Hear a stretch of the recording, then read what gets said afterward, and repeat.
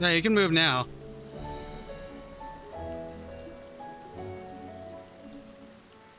Yellow. Yellow. Okay, sweet. It is live. It's weird how it works like that way. Shoot.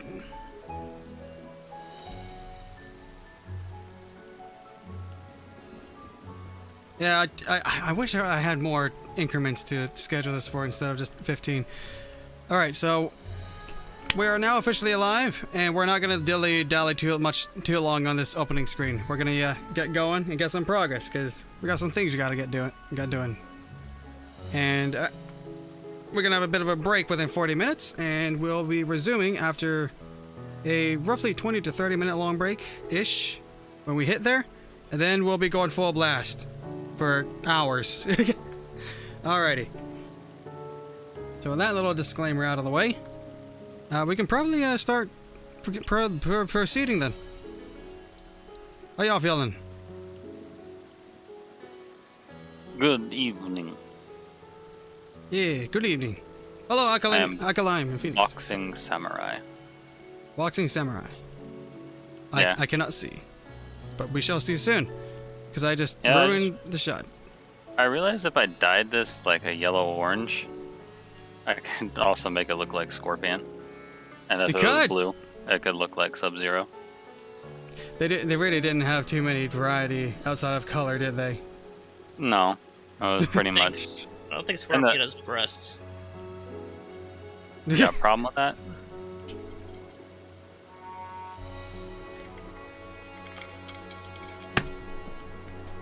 Alrighty. Alrighty, daddy. Let me close the editor right quick. Cool.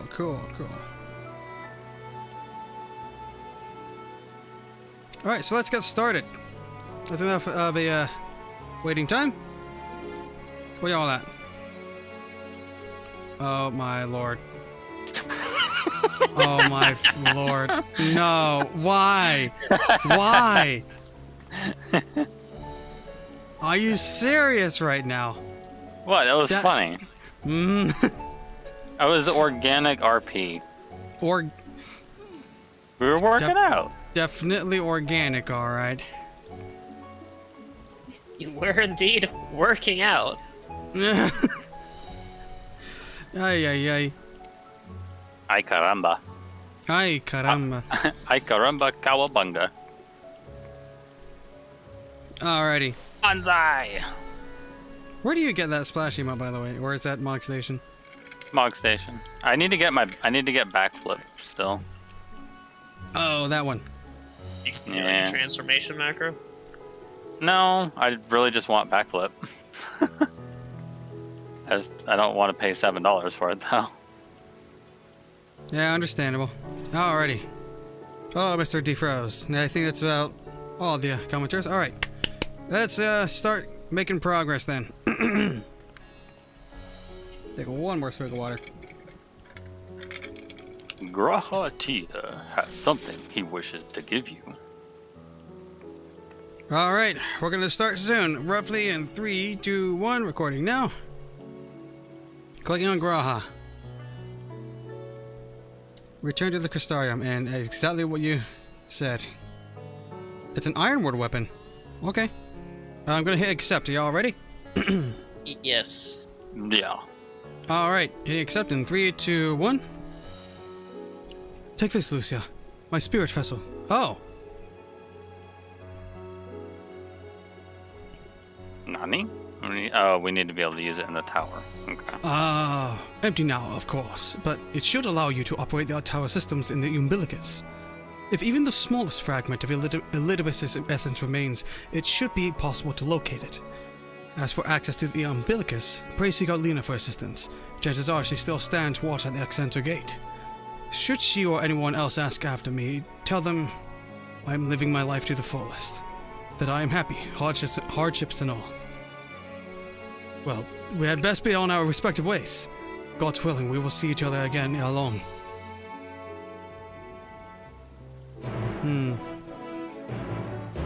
Could you see the map of the first in its entirety before? Yeah? Why? Due to me. Oh. Yeah, it's... yeah, you have been able to see it before. Alright, so we return to the Crystarium. Shoot. All aboard! All aboard! Yeah, I'm gonna hitch a free ride. It's not a free ride. Use return vial. I thought you changed your return to Charlene. Charlene's free. Well, how's Charlene free? What? You can set a free. You can set a free point, free destination. I thought that was a favorite destination. They're actually two different things. Favorite gives you a discount. Free makes it free, and you only have one. One shot at making something free. Not one shot, but only one thing can be free at a time. Well, that's rude. A little bit. Apologies for juking you out like that. You realize, oh my god, this is another one of those instances where you could have told me something probably like over a year ago. Yeah, Even I knew that. How'd you not know that? I don't really pay attention to the whole clicky teleport stuff. It's usually pretty standard. Click on it, teleport, take some of your money. Yeah. Apologies again for that. One free and three favorite. I knew it. I don't think you have to apologize if I can figure it out. I am the least educated in this group. I don't think so. Maybe. I've been the one who's dealt with enough of these teleport systems that I don't really pay attention to them. I just accept that teleporting costs things. And the only reason I have return bound is because there's a button for it to be bound. And my favorite destinations were set back in ARR. Likewise. You can change them. Yeah. To be honest, Just been lazy. I didn't find out about that free destination either until like most of the way through Shadowbringers. So I thought I remember clicking on it and it telling me something about a restriction that I didn't meet or something. maybe. You need like an authentication or something. Oh, that's what it is. Yeah, you need two-factor. I don't have it either. That's why I don't have it. That's what gotcha. Well then. See, I knew there was a reason why I didn't do something else. Because I remember there was a thing that I couldn't do. But I didn't realize that was the free one. Even so, I'm not doing two-factor because I've heard horror stories of people setting up two-factor and then losing their phones. Yeah. Do you guys not have phones? Two-factor is the thing in the game. Alrighty. No, my wife lost the phone one time, and I think it's my Twitch, my old Twitch account. We had to use two-factor in order to authenticate it because I had gotten affiliate or whatever back in the day. And so we used her phone, but her phone was either lost or stolen while she was at work. Oh no. And eventually Twitch asks you to re-authenticate your account. And that day came and there was no way for me to undo it, and I was like, I don't feel like jumping through all the hoops, and I hadn't been streaming on Twitch for like a year, so I'm just like, I give up. I give up that account. I'm just gonna count it as lost. Man, that's rough. Gosh. All right. Right. So let's continue on with Lena here. Oh, cutscene, damn it. Oh shoot! All right. Go ahead and click in 3, 2, 1, go. It's not voiced. Aw. Lucia, you are returned! Good to be back. Have you been well? You and the others? I got my answer. How about you? Yep. Yeah. Alright. Clicking in 3, 2, 1. No shortage of troubles, but we're well enough. And things are much the same for you as they were here. My lord is doubtless enjoying himself. Yeah, so that he's living life to the fullest. He said this to you? These exact words? Oh, do you know that he is happy? It fills my heart with joy. Thank you, Lucia, for taking care of him. When next you see him, please tell him not to overexert himself, futile a request though it is. And tell him that all is well here. The peace you gifted us continues, and we work hard to build new lives for ourselves. In the course of this, we occasionally bicker, but we've never been more optimistic for the morrow. If I had to mention one dilemma, it would be the question of our governance. Even as we speak, debate rages on over how we should run the city in the Exarch's absence. Most are of a mind that the Settlement Council should continue to oversee the general ruining of the Crystarium, while representatives are elected to determine policy and handle diplomacy. Thus far, nothing is set in stone, but however we choose to proceed, we will not replace our lord. No one could. Dang. Graha did good. Have we recently observed any unusual phenomena? No, I cannot say there have been. Curious that you should ask me this question, though. Some days ago, Reen came and asked the very same. She was rather unsettled, in stark contrast to how cheerful she has been of late. Uh-oh. She and other Crystarium youths just hosted the festival, you see. It proved so popular that there are already plans for another celebration, one much bigger than the first. Between her preparations for the festival and the restoration of the MT, she struck me as happy and full of life. So when I saw her in a state of such worry, I couldn't help but feel worried in turn, especially since she wouldn't tell me what troubled her. I dare say she would be more willing to confide in you. I ask you to broach the subject with her.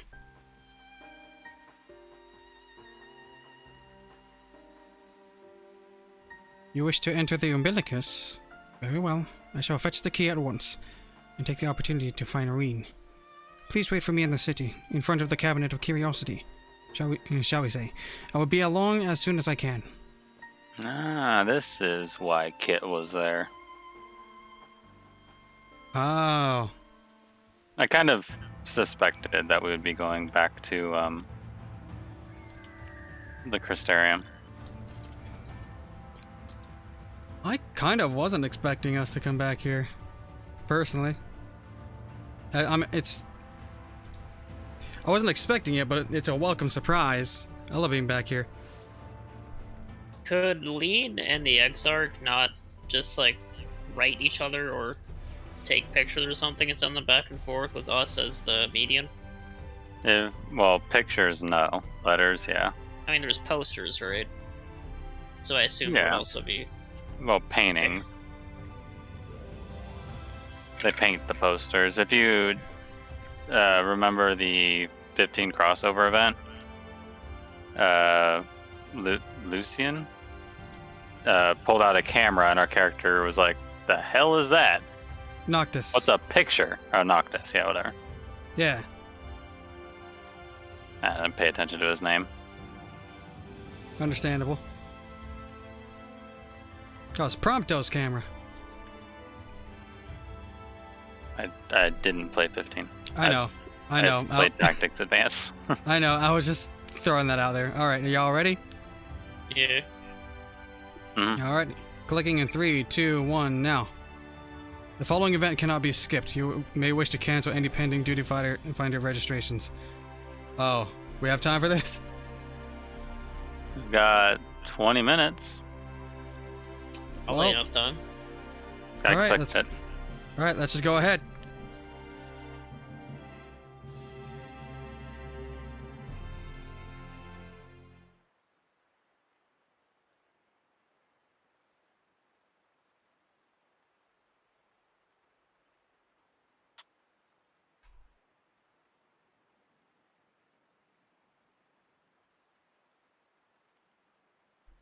What I deceive? Is that truly Lucia, Nigohira, and Eri?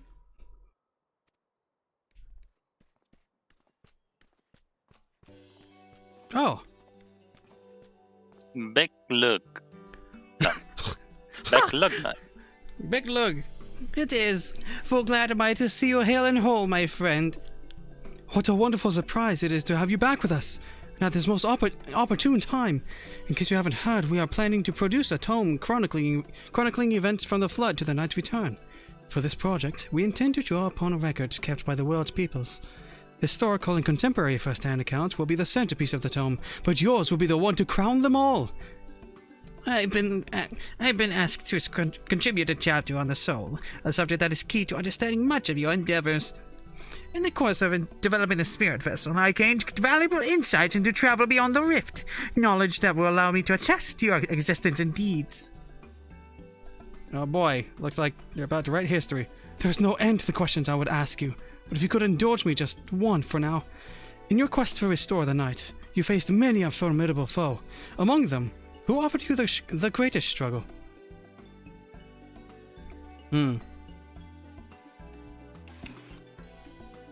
What's the fourth option? I'm curious what the fourth option is. Yeah, I am too. Is it gonna be the frog people? Could be, Who tried to drown us? Hardbird. Or Elidibus. I'm gonna go with Titania. So one of you two can get the fourth one. I wanted to pick Hades because I don't know what the fourth one is. Nobody wants to click of all three. So there's really only three options here. Are you good with going the mysterious route? Yeah, I'll go with the mysterious route. Do you want us to read them? Yeah, I'll stop the autoplay and we can all read ours. Alright. I'm gonna click the option in 3, 2, 1. Just make them as a surprise, but... Truly! I never would have guessed! I thought you said trolley. Oh, truly! Oh, that would have been great. I never would have guessed! But then if I could, I suppose I wouldn't have had to ask. That's what I got for the first dialogue box. What about you folks? So it's just any other answer that wasn't those three. Interesting that they did that. Wait, it's the same for you? No, I was just saying, like, that fourth option is a generic one in case none of the options they wrote actually lined up with what you considered. Huh. That's why he didn't say anything particular. Gotcha. So what did you folks get? I click Titania, driven mad by the light and loneliness. He says, "Ah yes, Titania, the fallen fairy king. Against such a fiendishly. Against such a fiendishly playful opponent, I can well imagine that even the warrior of darkness must have struggled. But you succeeded in setting them free, and your victory proved a pivotal moment in your quest. We will see that it features prominently in the tome." Huh. Boom. Ah yes, Hades. He who sought to resurrect his ancient brethren.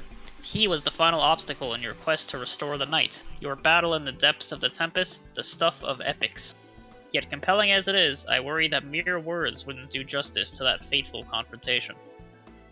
Not that we would think to omit it, of course. No, at the very least we will impress upon the readers that it was the climax of your hero's journey. Huh. Shoot. I got the boring one. Alright, I'm gonna move on with the next dialogue box. Oh, 'tis a tremendously eye-opening answer, and we will see that your account of this battle features prominently in the tome. Oh, geez, I'm curious what that would be. Alright, it goes to Becklug now. I know you'd love to talk our ear off more, but we really shouldn't be on our way. Those documents from Yomor won't collect themselves. Of course. And afterwards, would you care to join me for tea? I was hoping you might clarify a few points in your treatise. Till next time, then. Do tell the others to look after themselves. our overzealous friend in particular. Remind him not to overexert himself. Again and again till his ears fall off, and if that's what it takes for him to take it to heart.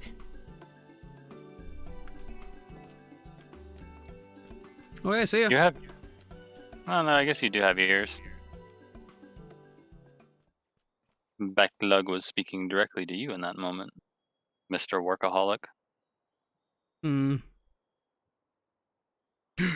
Is that the Warrior of Darkness? Where's this? Oh no. Oh boy, Ricketio, let's go. Gotta skip Freaking adorable little turd. It's her! It's really her! What are you doing here?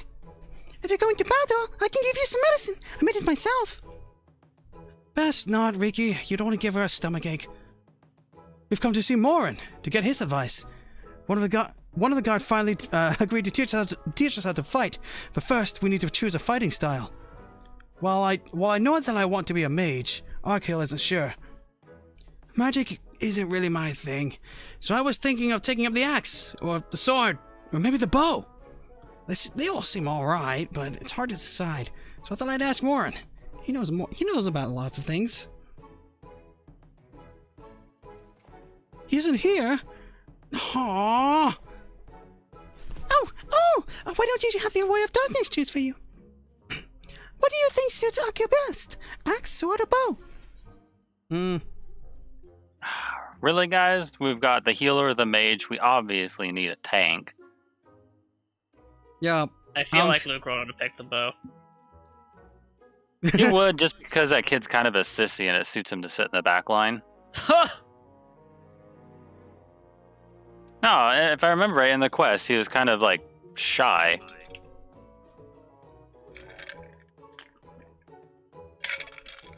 I feel personally attacked right now. Let's see. It makes sense for him to have the axe, since it would complete the trio. No, I want to give him. I want to give him the sword. I now know why. I would also give him the sword. Let me hear your theory on the axe. Well, the theory being it's kind of the new generation of Warriors of Light, sort of, quote unquote, like mirroring Ardbert and his friends and whatnot, and the axe being kind of like a legacy being handed down. I want to give him the sword because I'm assuming this is a sword and shield. It's either that or he's going to be a dank knight. It says protecting, so I'm going to assume paladin. Yeah, that's kind of what I'm thinking. And I was thinking if he is a little bit skittish and, scaredy boy, at least he'll have a shield that he can try to hide behind. That might actually offer him some decent protection. That's a fair point. I feel like this might actually have a repercussions in the future. It won't. It might show his character in the future with the weapon, that's about it. Yeah. I doubt it's going to be anything pivotal like, oh, you chose the wrong answer, so blue-haired boy died. Oh, it's Mass Effect again! No! Oh, no. Alright, I got my answer. I choose the sword because he probably cares very deeply for his friends, so he would want to protect them more so than doing damage. Very compelling arguments, and I can't really argue any of my points on the axe and the bow. I kind of don't want to pick because that's not going to work out in a group composition most likely unless all of them turned out to be super skilled. You gotta set the kids up for success. I know. Someone's got to get hit in the face. I don't want it to be Rick He does. I think they did that on purpose. Yeah. Because isn't that the kid who came up to you and was like, "You're the warrior of darkness, ain't you? Yeah. How'd you get to be so bloody strong?" Yeah, it is the same one. I think I'll go with the sword as well. Consensus is reached. All right. Y'all ready to click? Yeah. Alright, clicking in 3, 2, 1, now. For protecting your friends, the sword. The sword! The sword! If you took off the sword, you could be just like... Brian, the Warrior of Light! Oh! I love that tale! Let's borrow the book today! It's really popular, though. Hope it's still there. Imagine if you chose Archer and she's like, you could be just like Rhonda Ray. Oh my gosh. Oh, if we picked Axe. It probably would have been Arbor. Yeah. Oh. You can unending journal it, probably. I hope so. Okay, I'll probably do it later. Thanks for helping me decide, Warrior of Darkness. I'll start with that style, and maybe try something else later on. When I get really strong, I hope to have a bout with you. Oh boy. That'd be the day, wouldn't it? Ricky T.O. is freaking adorable. I know it. Oh my lord. They hit the cheat button when they made that character that cute. Yes. Yes, I agree. Such fun she's been basking in the adoration of musty old bookworms and wide-eyed younglings. But does she spare thought for me? Of course not! What was this? I waited no. and waited and waited. Oh, I know who it no. is. It's Feo. I We're about wait- to get yelled at.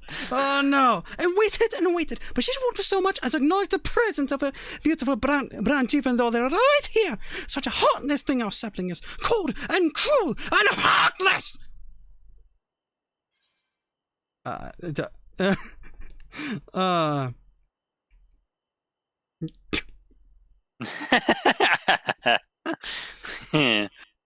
Don't you have more important things to do?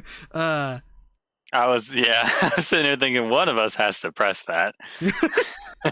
But I don't want to get turned into dust. Not it. Not it. I'll take it. Oh, you're gonna do it? Yeah. But are you sure you want to die today? I mean, I'm a sage. I'll just bury her. All right. I'll go with number 2, I guess. I got one. Alrighty. You ready to click? Or are we gonna just read out the options afterwards? Yep. All right. Well, then you go first. Alrighty. Clicking in 3, 2, 1. Don't you have anything more important to do, Your Majesty? I've no end for important tasks to attend to, but unlike some, I know what my priorities should be. And since when did my sapling become a twisted old tree that says such unkind things? Oh dear. Feywool's not too happy. you too. Boom, check Discord and then you can go.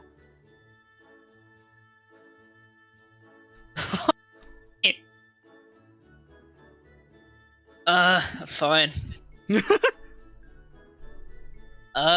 Fail, I need you. Why do you say it like a question? Where's the love, the respect, the awe? But disappointed as I am, I'll overlook it this once, champion. I know you have a lot on your mind, Raphael.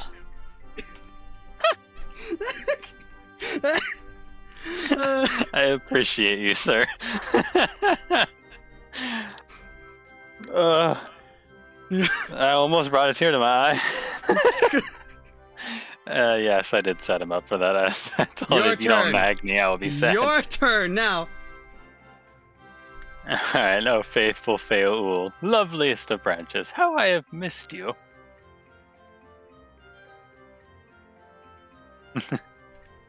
If you truly missed me, you should have cried for me at the top of your lungs the instant you arrived. To make up for it, I will call with twice the passion next time. So for there to be a next time, you've some few struggles to overcome. There you go. Huh. Okay. Alright, I'm gonna be clicking past this first dialogue box then. That was great. But disappointed as I am, I'll overlook it this once. I know you have a lot on your mind right now. Right now. So, my adorable sapling, the world is on the verge of destruction, is it? I forgot the accent already. How do... You got bombarded with too many types of Scottish. It's like this? a friggin' flashbang in the brain. Yeah, it was.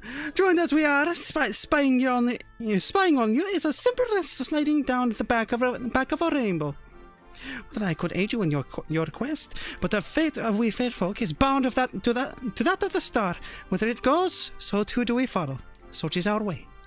The most I could do for you is to spare you the pain by giving you the sweetest of eternal dreams. But if it escapes not to your liking, then you must struggle with your fellow mortals. Yup. The chat. Are they going nuts? I forgot The to end of days, champion. The end of days, champion! Oh, but here we are, the ones you are waiting for. I wonder, what matter of conclusion awaits Tale's End? That got ominous. Sort of.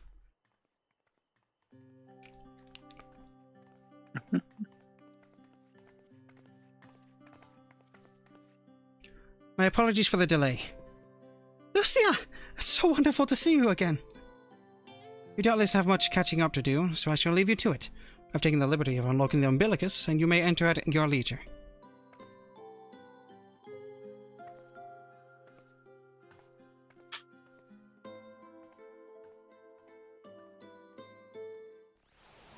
That was nice. Shoot. Bye-bye. I'm behind. Lena just left. Oh, no problems. Alright, gonna click green. In 3, 2, 1, now. Oh, shoot, another cutscene. I'm relieved to hear that everyone is well. Yeah. I've had this feeling, like a pit in my stomach. I was afraid that something might have happened. You feeling something? Maybe I'm overthinking things, but it's just that...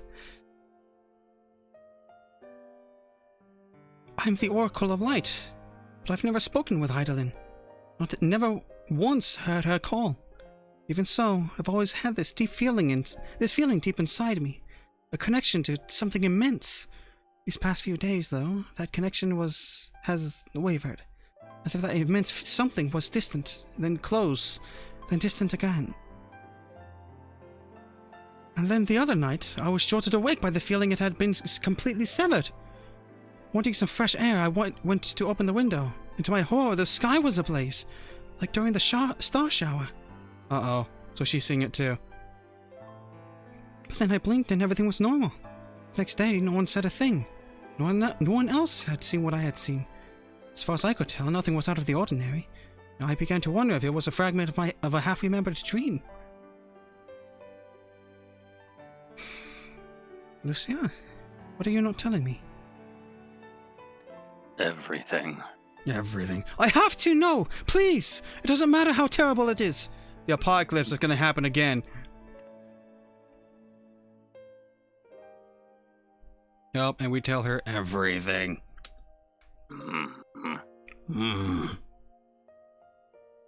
Pay attention to the weather forecast, Rib. If you see apocalypse, run! It wasn't my imagination then. The doom we witnessed in Almarot has come again. I can't believe it. Like I told you before, all is well here in the first, so don't worry about us. Please, look only to the threat before you. We're fine right now, and even if we weren't, we've learned how to survive. Should the final days reach us here as well, you may be assured we won't go quietly. Dang. No, we'll hold on until you can find a way to save all our worlds. So long as you continue your fight, so too will we, united in purpose beneath a blazing sky. Gosh. Return to the Crystarium.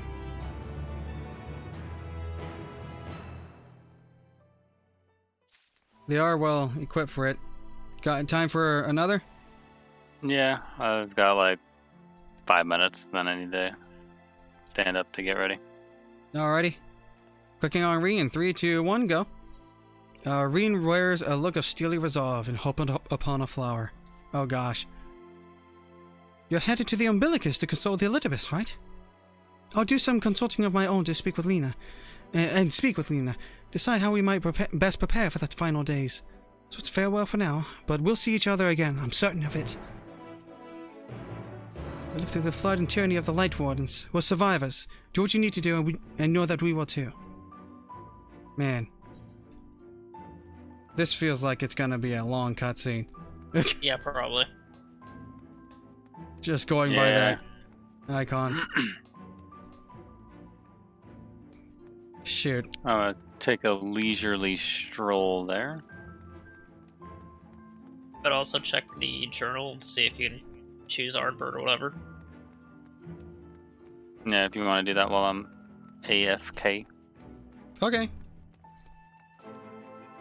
Alright. So, I should probably fill in the stream as to what's going on. So, Bio has some social obligations to attend to here I soon. gotta walk the wife to work. She works graveyards. Yeah.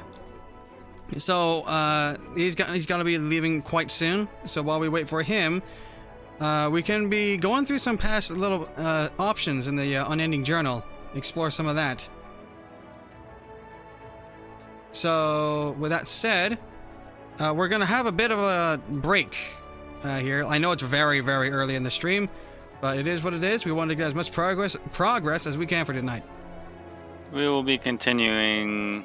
Like, they're not gonna end the stream, but it'll take me. I leave here in almost exactly 7 minutes, and it takes me approximately 20 minutes on a good day to get there and back. It's like 10 minutes there, 10 minutes back, but it did snow, so I might add on like an extra 2 or 3 minutes.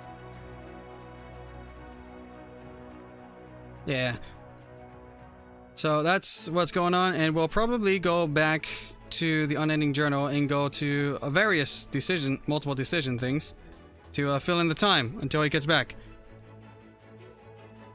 Yeah, we kind of picked up that there's going to be a pretty heavy cutscene here, so Yeah. we're waiting. So yeah.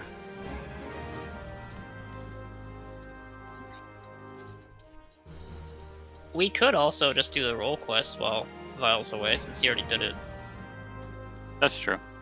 That's It does take quite a while. We can get started. Yeah. Yeah, we could just do the first step of it then. Stand tall. Heck yeah. Emmy, look around. I love the new art. Haven't checked in on you in a bit. Glad to see you're still enjoying FFXIV. Hey, thanks for stopping by, Emmy. And the art was actually done by Vile themselves. So, yeah, it's good stuff. Glad you like it. Quality stuff.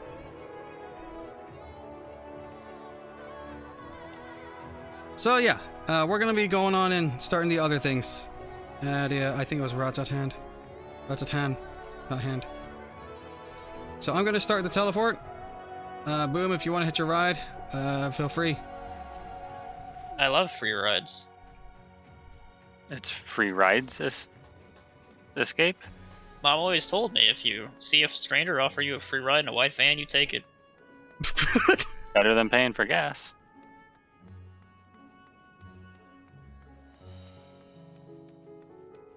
Wait, can you jump? No. That wouldn't work that way, would it? I'm testing portal things with Reaper. I see. I think Boom and I are probably gonna go do the role quests like at the same time. So I do have a Reaper at 86 as well. Hey, you want to do it together? I thought you were gonna do the healer one. I can do the healer one. If you want to do it It's up to separate, you. we can. Yeah, I don't mind either way, but I'm doing the Reaper one. Alrighty. It's got me thinking. Yeah, I think I'll go ahead and do the Sage one. It's Alamegan. Alright guys, I'm gonna get up. I will be back in approximately I'm gonna say like 25. Don't get AFK kicked. Yeah, I know. I'll try to hurry-ish back, but I'm not gonna risk slipping and cracking my Yeah. anything. Health is by far first. Just before The queue isn't that bad right now anyway. It was only 1,000, so it took me like 10 minutes to get in. Okay. All right, I'll be back. All right. Take care. Rightio. So, did you already start talking with him, Boom? I was admiring the Dragoon quest armor. Dragoon Quest? Oh. Gotcha. We can do this one, progress this one first then. Okay. Alright. So, we're going to start here with a Limson delegate for the role quest. You ready?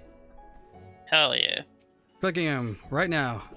The Limson delegate would entreat your aid in dealing with a grave threat back home. Oh. Lucia. On behalf of Admiral Blifhiswin, I thank you for your many deeds and service to Limsa Lamensa. We have received troubling tidings that beasts akin to those that plague Rajathan have been sighted on the Lanosian coasts. The Admiral has mustered the Maelstrom in hopes of quelling the threat. Yet there is much we do not understand about our foe, and as such, your expertise in this arena would be a great boon to us. Will you help us? Wouldn't be much of a hero if I refused, would I? Got your option? Yeah. Alright, clicking in 3, 2, 1, go. Won't be much of a hero if I refused. Excellent! The Admiral and I will be heartened to have your knowledge and martial prowess on our side. I am certain. Pray set sail for Limsa as soon as you are able. The Secretariat at Maelstrom Command will apprise you of the details upon your arrival.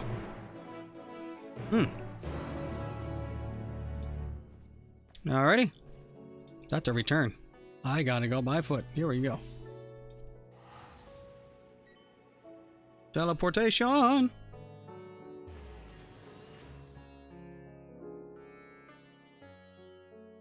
Yes, Fate Ayers. What the go-to player said. There's a playlist on the channel that you can access for any previous VODs that you may have missed. The VODs themselves are unlisted, but the playlist is not. That way it's not going to be crowding up the YouTube videos tab, and you still have access to the whole thing. So yeah, you'll find out both on the home page and the playlist page. So yeah, if you want to go and peruse those at your own time, feel free. Alrighty, I am here. Am I? In a Oh, second.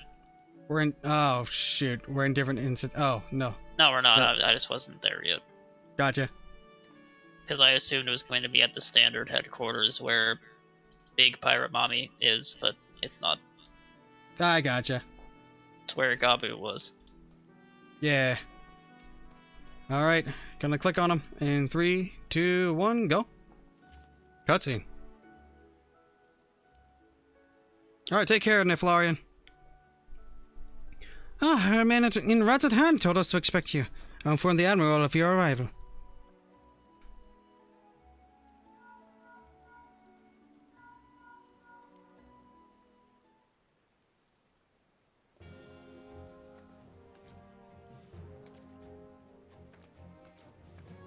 Glad you could join us.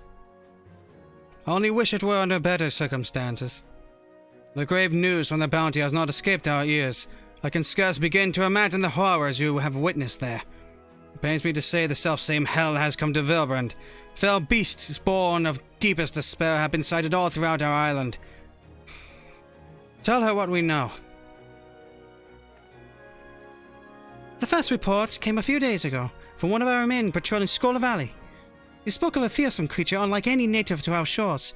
While we had our suspicions, it was only later that a connection to the final days was confirmed by a most unlikely source, the Sahagin. We've been treating their temperate for some time now, and many have made a full recovery.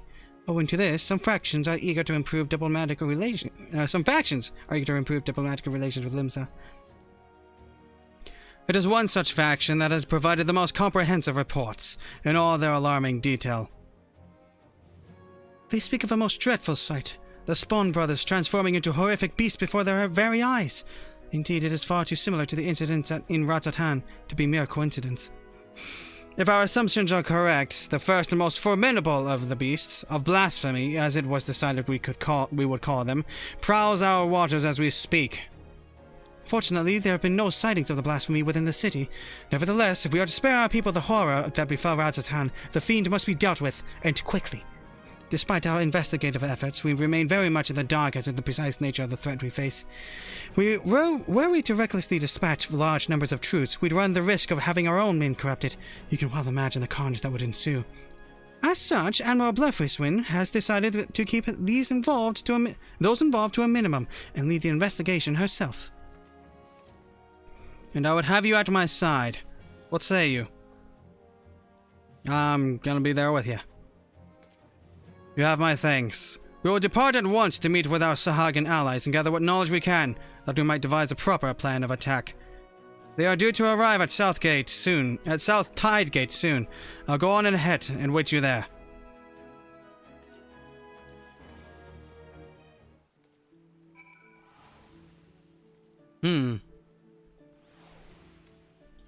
I'll be hitching a ride. Nikogami, hello from Tokyo, just passing by, still at work, but I hope you'll enjoy the MSQ at least as much as I did. Heck yeah, thanks for stopping by, and I hope the work treats you well, Nikogami. And hello, Orion, hope the stream has been going well. It's been going well so far. It's a little bit windy outside, with the wind advisory warning in my area, but hopefully we'll be connected the whole time, and yeah, storms don't do stormy things. Yeah, it's been doing pretty alright. We're doing the melee road quest for Endwalker right now. So if you would like not to be spoiled by that, I suggest you mute for around 20-ish minutes and come back at a later time. Alright. I'm ready to click Mirror Whip. Are you? See. Alright. Clicking in 3, 2, 1, go. It's well past our agreed upon meeting time, but the Sahagan are nowhere to be seen. They do not seem the sort to break their word. Spot is ill. Let us leave this place to the guards and search Halfstone for any sign of them. Oh dear, storm clouds brewing. Oh, a shivering Sahagan. What is this thing? Yeah, it's part of the wildlife. Ready to click Mirror Whip? Yeah. 3, 2, 1, go! Noel's in danger! Quickly, to his aid! Who's Noel? What are you waiting for? Go! Oh, it's way over here. That doesn't seem like a Final Days thing. It's way over here, I think.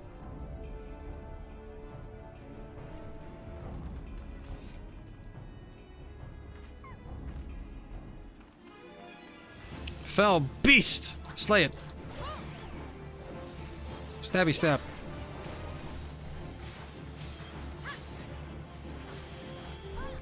Nice. Clicking on Null in 3, 2, 1, go.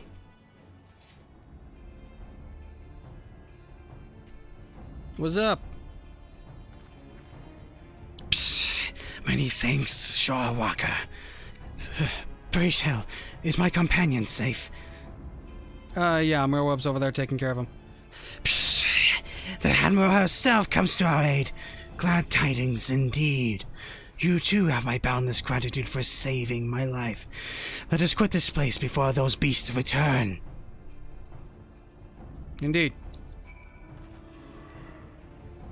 Has he beaten the expansion yet? No, I have not. We're only doing road quests right now, and we're waiting on a friend to get back. Its fate is rather ironic. It's having us kill Sahagan.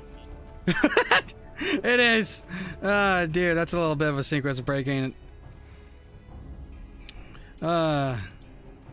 And no, what do you say? Relieved to see both. Okay, we're clicking on Mirror Whip. 3, 2, 1, go! Everyone's still alive. Good. But not if we stay out here too long. Inside, quickly!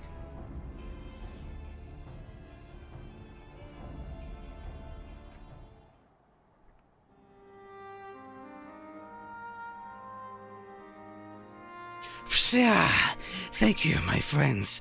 Those ghastly beasts would have made short work of us had you not intervened. And yet, it brought me no joy to watch them die. For, unbelievable as it may sound, until a short time ago, They were none other than our very own spawn brothers. At first, we thought them merely cursed, but our talismans and magics availed us not. Aye, 'twas no curse. 'Twas an evil like no other. An innocent soul transforms against their will into unholy beasts called blasphemies. Blasphemies? Pray tell us more. That would be your area of expertise. Yeah, so people, when they get sad and whatnot, they die. Depression is banned. Depression is banned. Psh, turn into beasts by the power of despair. This is horrifying indeed. Thus far, the phenomenon here in Illinoisia has been limited to the Sahagin. Why is that? Psh, I cannot say. Yet I wonder if the crushing tide are involved in some way. I know naught of this crushing tide. Word of them has yet to reach you, I see. It all began when the indigo matriarch, the queen of our kind, was stricken with a grave malady. Tragic as this was, there was one small solace. She was not fond of shore walkers, and so deprived of her leadership, more of my kind came to see the wisdom in making peace with Limsa. There remain, of course, those who would oppose our cause. They formed a group they call the Crushing Tide. Even now, they seek to summon the Lord of the Well anew, and consign all finless ones onto the briny deep. However, they lack the crystals necessary to do so. Denied the power they crave, they can do naught but gnash their teeth in desperation. And you suspect these feelings of helplessness are the cause of their transformations? Just so. Those of our spawn brothers who turned into those beasts had been fraternizing with a crushing tide. Despite our differences, we cannot abandon our kin to such a cruel fate. Yet we must be careful not to drive them to still deeper despair. Yes, we must consider the situation carefully, lest we begin destruction upon all our kind. Tell me this, are the Crushing Tide even now under Leviathan's thrall? If freed from their drowned state, might they not listen to reason? Were it only so simple. All but a few are long since cured. They walk this path of their own free will. In that case, they may yet be dissuaded from their present course. For the sake of our nascent alliance, we will do all we can to save your brethren. Fortunately, our most capable ally stands with us, for this woman has bested many a formidable foe, including Leviathan. Psst! The great Lucia Caritas in the flesh? Honored am I to stand in your presence. Together we will weather this storm and usher in a new age of harmony. This I swear. There is much to be done. For now, let us return to our homes and prepare as best we can for the trials ahead. Should we discover aught of value, we'll be able to share it with you. I ask that you do the same. Psst. Indeed we shall. Until such time, I watch over my spawn brothers and pray that no more succumb to the change. The voice you do for them is very good. I'm impressed. Oh, thank you very much. Takes a lot of breath to do just a single line, though. Let's see. Where do we gotta go next? Wait, that's it? Okay. So Limsa. To Limsa Lamensa. Limsa Lamensa Lamensa Lamensa. Limsa Lamensa.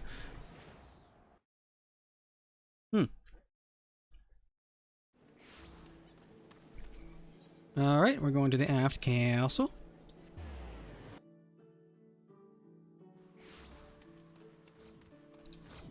Woo! It's friggin' portals. They're not hidden from the oh, excuse me, from the what is it? Battle Effects Limited, so everyone can theoretically just scatter it all over the place. Alrighty, you ready? Yeah. Alrighty, clicking on Merweb in 3, 2, 1, clicking now. Welcome back. Thanks to you and all, I now possess a proper understanding of the challenge we face. 'Tis a daunting task that lies before us. We'll continue to cooperate with the Sahagin to learn all we can. Once we have located the blasphemy, I would have need of your strength. Till then, I ask that you remain at the ready. Clearly, the storm clouds have only begun to gather. Storm clouds brewing. Complete. Alright, see you, Merlewood. And the next piece. Maelstrom Secretariat. 86. The Secretariat has recent developments to share. Accepting in 3, 2, 1, go! Your timing cannot be better. The Admiral has just this moment returned from meeting the Sahagan. I shall inform her of your arrival. Well, that was a very quick meeting. I think it's locked behind levels. I think so too. Ah, Lucia. I'm glad you're here. We have decided on our next course of action. As you know, we face two distinct but interconnected challenges. The transformations occurring among the Sahagan may be one, but the blasphemy itself is the root of the problem. Thus far, those who have succumbed to the change have all been affiliated with the Crushing Tide, who continue to resist our diplomatic efforts. Were we to put a stop to the phenomenon as well as address their grievances, we may yet have a chance at peace. To that end, I would propose a double-pronged approach. On one front, we shall work in tandem with our Sahagan allies to redouble our patrols. Should the blasphemy resurface, we will share this knowledge and move immediately to dispatch the threat. At the same time, we will pursue a dialogue with the Crushing Tide. We need to bring them back to the negotiating table, and then see what can be done to convince them to stand down. A key point will no doubt be the lingering issue of securing land for their spawning grounds. It is a discussion I intend to approach with an open mind. It will be no easy task. But we succeeded with the kobolds, and I have faith that we will succeed with the Sahagan as well, so long as we parley in good faith. I know my answer. Same. Alrighty. Clicking in 3, 2, 1. I can only hope the Crushing Tide share that sentiment. You're wise to temper your expectations, but I would not abandon hope ere we try. At any rate, Noel has sent word that one Dao, a priest who styles himself the leader of the Crushing Tide, has grudgingly agreed to hear us out. I will parley with him face to face at the Sapsa spawning grounds, and would have you at my side. If you do not object, that is. Okay. I was gonna say I object. Excellent. In that case, pray join me at South Tidegate when you are ready. From there, we will go together. Oh man. Diplomatic meetings. Let's crash this party. Gosh, you're fast at that. Yeah.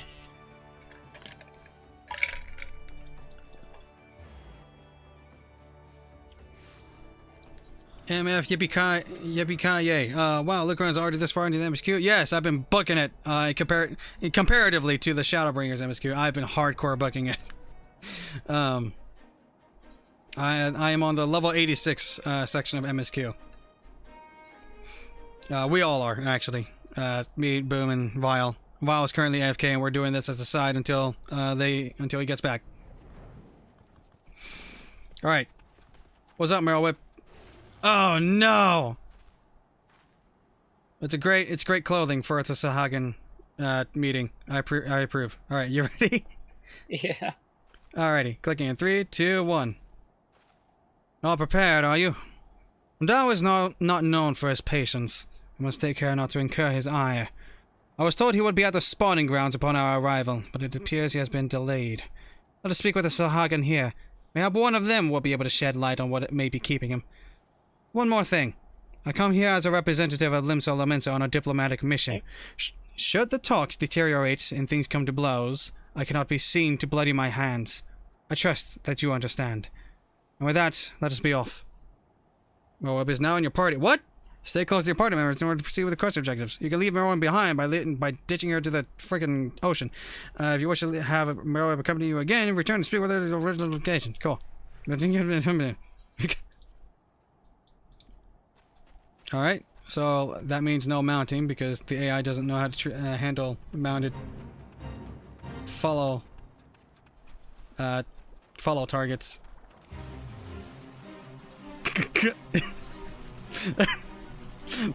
She's a fate walker. She started walking through the air during that fate.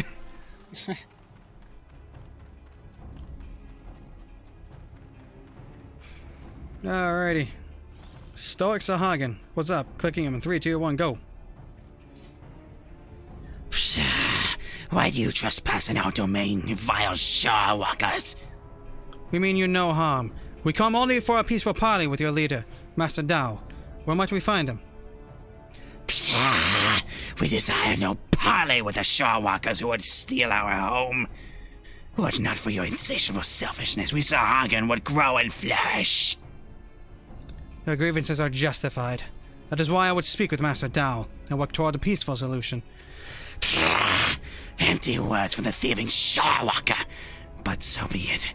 Soon you shall learn the futility of your efforts. Speaker Dao is currently overseeing security at the spawning grounds.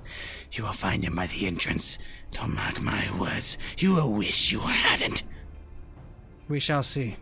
I thank you for your aid. What a nice, kindly young lad.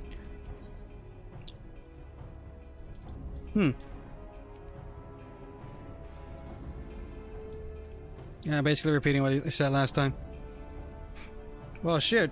Oh, shoot, no, don't. I about mounted up and ran. Oh, so it's... Oh, we're backtracking. Found a belligerent one over here by the ocean. Yep. Alright, clicking on 3 to 1. Already go. Pshaw. What is this? Sent to win our filthy Shawwalkers free to intrude upon our sacred spawning grounds. Pray forgive our intrusion. We seek an audience with Speaker Dao. Where might we find him? You will do no such thing, Shawwalker. We have not forgotten what you did to the Lord Leviathan. Begone! We won't get much out of this one. Let's try elsewhere. Very lovely people. Indeed. He just threatened to spear me through the throat. Very lovely. Alright, so we're just gonna walk right deeper into their territory. Tell us to be gone, and we're literally just walking through the front door. We could also murder all of them on the way. That is There's also nothing true. saying we can't. That is technically true. And they're all hostile. They are. They're kind of tempting me with a good time right now. Oh, hey, here's the leader guy. You ready? Yep. All right, clicking in 3, 2, 1, go. Cutscene.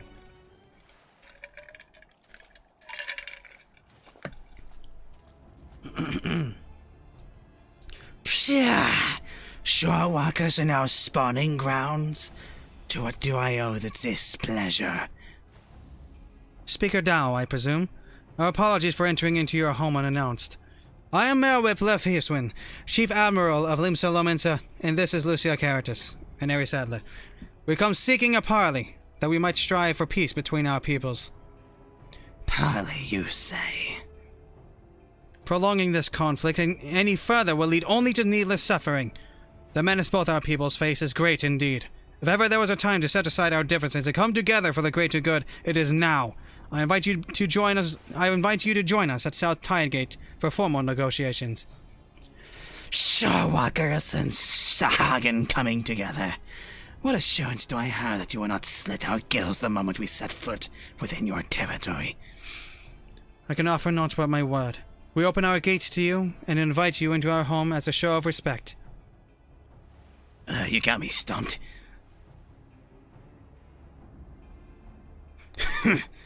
I do not trust you, Shawwalker. But let it never be said that Dao the Crushing Tide was a coward. I accept your offer, but attempt any treachery or subterfuge, and your people will drown in their blood. Very well, Master Dao. I look forward to a productive discussion. Let us return, then. I shall send word to Null as well. I would have our Sahagin allies join us at the parley.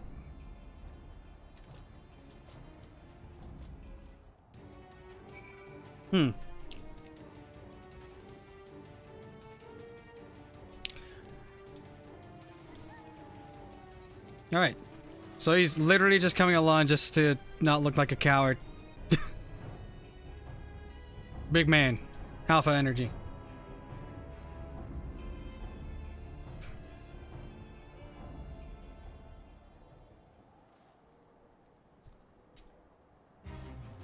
Alright. Over here. Ready to click in 3, 2, 1, go. Oh, I what? was admiring that guy's name. I can't see it. It's initials. It starts with anime. Oh no. Oh no.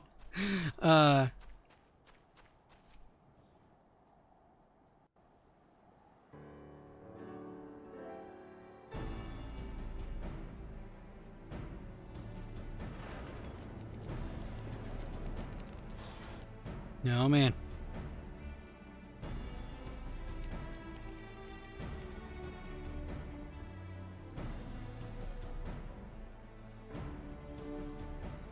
This feels like it should be voiced. Yeah, I thought it was, but it's not. Alright. Thank you for joining us here, Master Dao. The air here sickens me. Be brief. It's literally just outside your nest. How's the air different? Right? Aye. Let us get straight to the heart of the matter. A common threat looms before us. One more powerful than any primal, with the potential to bring death without end to Sahagin and Lamentin alike. These circumstances call for swift and united action. You doubt our intentions, but I remind you that we have liberated many of your kin from Leviathan's enthrallment. They and countless other Sahagin have joined us, of their own free will, and that we may ensure the survival of both our peoples. Aye, by their deeds have the Lomintons proven themselves worthy of our trust. Master Dao, you and your crushing tide want only to secure a future for your people. I say to you, this can only be done by confronting this threat together. Threats? Threats? What is this threat you speak of? If it is unity you crave, then submit yourself to our command. Be as the Serpent Reavers. They are the only shorewalkers I deign to call friend. You would ask us to willingly surrender ourselves to your Lord of the Well? I do. For that, and that alone, will ensure peace between us. Preposterous! You propose not alliance, but servitude. This way lies nothing but death for all, Sahagin. Do you hear this, my spawn brothers? The Shorewalkers have stolen this one's mind. He decries Lord Leviathan and espouses the lunacy of our sworn foes. These treacherous wretches have abandoned our god and conspire to drive we faithful from our ancestral home. We cannot, must not let this stand. For shame, forsaken by our spawn brothers. They side with the finless ones and blaspheme our Lord Leviathan.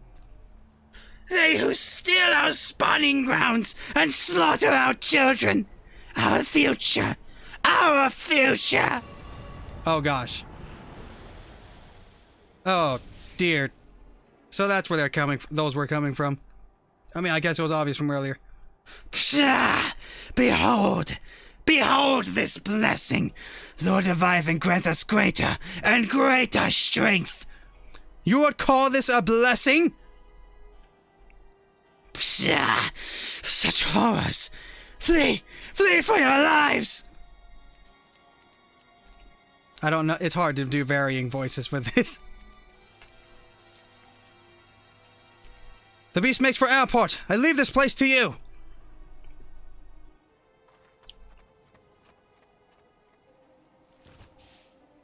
No, it's doing a handstand.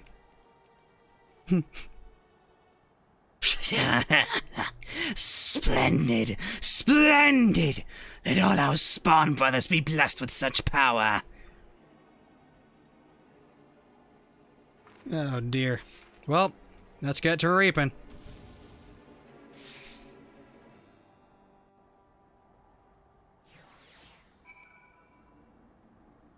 Did you want to say something, Boom? Or... No. Oh, I didn't know if I cut you off from earlier. You're doing great. Oh, thanks, man.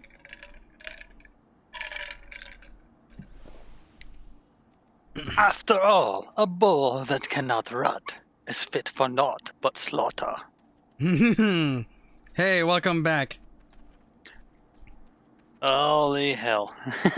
My legs are burning. Oh, I bet. Make sure you're moving. There's like 3 to 6 inches of just fresh powder everywhere. Oh, gosh.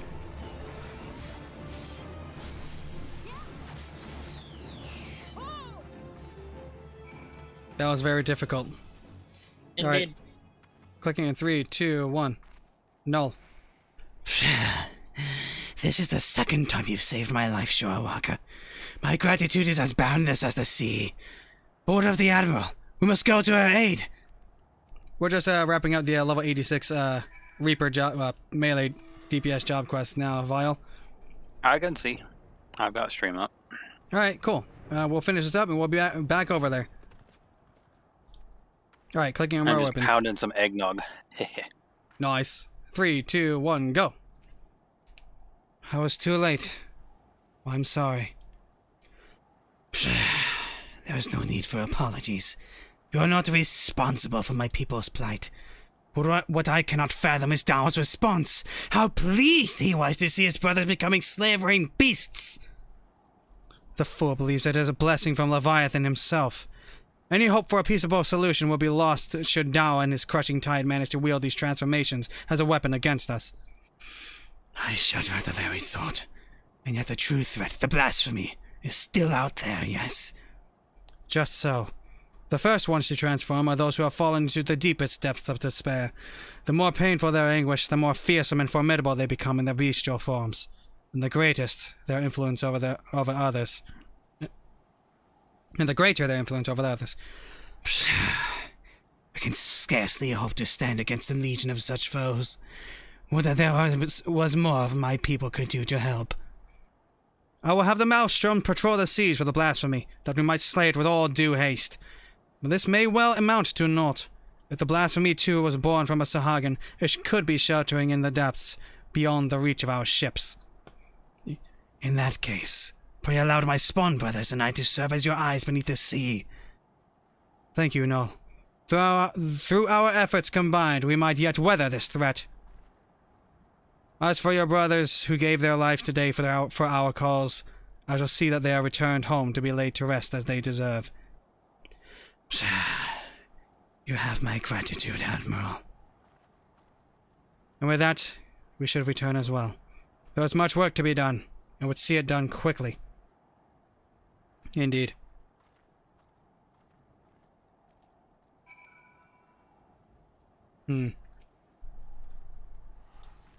Sad times. That shield didn't do anything for him.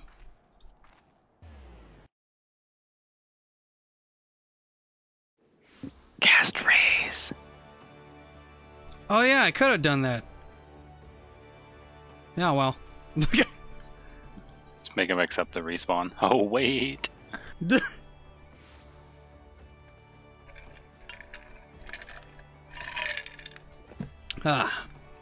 Sahagin voices are fun to do, but man, are they killer on the throat. Alright, clicking Marrow Whip in 3, 2, 1, go! Lucianeri. I was just sharing our findings. So you see, the danger is exactly as the Sahagin described. While Dao and his ilk have no means of forcibly triggering the phenomenon at present, just plain they intend to seek one out. Redouble our patrols offshore and inform me at the first sign of anything out of the ordinary. It shall be done, Admiral. I worry that we may be stretching ourselves too thin. Should the situation take a turn for the worse, I will recall our forces from Golemalt. Yet I would reserve that as a last resort. For now, I must get to work securing reinforcements. I ask that you remain close by. We may have need of your strength all too soon. The crushing tide complete.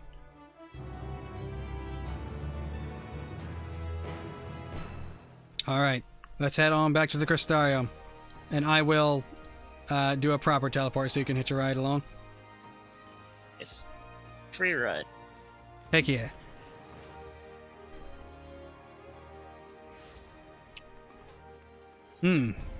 Alright.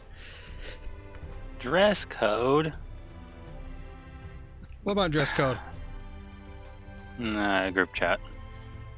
Oh. Also, small blue boy. Technically speaking, Yoshi P didn't actually retcon that statement because male Viera is not a new race. It's just a new gender for a pre-existing race. And female Hrothgar will be the same situation, to where it's not necessarily a new race, it's just the missing gender of that race.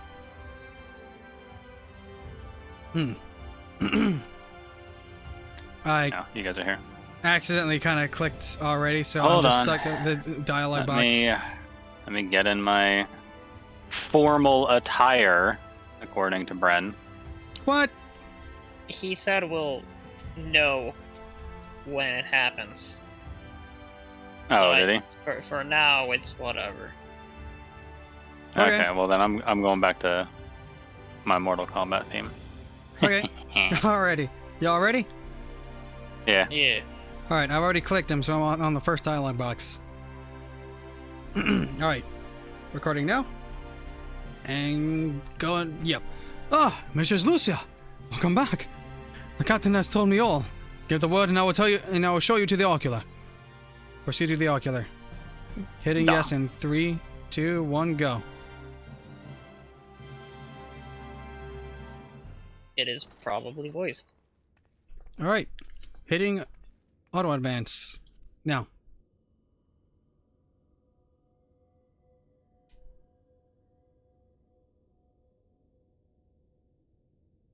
Oh, gosh.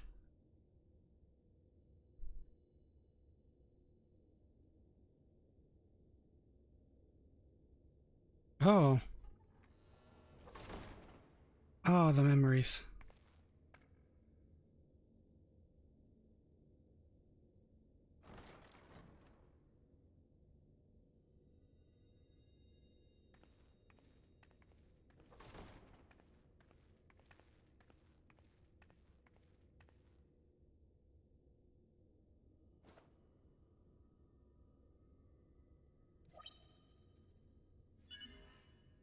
Biometric authentication complete. Please state your Let's business. see. Oh.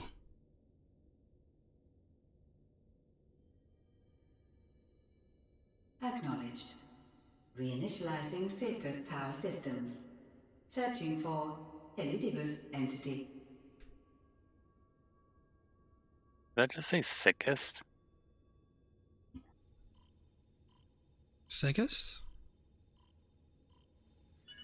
Target located in subterranean core power accumulator. Projecting image.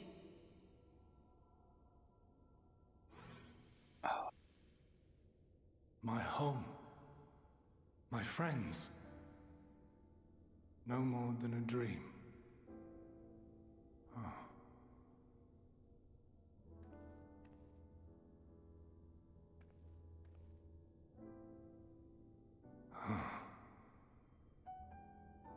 You. Why have you awakened me? I no longer sense those places beyond, or Lord Zodiac. You must explain all.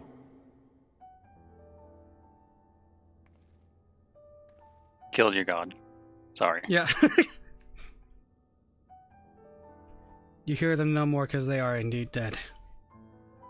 Also, he is mostly separated by being part of the Crystal Tower. So, he is fallen, and my brethren's souls returned to the star.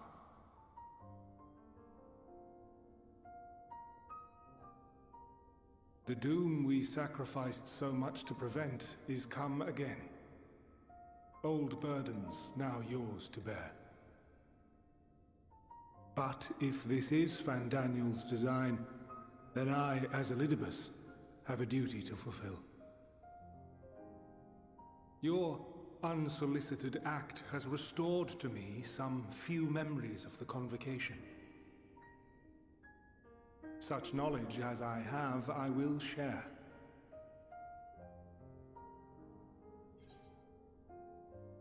Hmm. Oh, right in the freaking stomach, man. Really? I know it. The one thing everybody wants to tell the poor bastard. I find it a little bit odd that there's an adult voice speaking in such a small body. Yeah.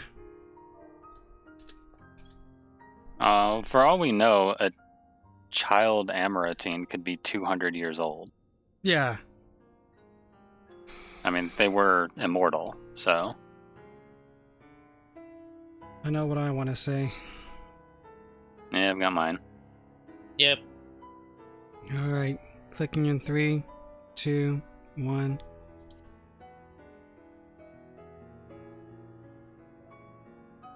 Why apologize for receiving a favor of the defeated? If it sits ill, consider it payment for freeing Lord Zodiac from servitude. Where to begin? Ah, the end. Your understanding of what caused the final days is consistent with our own. The decay first took root where the currents were weakest. Yes, a conclusion drawn by him, Fandaniel. Not the him of here and now, but as I knew him, long, long ago. Having shed light upon the phenomenon, he dedicated himself to devising a countermeasure. Were it not for his knowledge of the Celestial, we would never have made the connection, and thence forestalled the final days. And though he inherited that noble soul, how different this last incarnation, so consumed by self-loathing and hate.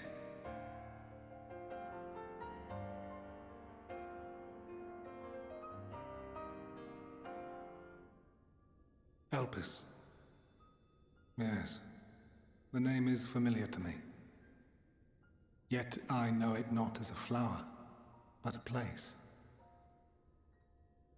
A testing facility for determining which of our creations were fit to be released into the world. Oh. Many worked there, and before joining the convocation and assuming the title of Fandaniel, he was their chief. He was Hermes. Oh.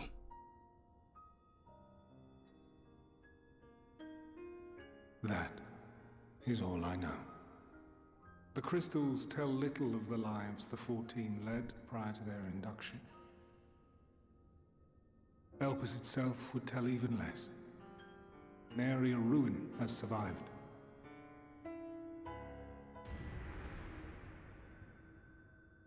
Wait. I saw you there. In Elpis. No. I did not. But I did. I did. A lingering trace of impossibility. And a truth that fills my heart. Hmm? My memories remain clouded, I fear. However, they have revealed to me one possible course. Music. You must travel to Elpis, to the time when Hermes served as its chief. How? In glimpsing the Exarch's memories, not only did I make his summoning magic mine own, I also mastered the workings of this tower, which, having absorbed my empowered essence, now harbors an abundance of energy. As such, I believe I can deliver you unto the past. What? Unto that place and that precise moment. What? Given the eons that must be Alexander traversed, vibes. the gateway will not be fully formed. Well, we did beat an Alexander in the twinning. That's true. In the tower. I had summoned. In all likelihood, none will be able to see or hear you. Yet even should you manage to interact with others, you will be unable to effect meaningful change. For the reality you wish to save, the reality to which you must return, exists as a result of the final days. You cannot reshape the past to undo the tragedies of the present. Cannot unmake the sorrow and suffering fated to come. In full knowledge of this, will you still entrust your life to your foe and make the journey?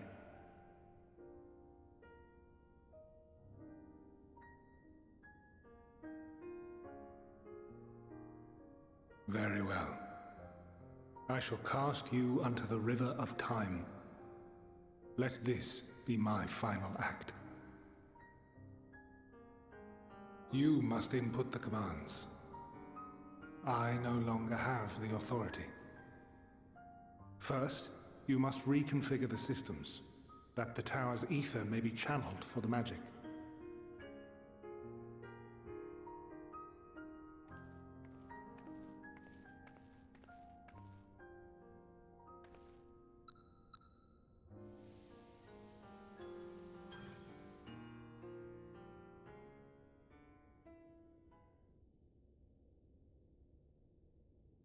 The preparations are complete.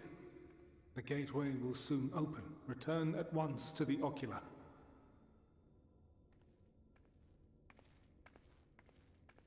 Really hope doing this doesn't expend all of his ether and just delete him. I hope so as well. All appears to be in order. The ether flows unimpeded. The magic should consume every last mote of my essence. Oh my lord. Why are you surprised? Did I not say that this will be my final act? Lord Zodiac is no more. There is nothing for me here. The ones I love and long to see again are waiting in that promised land, beyond memory and dream.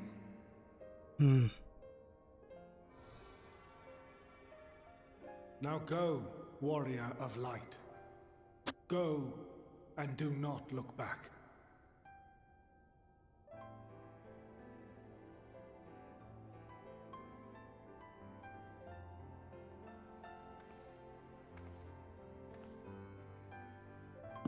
Well, Heidelin, I take my leave of you. Yours is the mantle of the last of us. May you have the joy of it, the burden and the solitude. It falls to you now. You and your champion to save our star.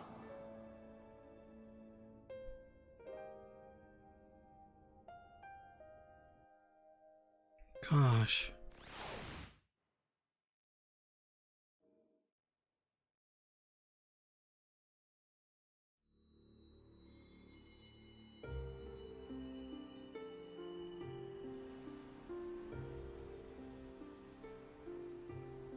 That do be cruising. Through space and time this time. Again.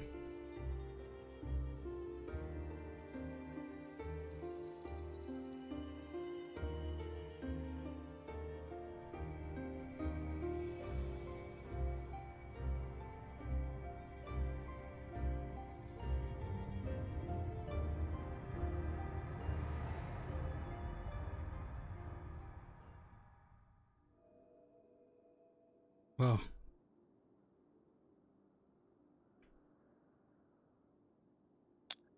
Oh, this is gonna be that part of the trailer. Okay. We're gonna see the final days and Heidelin running through Amrat and all that stuff. Gosh, they're freaking huge. 14 times our height. Or mass, rather.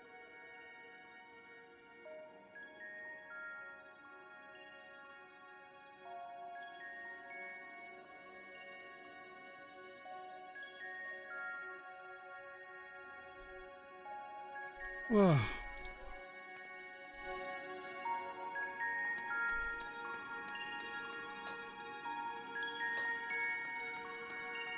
Shoot. Okay. Let's speak with a godlike man now. Y'all ready? Yeah. Alright, clicking him and... wait, how about boom? You can talk with whoever. You don't just talk to him, you go around the room. Okay. Alright, talking with the godlike man. 3, 2, 1, no. Go. The man stands dutifully by the aetherite-like device. A guide for this facility in all likelihood. You attempt to get the man's attention, but if he sees or hears you, he gives absolutely no indication. As Elizabeth's warned, it appears your form is intangible. Go talk with the aetherite-like device. Talk to it, not interact with it. I'm actually going to have a conversation with this thing.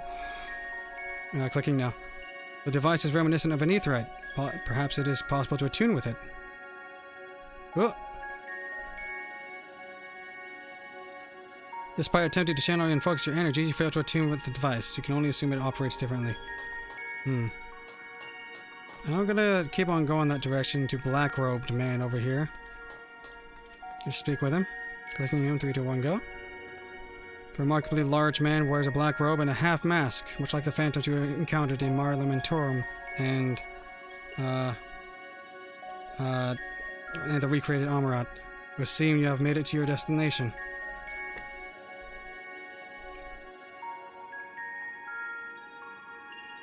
You gesticulate wildly and shout all manner of greetings and obscenities, but the man does not so much as glance in your general direction.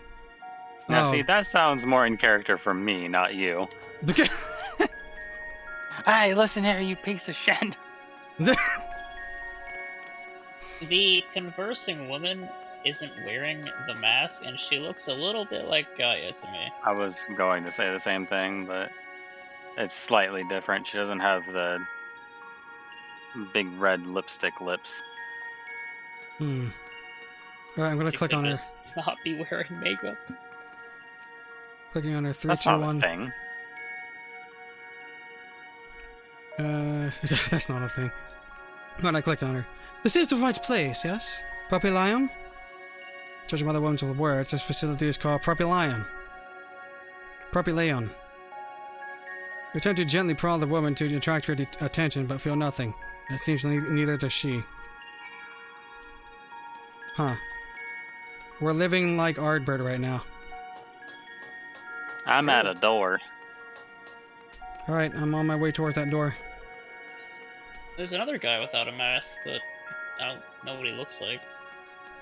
I don't know anyone that looks like him. Also, have you been noticing that there's very much Greek influence over the convocation names, almost to the point where it's the Greek pantheon? Yes. I have been noticing this. Ready at the door. Alright. Same. I'm clicking on the door in 3, 2, 1. Right clicking now. You suspect this door leads outside, but how to open it? You just phase Walk through it. through it. Yeah.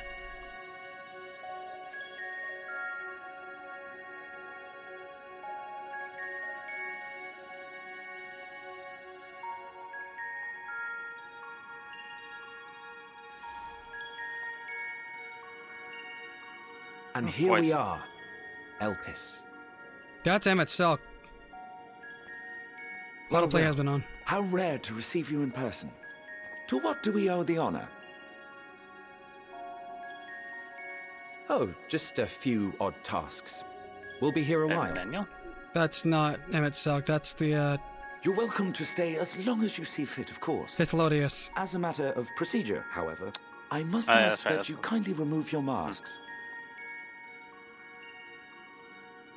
Oh, it's Thelodious and Emmett Silk. They were friends, if I remember right, like Come BFFs. now. Is this truly necessary? Surely you can tell who we are. Who you are, perhaps, but I am far less infamous. Regardless, if we do not follow protocol, 'tis our hosts who would be held accountable. So, please, do favor us with your handsome face. Does Emmett look like Urianger? I'm gonna laugh if he does.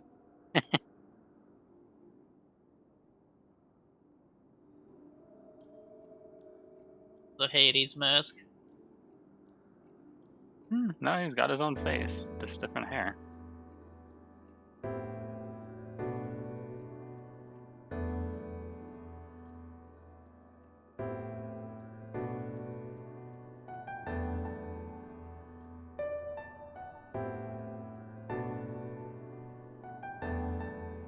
Satisfied? I thank you for your cooperation. You are free to go about your business.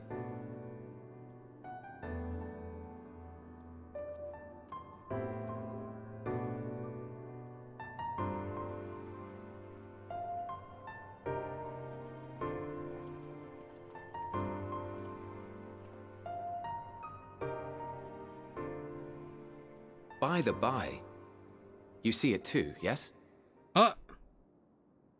They can see us.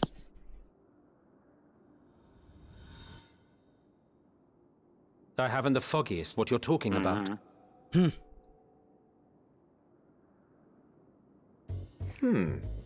That's odd.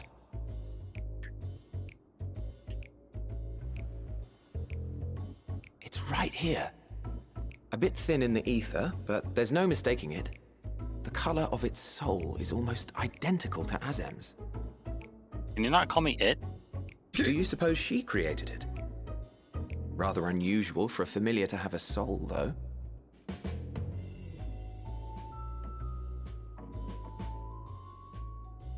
Don't ask me. All I know is that it's trouble. Doubly so if it's her spitting image. So let's leave it be. Come now.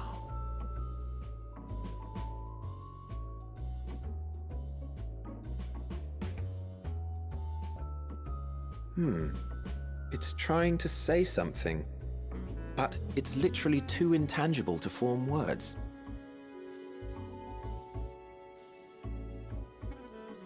Why don't you give it some ether? Spare a snifter of your bounteous reserves. Oh gosh. Who do you take me for? Why, a dear friend, of course. One who wouldn't let acts of kindness, such as my accompanying him on errands to far-flung outposts, go unrewarded. It's like me bullying you. A little bit. I heard that. I suggest you close your eyes, or this may be unpleasant. Uh-oh. He did the He did the snap.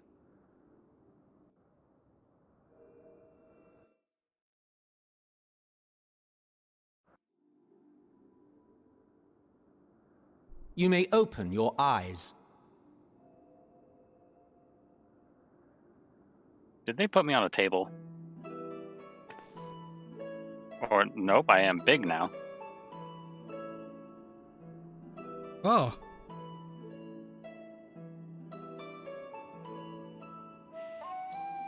Oh, you even adjusted its size. The better to indulge your whim. This way, it will be easier to communicate. How very thoughtful of you. And may I applaud your artful reinforcement. Without further ado then. Greetings! I am Hythlodaeus, Hythlodaeus. Chief of the Bureau of the Architect. Sulking beside me is the most honorable Emmett Selk of the Convocation of 14. I've been calling him hateful. And how might we address you, my new friend? So I was very close.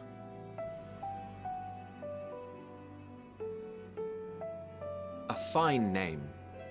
And I'm pleased to see you understand our words. So, tell us, whence have you come? The thinness of your essence suggests you weren't created here. Boy, do I have a lot to tell you. You do not know? Or cannot say? Allow me to ask a different question then. What brings you here?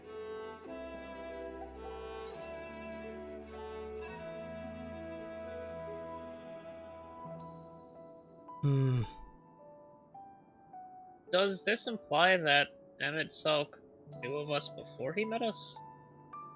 Yeah, but he also gave you that hint when he saw like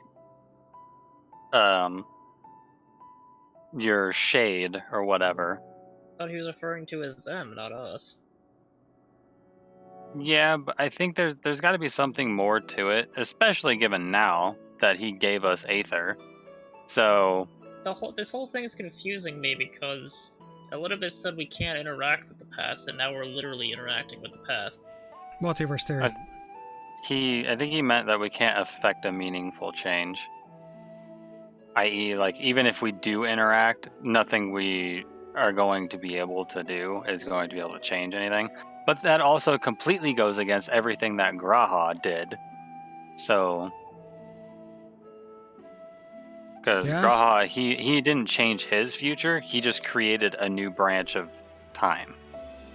And now his self is on that timeline, because multi-timeline theory. Yeah.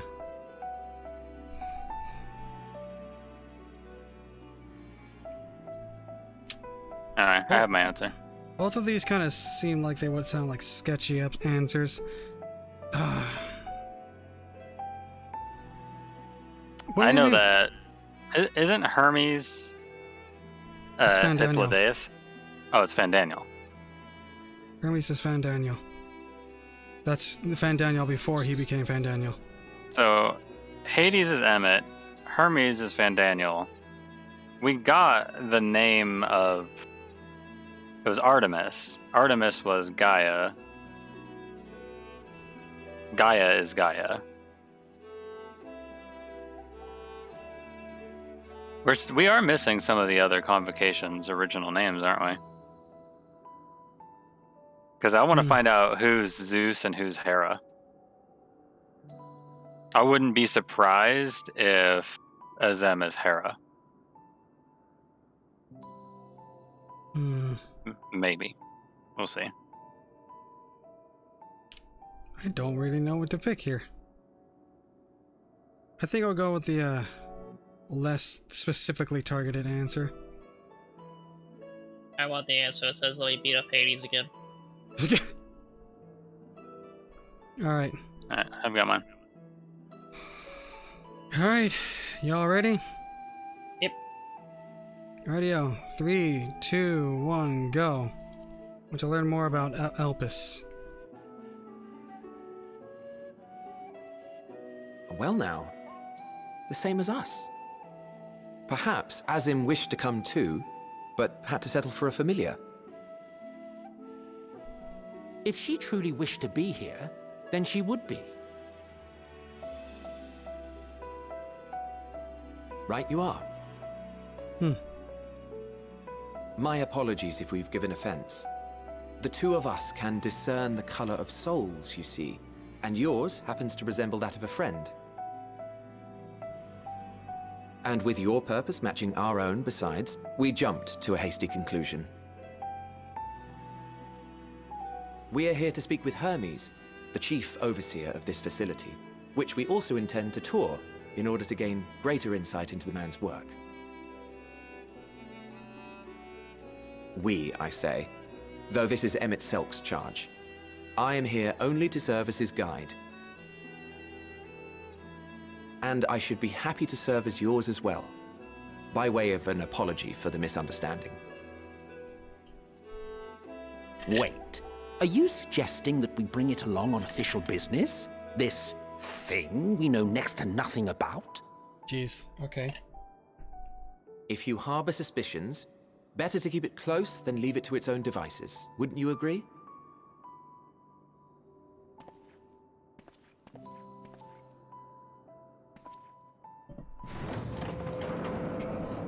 Besides, having a mysterious life form in tow is the norm rather than the exception here.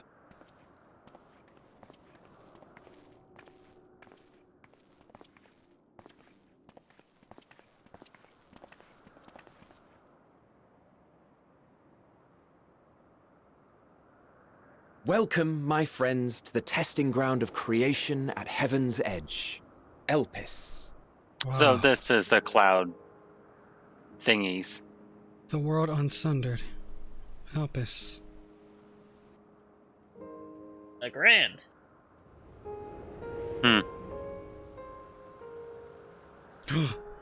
Doggo. Oh, it's Heidelin. This presence.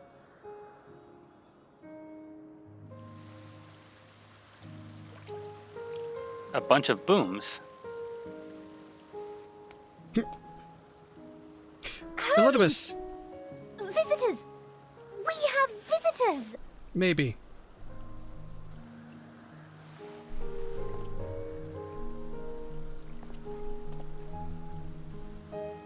Oh, do you have a construct that looks like Hermes from Greek mythology as an assistant? Oh. Yeah, I was confused for a second. What secrets are you hiding, I wonder?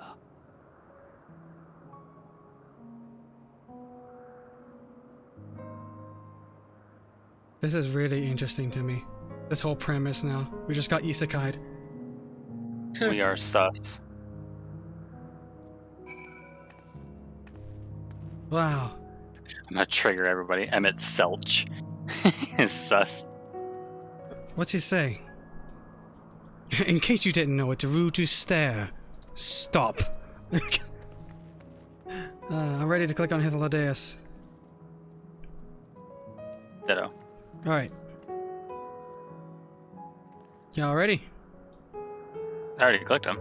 Oh, clicking in 3, 2, 1, go. This is hardly my first time here, but the scenery never fails to take my breath away. Why, it feels as if you could reach out and touch the heavens.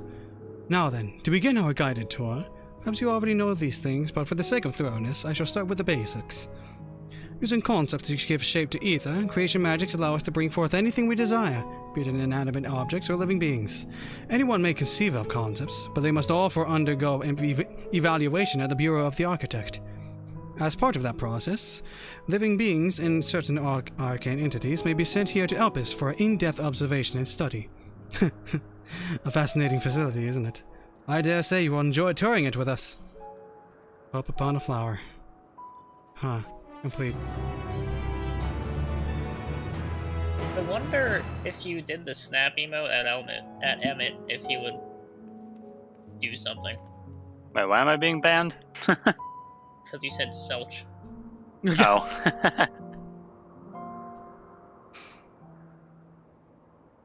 Huh. Who's this? Democritus.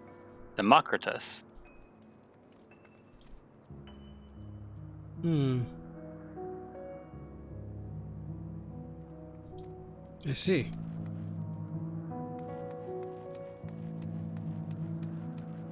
I think I now know the dress code, by the way.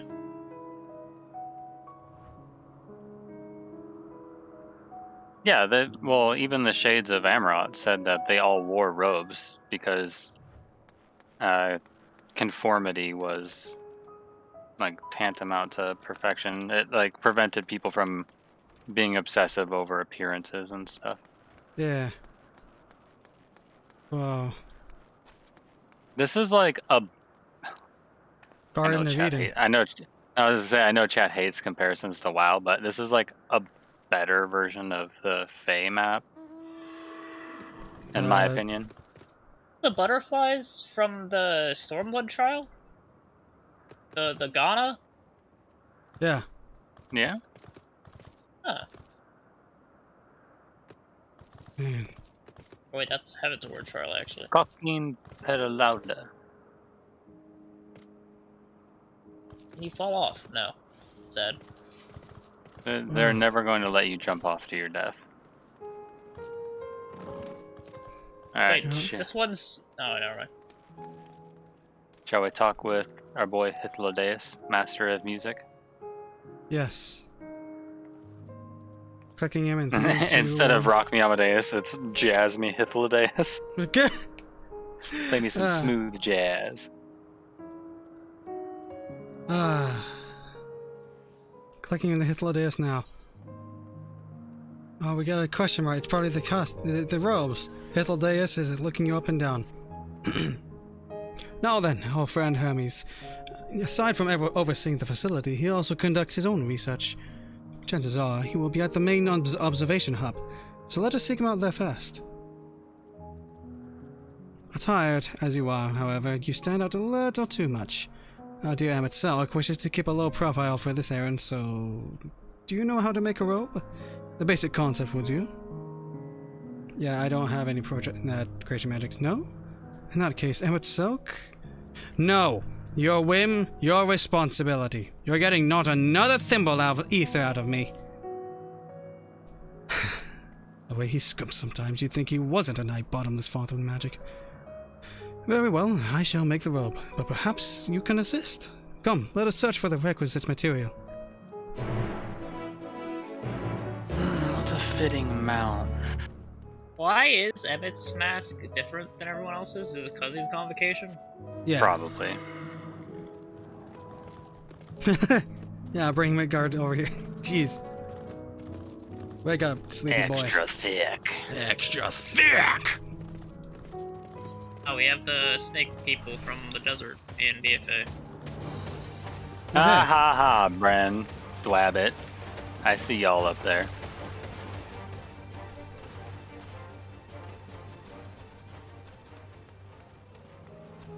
What does Emmett Selk say? No means no. Just be grateful I'm even willing to wait. Even willing to wait. Alright. Click on Hythlodaeus. Hythlodaeus. Yeah, I saw. Boom slapped Emmett Selk. He deserved it. Yeah, Boom's kind of short though. Wouldn't that just kind of like slap his ass? Wow. Why are you slapping my boobs? Oh my god. Can you get taller? Oh my lord. Okay, we're clicking on Hythlodaeus before YouTube comes in. Clicking them in 3, 2, 1. Yes, these creatures should suffice.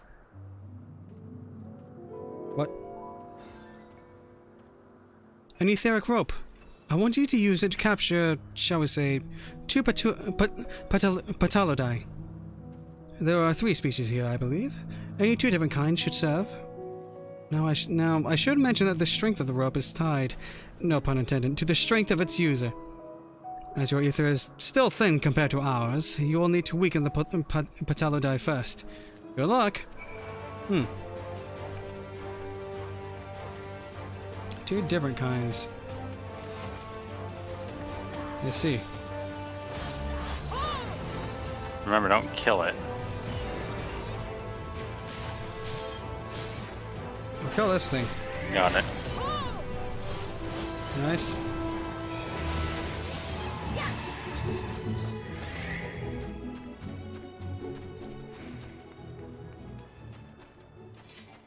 I want this one.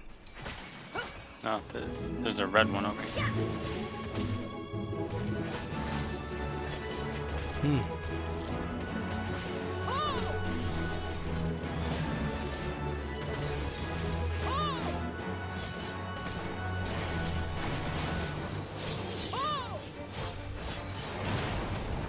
Get this thing out of the way.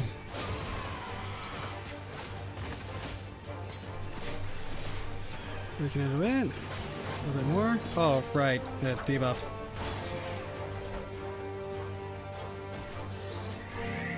I was tempted to kill that. I know you were.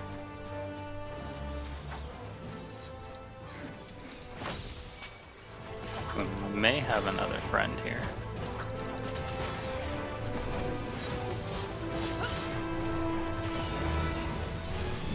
Alright, Hitlodeus.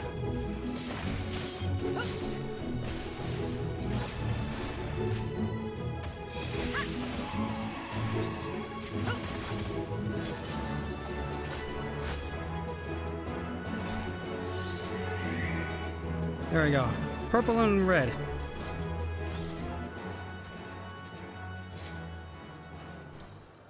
Oh, I'm gonna click on him. In 3, 2, 1, clicking him now. You've caught the Patolodai. Come, let us see. Duly weakened and carefully bound, the Patolodai is destined to become clothing. Oh dear. Turn this into clothes. Yes, these fine fellows would do nicely. And now for a spot of reversion.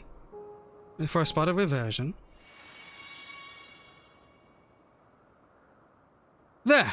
It's ready.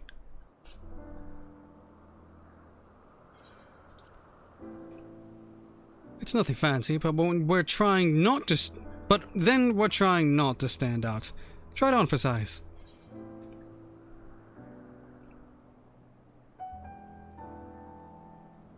I know my answer. How about you folks? Yep. Is it you're gonna go with number 2? Or 1? I kind of want to go number 1. Alright, I'm going with number 2 then. Is that, don't I need a permit to hunt here or something? Like, this seems a little bit too Murica. Rabbit season. Hey! Alrighty. You ready? Oh, Yep. fuck with me. I'll turn into a pair of shoes. Snake boy. Oh dear. Alright. Clicking in 3, 2, 1, go. Turn living beings into clothing? Just like that? Well, not just like that. You need to revert them to their constituent ether first. Guess you wonder why I ask for 2 species. It is due to the difference in their etheric balance. Blending them allows us to produce garb with superior etheric stability. What did you get? Oh, it's fine. There's no one around to tell us off. And besides, we can always make more Patulidai. They need only a tiny amount of aether. Oh! It may take some effort to get the form and composition right, but anyone familiar with the concept should be able to manage. Like I was like, it's fine, nobody saw you do it. Gosh. Huh. Alright. Well and good to disguise and educate it, but it won't fool anyone who can see worth a damn. Fair point. But at the very least, it should spare you unwanted attention from casual observers.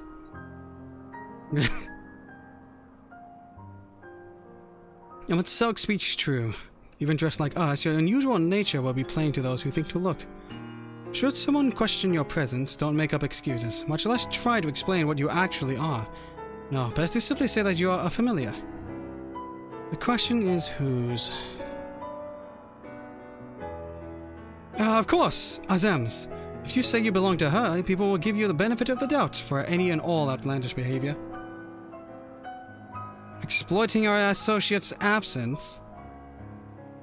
For lack of her presence, absolutely. Were she here, she'd have been the first to propose the idea, and you know it.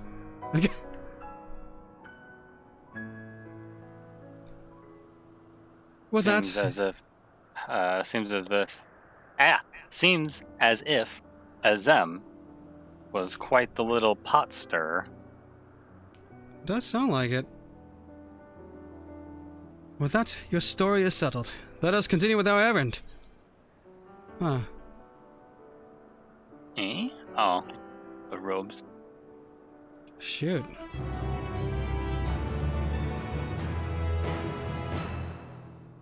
Huh. When we get to an aetheryte, I need to glam this. Very important. Do you not have glamour prisms on you? I do, but I don't have the blindfold, and I'm not about to run around with the mask. You don't have the mask though. The mask on me. No, I mean the mask won't change? Oh. Okay. Wait, I thought we attuned at the aetherite that was in... Oh no, there's a thing to the ocular right here. Yeah, we have to go back to... I'll just wait until we get to the aether. We're probably going there now.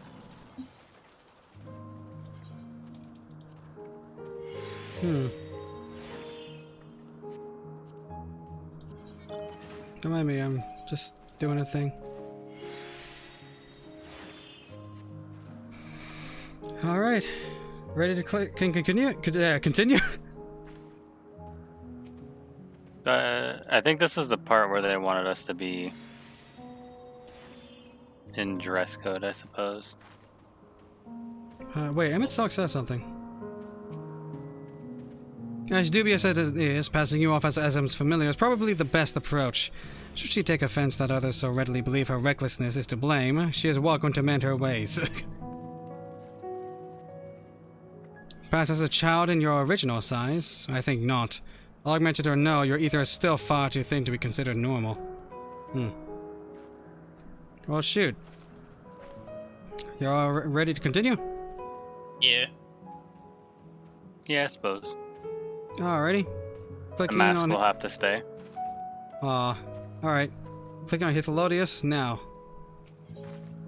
Hythlodius is ready to continue on if you are. Hythlodeus. Hythlodeus. If you are ready, let us continue along the path to Anagnoresis.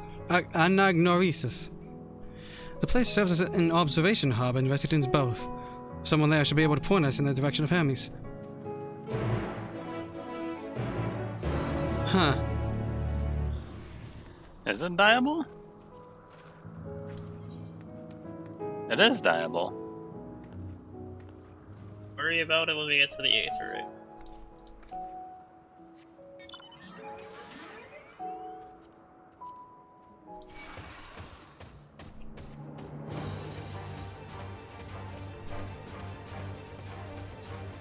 You just couldn't help pulling everything? Yep. I'm not playing anything. Was the battle music different? I don't know. No. Battle music disabled. No.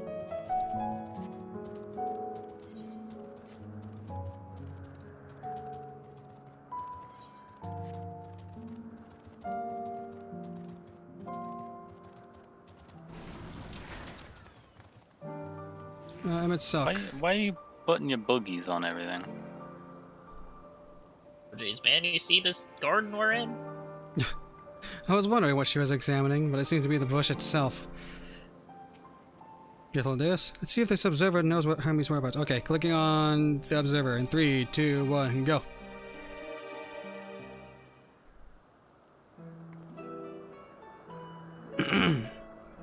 Yes, can I help you? We wish to speak with Chief Hermes. Do you know where we might find him?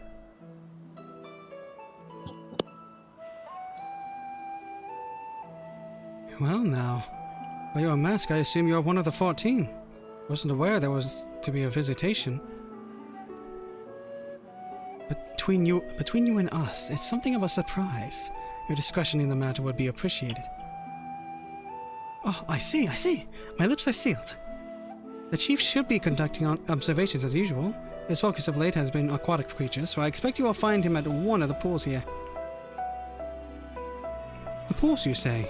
Many thanks, and apologies for disrupting your work.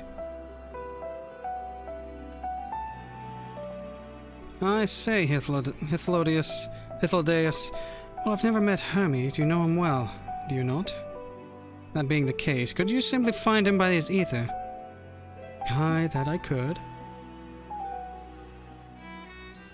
As you know, Emmett Selk and I can discern this color of souls. By the same token, we can also see ether quite keenly, and from great distances. With this skill, I could readily locate Hermes, but I felt it would be a waste of an opportunity. We're here to perform an assessment, after all. By searching the ordinary way, we stand to gain insight into Elpis and the man in charge of it. This is as much for your own enjoyment, like as not. But point taken. If you're going to accompany us, make yourself useful and help us look for Hermes. According to his profile, he has short, dark hair. So you know, it's because we're in Elpis that we don't have our cowls up. A special exemption due to the need to be aware of dangerous creatures. Elsewhere, we do not exhibit our individuality. It's unseemly. This is all common sense, but I would not assume you possess any. It's a rare treat indeed to be able to search for someone by their appearance, and I thank you for humoring me. Come, let's find our man!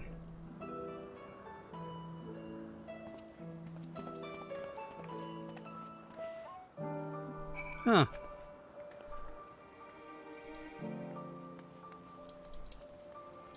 Well, shoot. Do it by foot, cheater. Okay.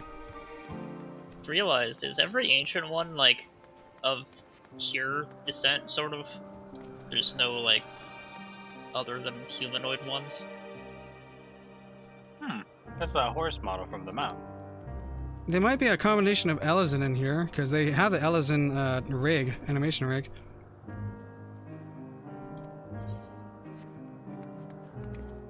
Hmm. They're gigantics.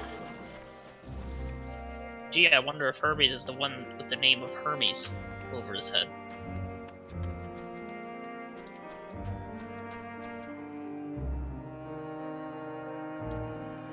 Hmm.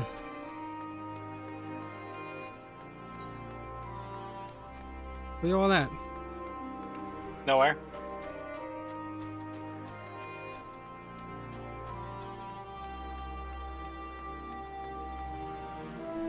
I wasn't tuning to the Aetherite as soon as I saw it on the map. Oh. Understandable. Winged girl. Oh, damn it! I right-clicked trying to click the girl. Ah, shoot. Alright, clicking on Hermes in 3, 2, 1, go. It appears it will be voiced as well. Oh, alright. We'll enable at the same time then. It's currently disabled for me. It is voiced. Huh. You are... Alright, I'm at the first dialogue box. How about you folks? Yep. Alright, I'm about to press yes for the enable text auto event in 3, 2, 1, clicking now.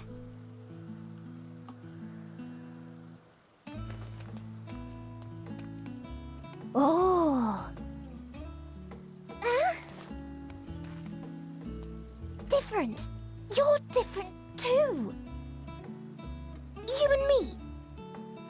We're alike. Friends. I want to be... Awkward. Art Harpy? Please. Wait.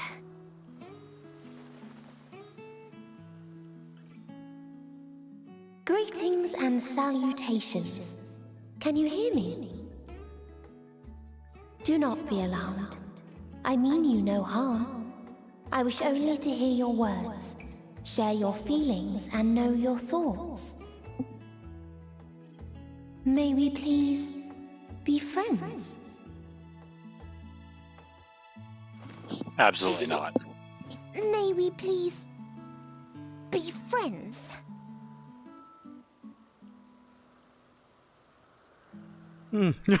Ah, I see you found him.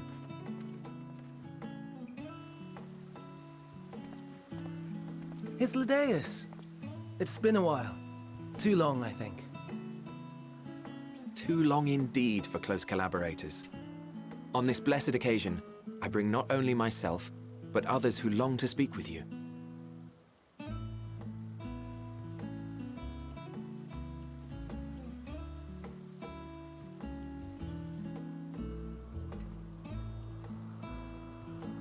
You are of the Convocation. Emmet Selk at your service. Do I have the honor of addressing Hermes, Chief Overseer of Elpis? You do. You have traveled far for it. Given your facility's purpose, its remote location is something of a necessity. Would that I didn't have to rely upon a guide. Oh, you wound me. Have I not ever been an attentive and helpful friend? But moving along to more agreeable company, this one we chance to...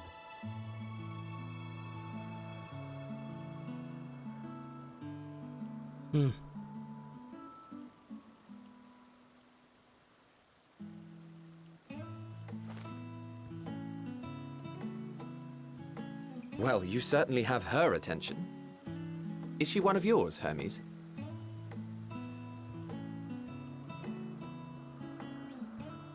Her name is Meteon. It means shooting star.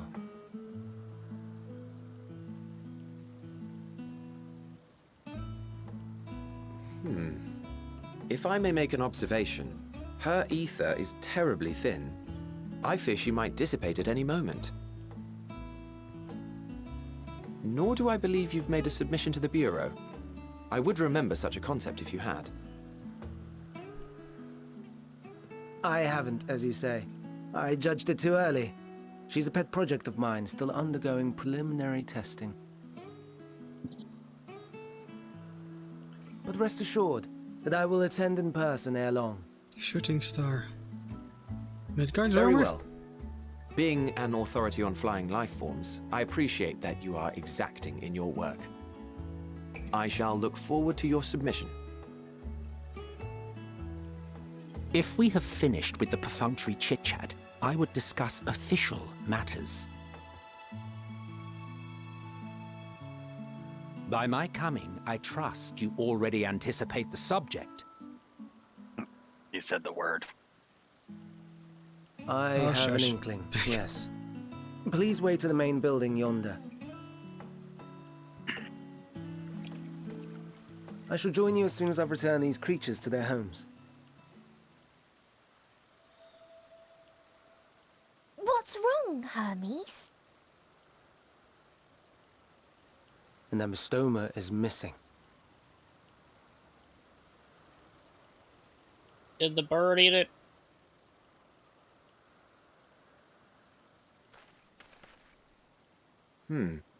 I may have found it. A creature with the self-same ether as those there, nestled in the boughs of a tree outside the grounds.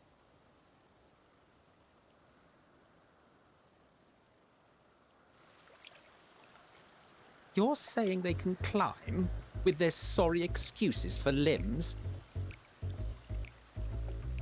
The fashion has been to imbue aquatic creatures with the power of flight, ever since the words of Lucron created a sky-swimming fish. The ambystomas too can fly, if only slightly, and they could conceivably climb a tree. Whether they can come down safely, however... Excuse me. Oh dear. Go catch the newt. I'll help. Too.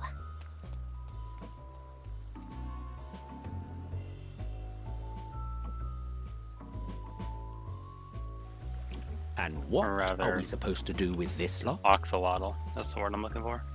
Yeah. May I suggest we split up? A little giggle. If you would be so good as to assist Hermes, Emmett Selk and I shall keep an eye on these adorable creations in the meantime.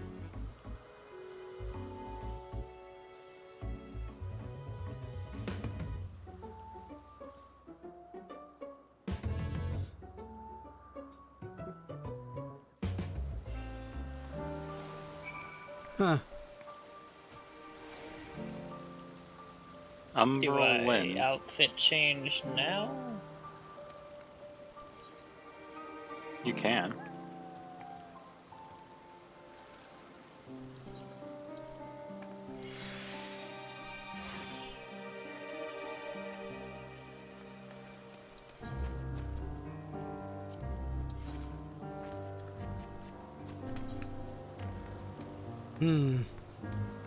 I'll talk with the Emmett Selk and Hythlodaeus.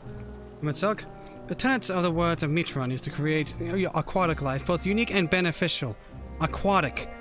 What would possess them to put this creature in the sky? And is it even aquatic to begin with? Hythlodaeus? The Ambistome.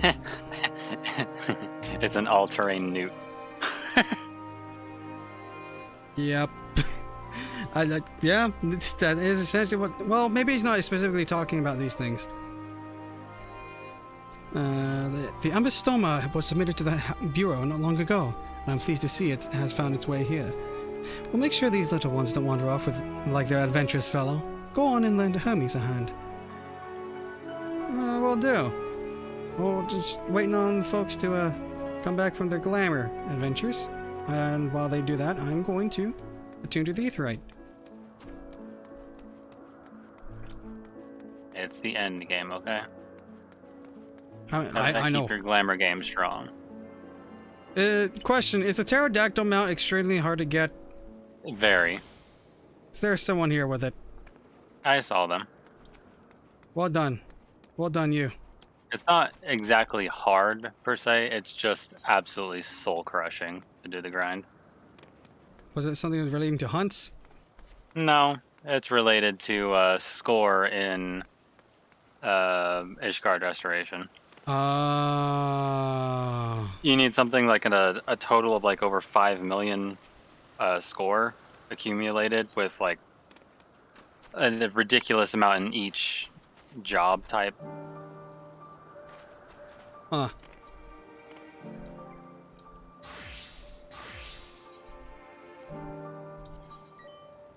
Mind me?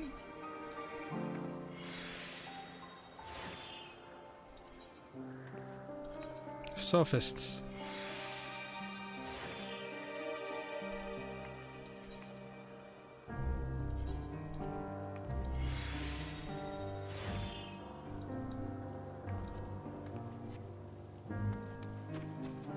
Hmm. 500k crafting score on every crafter is what Sammy Skunk says. And Unio do it. And Yeah, Bran. that's roughly what I was remembering it was. Thank you, chat. Yes, many thanks indeed. I shall await your return. Okay. I have careful made a with that word. plate. It was a very quick one, but I think it'll be entertaining.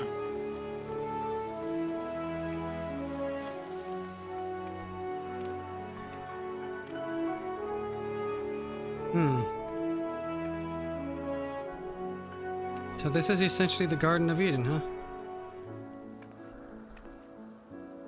Kinda. More like a laboratory of Eden. Yeah, that seems more fitting.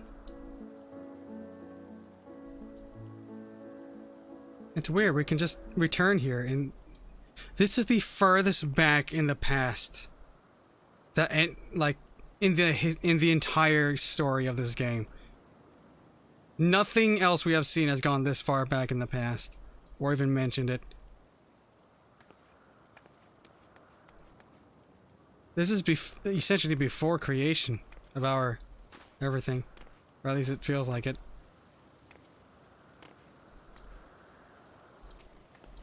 It's funny that the first Asians we come across is Emmet Selk and Hithildeus.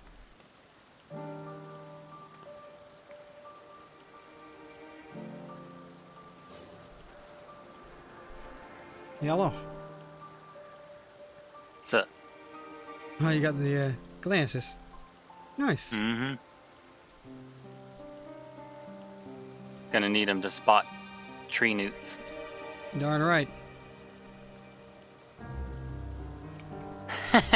If it dies, do you think Hermes will feel as if he got kicked in the newts? Oh my lord. Hey, come on, that was a good one. That was a good one. Come on. That was a good one.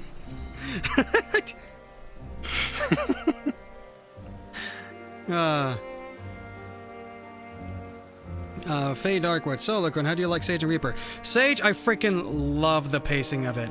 Like, holy frick, I just love how active it is at all times, and how you can get things out quicker and more mobile and on the move than you can on, like, Scholar, because that's what I used to play all the time beforehand. But I just freaking love Sage so much in that regard. Very green.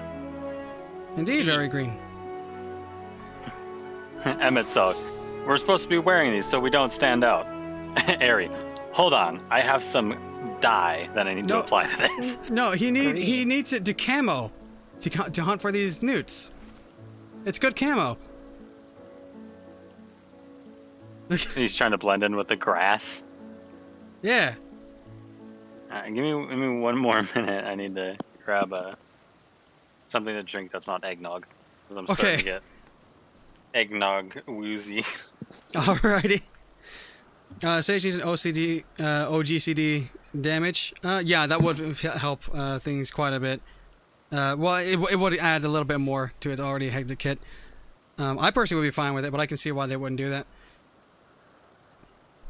And as for Reaper, I really like the feel of it. It's a little bit on the slower side, sort of, but it's very methodical. Like keeping out the debuff. I love that you can stack it up to 60 seconds, and it gives like 30 seconds each time you use it. That gives it a lot more of a leeway and freedom with how you can use it, and I love that leeway and freedom aspect of it. Soul Slice and generating the multiple resources as well is very fun to do, and it is really satisfying to go into the Enshroud phase. Okay.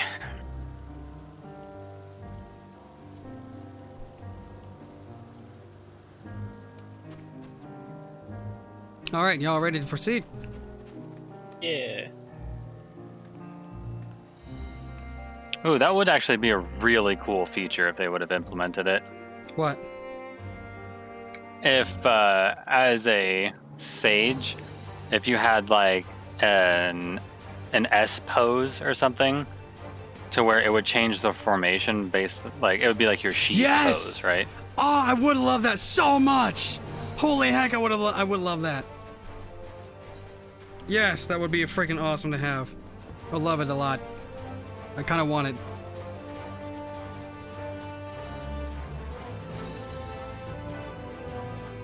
Alrighty. It's over here. Oh dear. It's a new. Oh dear. What? Oh dear. Look up. Huh. That's not supposed to be there. That's Hermes. Yeah. Well done. I'm gonna click on the newt that outsmarted his master. Wait a minute. Something just clicked. What? Poggy is a shard of Hermes.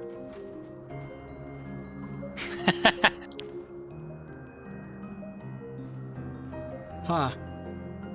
Get it? All right. What? Poggy is a shard of Hermes. If that's if this is something that Hermes regularly gets himself into, I can imagine Poggy and Hermes are kindred spirits. All right. Maybe? Alrighty. Gotta click on the newt now. Just look at the bouncy pig. Oh yeah. I get it. All right, click the water rat. Alright, click him in 3, 2, 1, go.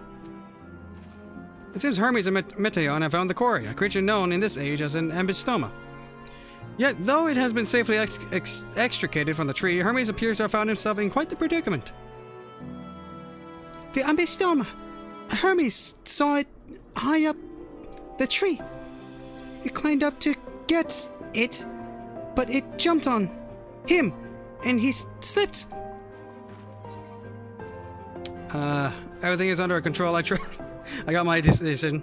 I got my option. Are you going with that one? Yep, everything's under our control, I trust. Alright, I've got mine. Alrighty. Clicking in 3, 2, 1, go. Everything's control, I trust? Yes, rest assured this is nothing new to me. I've ended up in far more compromising positions in the course of my work. Now, for your own safety, please stand back.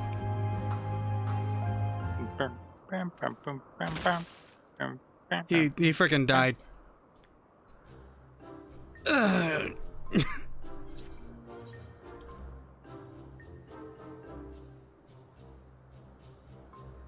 Hermes, are you all right? Quite all right, yes. My apologies for making you worry, Meteion. Both you and... Slayer of Gods. Slayer of Gods. Slayer of Gods, you are called. An intriguing name. Somehow reminiscent of a new creation. Wait, what? Thank you. Does his name happen to be Xenos? I really need to know. Oh, my lord. Thank you for coming after me.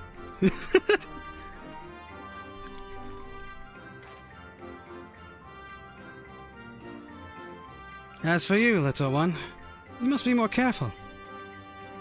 As it squirms about before its ether dissipates. You may be able to fly, but it doesn't mean you cannot fall and hurt yourself. Oh no! I'd forgotten all about its fellows! Gah! Hey, don't worry. Emet-Selch and Hythlodaeus are over there. Truly? Oh, what a relief. I must thank Emet-Selch and Hythlodaeus when I return to them. But first, with the distractions out of the way. As Chief Overseer of Albus, permit me to welcome you to our facility. I hope you will enjoy your time here. Heck yeah. In search of Hermes.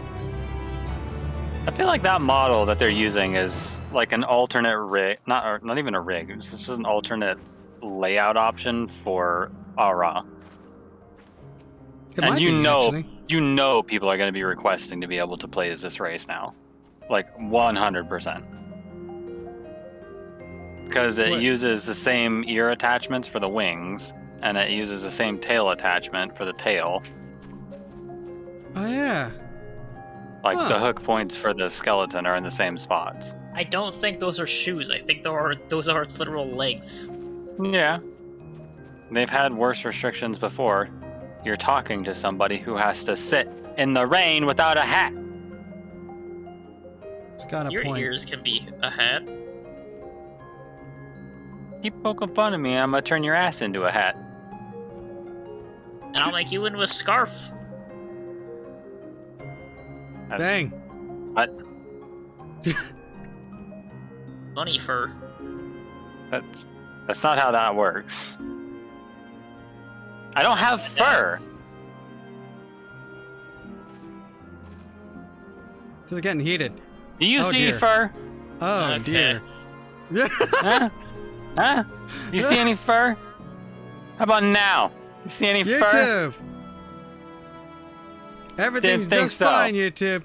Don't worry. It's all PG-13, YouTube. Nothing wrong here.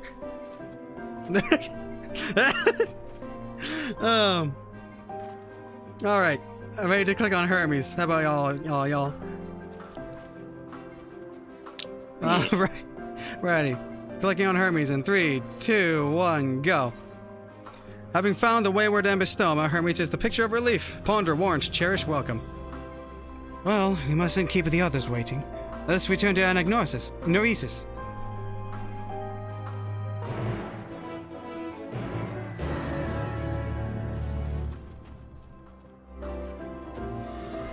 Alrighty. We're going to see if Emet-Selch and Hythlodaeus got outsmarted by newts as well. Yeah, leave it to Boom to attract all the cocks in the area. Sorry. Wow. Birds in the area. Wow. Wow. Wow. Hythlodaeus? 'Twas blissfully uneventful in your absence. The little ones on their best behavior. Wish I could say the same. Emet-Selch. No more errant creations to distract us from matters of actual import, I trust. Yeah. Alright. Y'all ready to click on Hermes? Da. Alrighty. Gonna click on him in 3, 2. Did you 1, talk to Medion? I did. Okay. It's just weird for me to try to voice her. Alright, Does clicking on Hermes. Emet-Selch look a little like Sephiroth? Kinda. Yeah, I did get that impression for a second when I saw him. Alright, I clicked on Hermes. My apologies for the trouble. Owing to your kind assistance, all the Ambystomas are safe and well. I will presently send them back to their space, if you'll go on ahead of the main building. Upon entering, you will see a table and chairs, a meeting area. We may speak there. Very well. Take care not to let the creatures slip away again.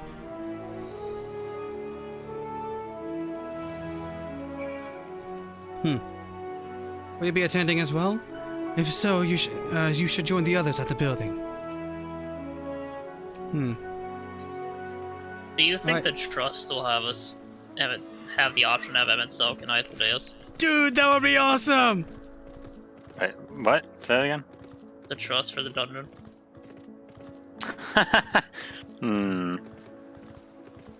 I don't think it'll happen, but it would be interesting. What would they be, do you think? Emmett. Because Emmett's definitely a black mage. Like, let's just get that out of the way. Hateful is probably a healer. Maybe. He's very supportive. While Emmett Selk has been accommodating thus far, he is the one who has business with Hermes. If you wish to attend, you will have to ask his permission. Well, let's talk with Emmett Selk about his permission then. In round 3, 2, 1, clicking now.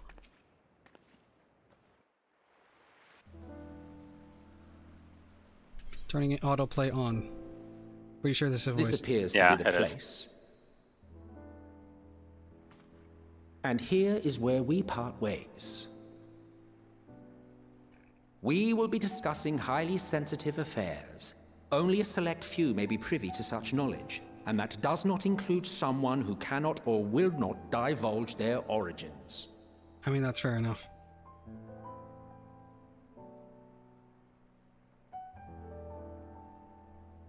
What? Will I have to remove you by force?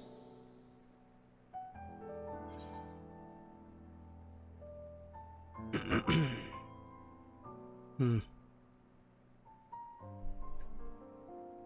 have my option. Same. Alright. Clicking in 3, 2, 1. I have important things to say to him as well. Yes, I'm sure your business with Hermes is quite pressing. You may speak with him to your heart's content after ours is concluded. I do not object to her attendance. Hermes, this is highly irregular. Perhaps, but I believe she can be trusted. Meteion would not have taken to her so quickly otherwise. Moreover, the presence of a third party may help me to maintain composure.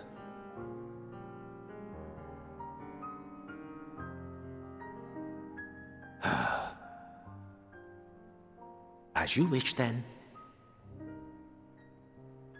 Behave yourself, do you hear? Yeah, Vile. Quiet, you. Who's thumping? Stop it. Thought the rabbit was thumping. So, it's finally happened, then. Aye. Van Daniels declared his intention to step down and named you as his preferred successor. Oh. In recognition of your knowledge and your works, the Convocation is giving the recommendation due consideration. As one who does not know you personally, I am to use my impartial eye to take your measure. And above all else, to ascertain your disposition towards the invitation.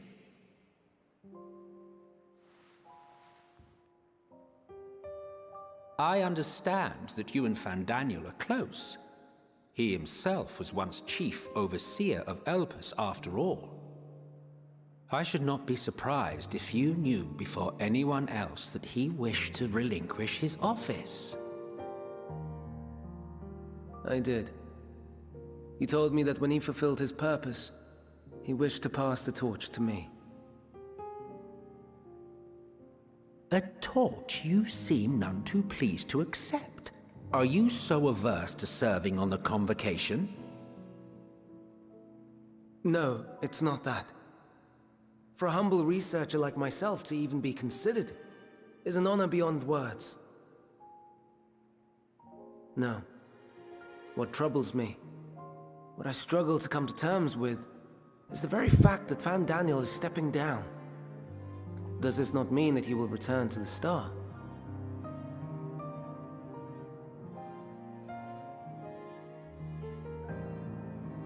Of his own volition, yes, like so many others have before him. Oh. Return to the Star? Does that mean die?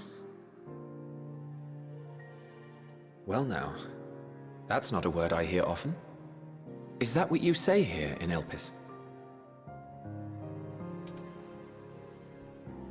Mankind is the life of Aetheris. Each of us, a drop of blood flowing through its veins, bearing sustenance. In our finite time upon it, 'tis our duty to make it a better place, that all who call it home, now and in future, may abide in happiness. To that end, we have dedicated ourselves to the pursuit of enlightened creation. And by our efforts did we transform this once untamed wilderness into the peaceful paradise you enjoy today. To return to the star whence we came is a privilege afforded to we who have so loved and nurtured it. A choice embraced by those who have lived their lives to the fullest, in service to our world. And when they depart upon this journey, it is beautiful, always. The 14 are no exception. 'Tis believed no occasion is more felicitous than the fulfillment of one's duty. Our office becomes our lives, and to retire is to return, or so the majority of us hold. Some few have elected to eschew custom.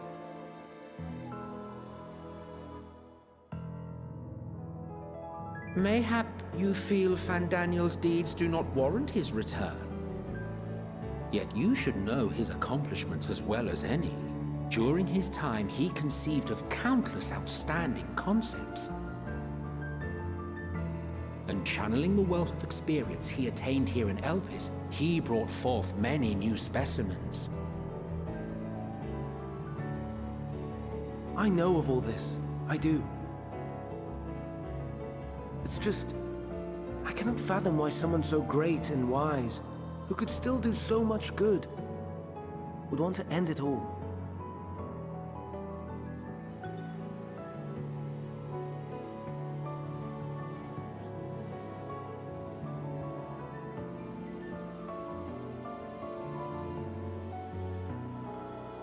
Oh no, I've made her upset.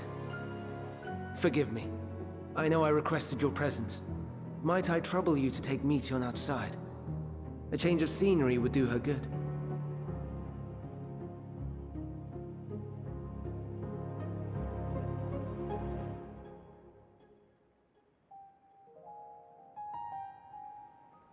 As long as she doesn't try to peck at my eyes.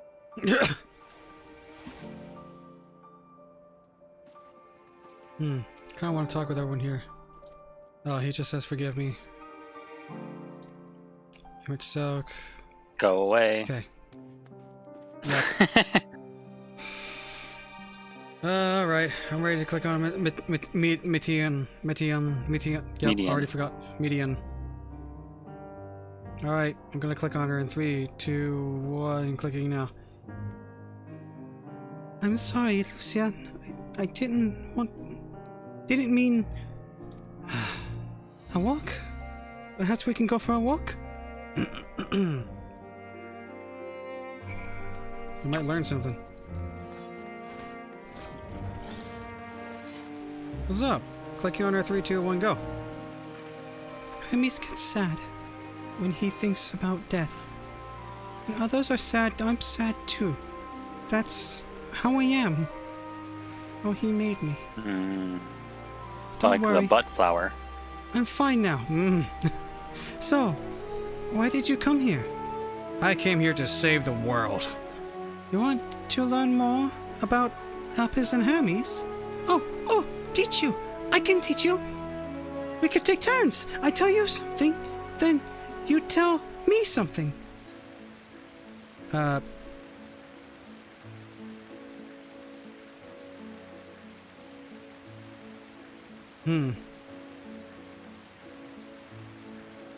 I have my answer. Same. What do I have against median? Bird. Predatory birds make my people a bit skittish. What do you want? I'll play along with her. Y'all got your answer? Yeah. Yep. Alright, 3, 2, 1. Sounds like fun. It will be! It will be! Where to start? Yes! Let's talk to Memnon. We should be near the Aetheryte. I'm not good at explaining, but Memnon is, so I'll have him explain instead. Mityon is now accompanying you. You can leave Mityon behind somehow. If you wish to leave have her accompany you, just talk with her. Memnon. Like Agamemnon? Perhaps. Let's see what Mityon says here. Discuss the Aetheryte. The Aetheryte. Anyone can use it to teleport anywhere. Well, maybe not anywhere. Not to the ground or other isles. For that, you need teleporters. Oh, and permission. From who?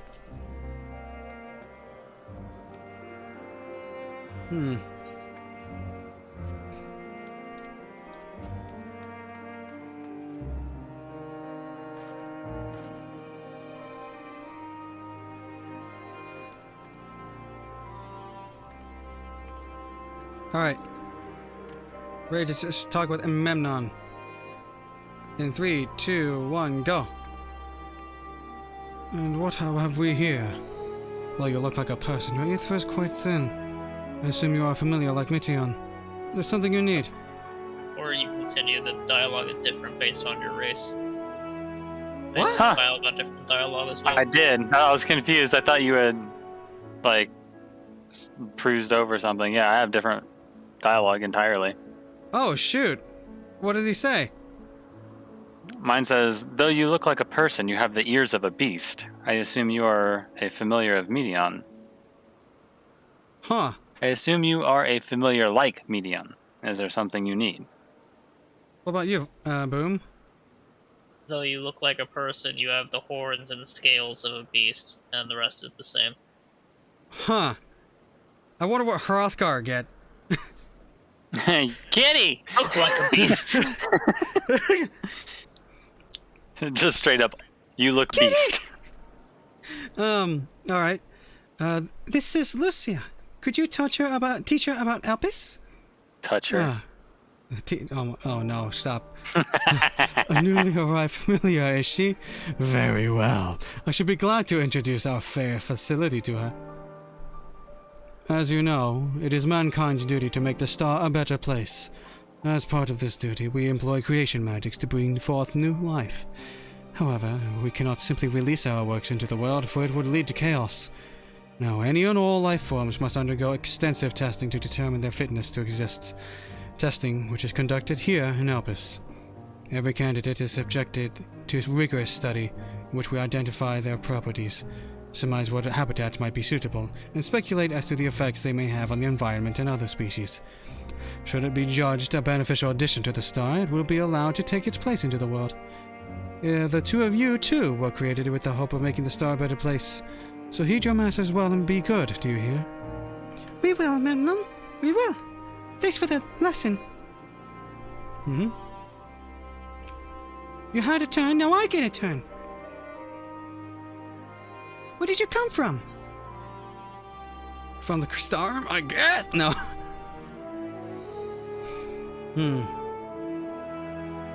I know my answer. Yep. Ditto. Alright, clicking in 3, 2, 1. From a place facing a great threat. There's such a place? I had no idea. But this place is important to you. I can feel it. Oh, my power! I haven't told you about it. Creation. Let's find a creation. We're not being watched. Then I'll explain my power. Oh god, what are you gonna do to it? You just hear. She's gonna turn us into frogs. She's gonna have it have the Makote 5 voice. Oh no. No, the talk point. Did we leave behind bird? What? Nah, my bird got lost. Hold on. There's a talkie point here. Where is my bird? Oh, I got She's over my here. Mityon. pathing not work? All right, I'm gonna. Did you get? Is your Meteon here? Yes. Vile? Yeah. Oh, okay. Gotta talk with the Meteon I'm here. keeping an eye on chat. Gotcha. Spriggans? What are Spriggans? Those things. Oh no, we call them Orei. Alright, Orei. If there's many, if it's just one, we say Oreas. Though they're cute, they can be naughty. Sometimes they run off with concept crystals, and Hermes has to run after them. Hermes does a lot of running around here, which is fitting. Okay.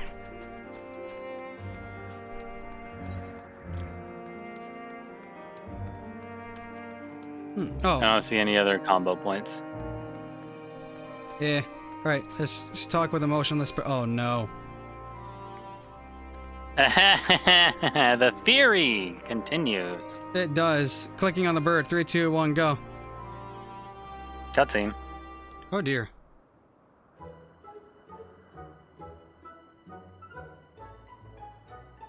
Oh, Not this voice. creation is perfect. But I don't remember seeing it before. Perhaps it's new? Oh. Anyway, Shows up after Emmett shows up. Coincidence? I think not. I'll try reading its mind. That's my power.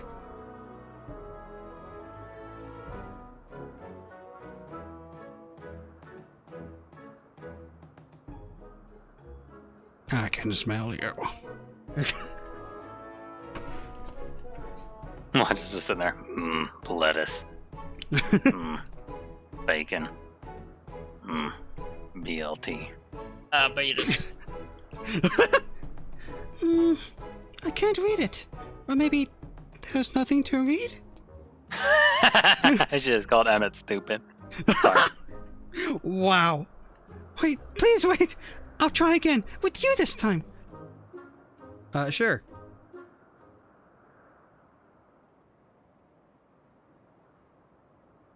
Greetings. Can you hear me? Get out of my This head. music. Oh. This is my power.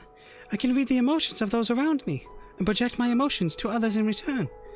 I am not actually speaking to you in your mind, rather you are converting my emotions into words and intention, a process performed subconsciously by intelligent life forms. This ability is vital to my mission, for it allows me to interact with intelligent beings even should they communicate via unknown languages or other nonverbal means. As a consequence, I am clumsy at speaking. Yeah, though I struggle Wait to a express... minute. Huh. That sounds exactly like us. How we have like the blessing that allows us to understand all languages and emotions of everybody around us.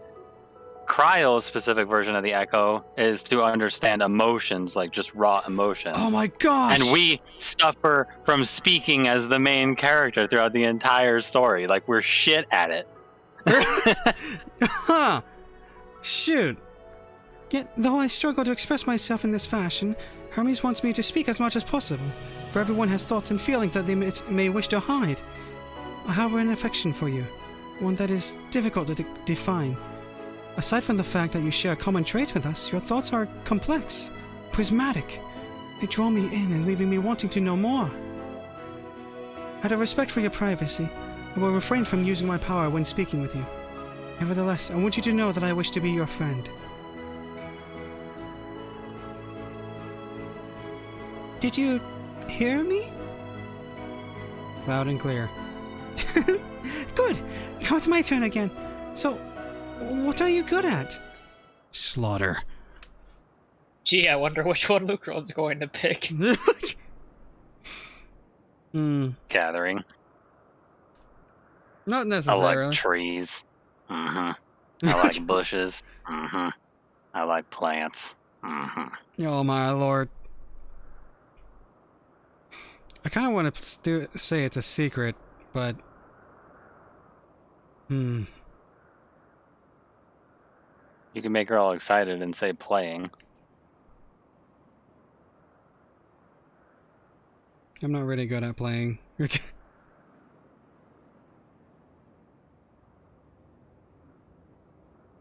This music. What is this music?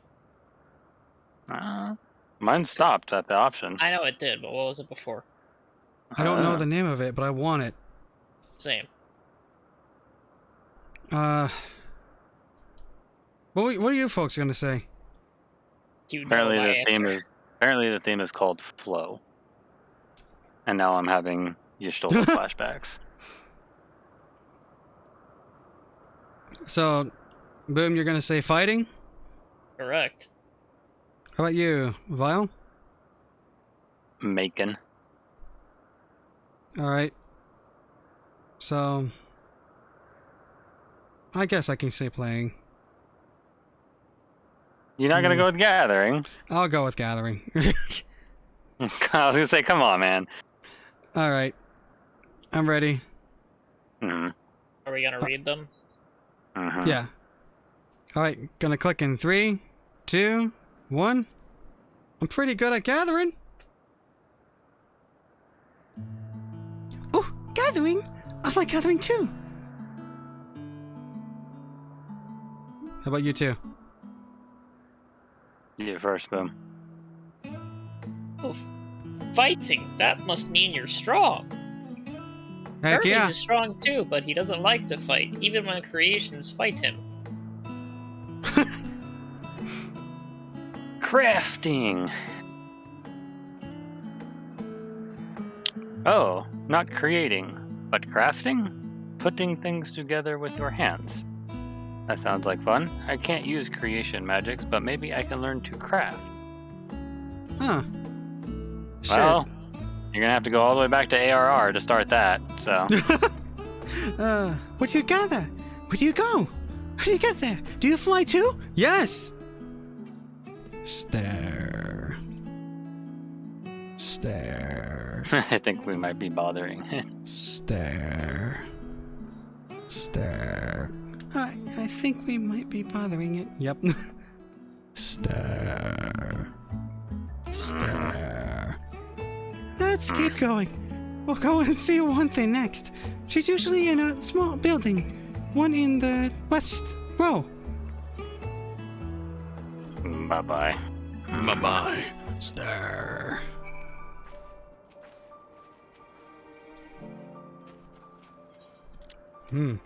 Don't touch the bird.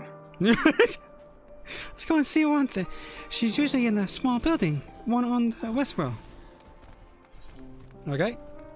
Don't lose your bird. Ah! Aha. She gets caught on that corner. Come on. Wouldn't surprise me. AI is a little Come jank on. with this. Still a little experimental. Come on. Follow the big purple raptor butt. She here? Alright. I'm ready to All click. right. Southern Belle, go.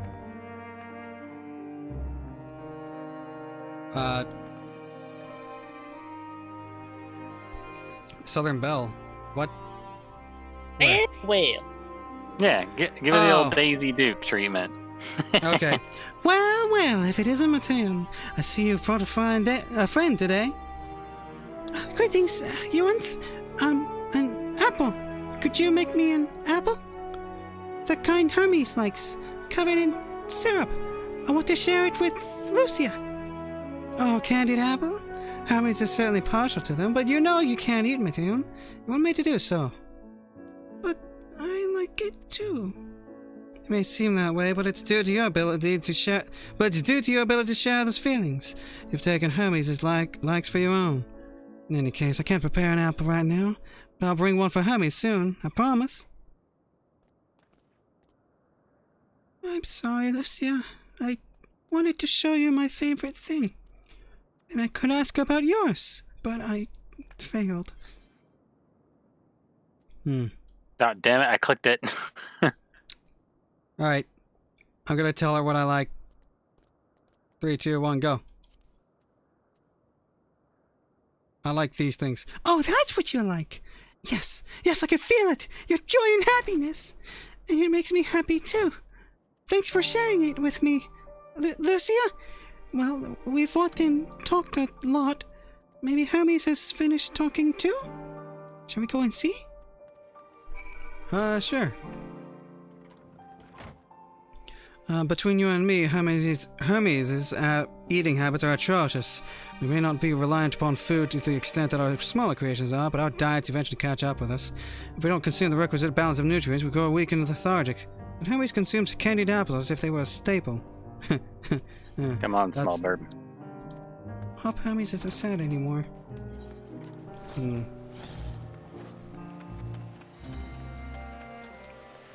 It's weird to think about that every single one of these individuals can essentially just tear down all of our civilizations in our world by themselves with their own power.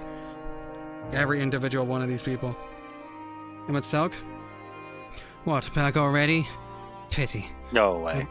A bit longer and we might have snuck away without you. Hythlodeus? Excellent timing. Twas a refreshing constitutional, I hope. Yeah. Click on Hermes now in 3, 2, 1, go. I probably shouldn't have said now. Every time you say now, I accidentally click. It's a problem. I mean, it's like on point, so I can't blame you there. All right. There you are. I can see the fresh air has done Mittion good. This year I wanted to learn about you and Albus, so I taught her about this place, about my power, about your favorite food. I'm not sure if that last one would be of any use. But I do appreciate you are keeping Mateo company. While you were away, I finished speaking with our guests. Median. I keep friggin' Yep, thanks. Finished? Hardly. Hardly. You requested time to consider the invitation, so we have no choice but to occupy ourselves with an inspection of your work. My apologies. It has been decided that Emmett Selk and Hythlodeus will accompany me as I tend to my duties. If you wish to learn more, perhaps you would like to come too? I'm compelled to remind you that she is in no way associated with the convocation. We simply chanced to meet at Propylion. There was no guarantee that the matters we discussed will remain private. I do not mind. To see the joy her presence brings Medion, I cannot imagine our mysterious friend harbors malicious intent. Lucia's kind. Really, truly. She taught me as much as I taught her. You're coming, of course. To Hermes? You're bound to learn lots and lots.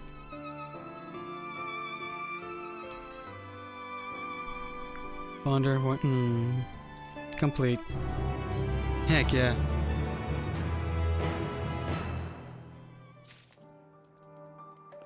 Shoot. Got a bad feeling the burb is gonna die. I don't.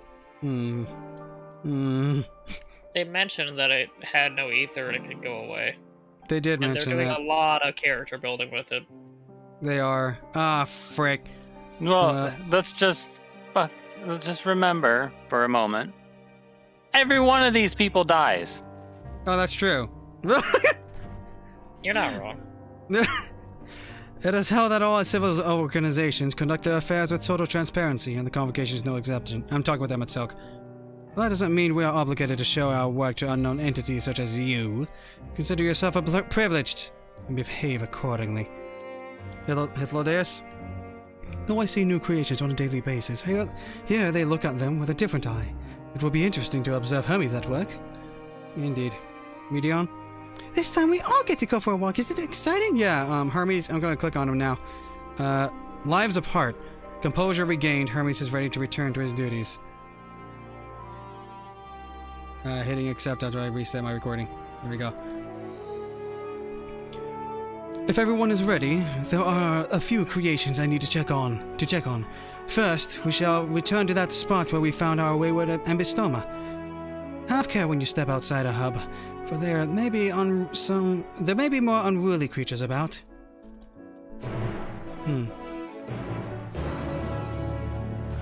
Bum bum bum bum bum bum bum bum. Wow.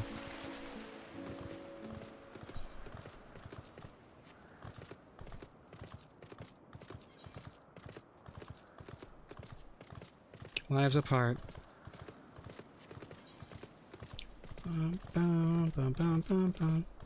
feel like we're gonna be here for a little while. And yeah, more world building. We're not even halfway Wait a through the second, 86. this guy's got Kate Sith. What? Yeah. How dare you have Kate Sith? Oh, wait, whoa, wait, hold on. That's like, I thought you meant a player. This is actually NPC.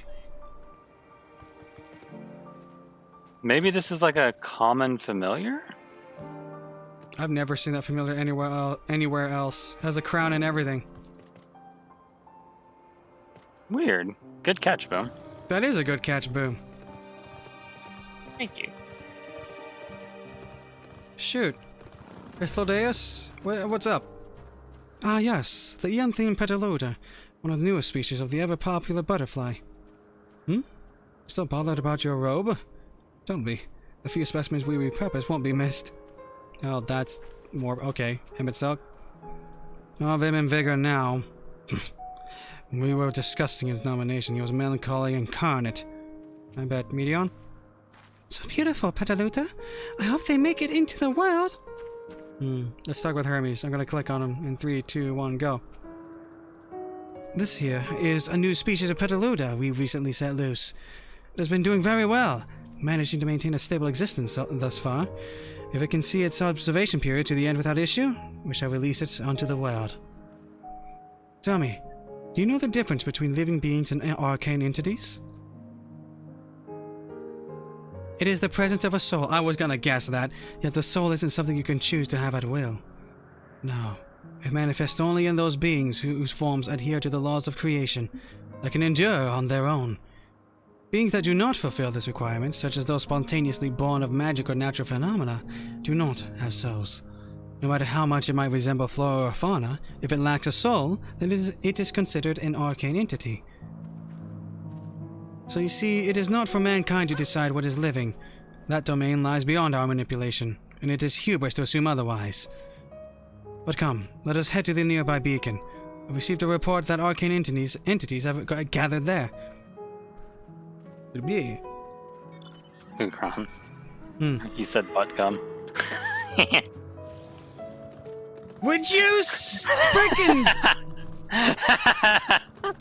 Oh, my lord. At least I waited till after the thing. You did. I appreciate you waited, but frick, dude. Oh no. I need to stop laughing too much. I have heartburn. It's gonna give me acid reflux. Uh-oh. Yeah. Stop being happy. Stop enjoying things. Alright. I'm gonna talk with Emmett Selk here. We're meant to be observing Hermes, but instead we're stuck with Medion. Well, I suppose she herself serves as proof of his prowess as a researcher and creator both. Athlodius? A fascinating creation. Much like yourself, little one. Renowned as Hermes is for his flying life forms. Just a rare privilege to be able to see one of his works in progress. Medion? Interesting! You're interesting too! Tell me, how did you find the Ambistoma? Alright, gonna click on Hermes. Look, chat, there's a reason Vile is part of the word pun in my name, okay? Yep. This is me toning it back, just so y'all know. Yes, I can attest to this. He is being quite mild right now. Alright. Gonna click on Hermes now in 3, 2, 1, go. Ah yes, lightning Numa. Just as the report said. Numa! Numa, yay. Numa, yay! Although we call this structure a beacon due to its form, it's in fact a magical device. By manipulating the balance of elements, it keeps the isle airborne and maintains the climate thereupon. In the course of its operation, it often sees an internal shift towards a given element. Right now, that element is lightning, which draws a Numa here to replenish their ether. It appears Medion is busy. Would you care to assist me in her stead, and feed the Numa? Wait, what? How do you feed rocks? By using this lightning converger, you can harness ambient lightning and focus it into a ball. A veritable feast for our dazzling friends. Go on, give it a try. Go on and use the lightning converger on the Numa. It will harness ambient lightning. A veritable feast for our dazzling friends. Okay. Stare at this destination. Lightning converger. Using this constant crystal, anyone can harness lightning regardless of spellcasting skill. Huh. Zale. Talking with Hermes now. 3, 2, 1, go. Starts a cutscene. Oh, it's this song. Perfectly done, Lucia. But look.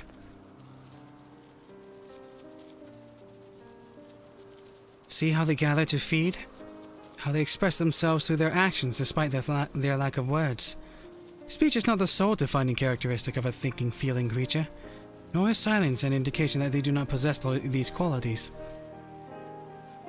Be it a soulless arcane entity such as the Pneuma, or an ephemeral life form such as a Pataluda, all seek to perpetuate their existence, to survive.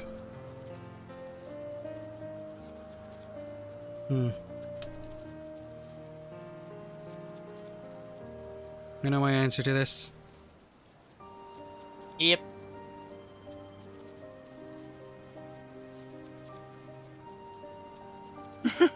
Sorry, I was reading And You Do It. Imagine if they made that a feature of the sprite mobs. Black mages and red mages would be so mad. Ah. Alright, yeah, I've got my answer. Alright, clicking in 3, 2, 1, go. Is Medion a living being?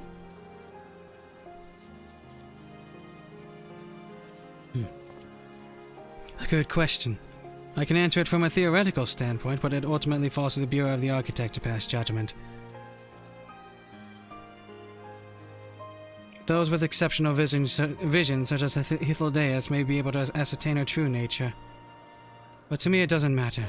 She is herself, and that is all I need to know.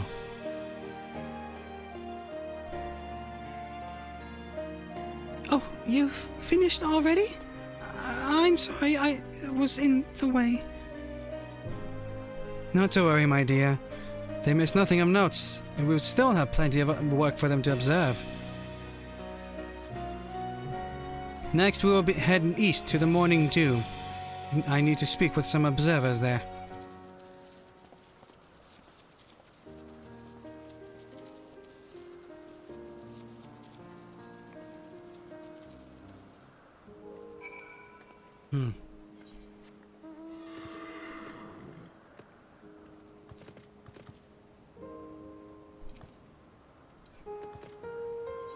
Is that a two-seater?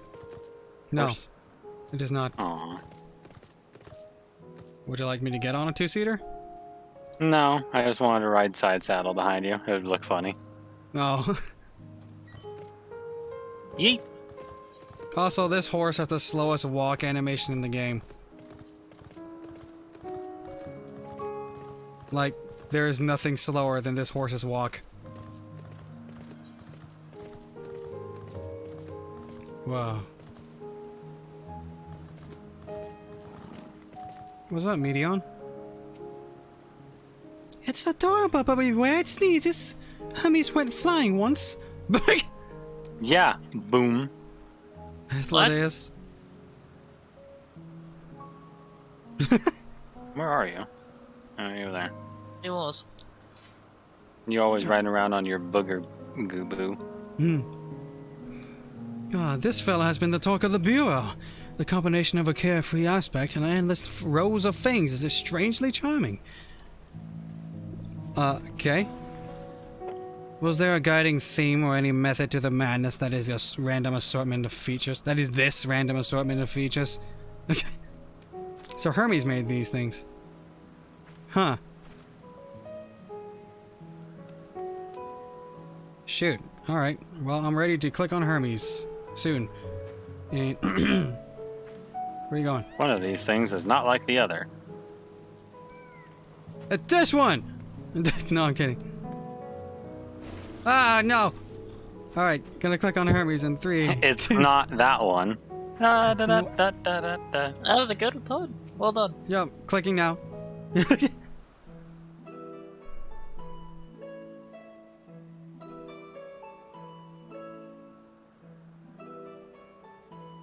Amazing, is it not? The Ampelos, one of our newest subjects. I haven't turned it on auto advance yet. You want to sync it up? Sure. Alright, I'm on the first dialogue box. Same. Same. Alrighty, gonna hit yes in 3, 2, 1, go. They call it the Ampelos, huh?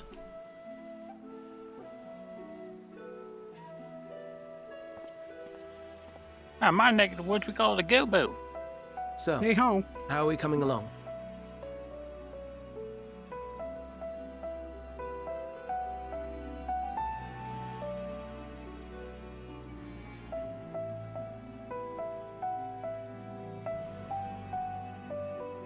There it is. Butt flowers. There's a whole bushel of butt flowers. The unfortunate naming convention of it. That you've given it. It's endearing to This me. place is Elpis. Those flowers. Elpis. Entelekis. Like me. Intellecties. Sense emotion. Oh. Oh. They are a product of Elpis, and so named for their birthplace. A happy accident, born of the hands of a former researcher who loved beautiful blossoms. Unique for how they change color, to reflect the emotional state of those nearby. Though be it here or elsewhere, they are seldom seen in any hue save purest white. Reflect the emotional state, you say? By what means do they achieve this? In creation, there exists an energy wholly apart from ether, one driven by emotions. In like manner to how we manipulate ether, this flower is subject to the influence of said energy.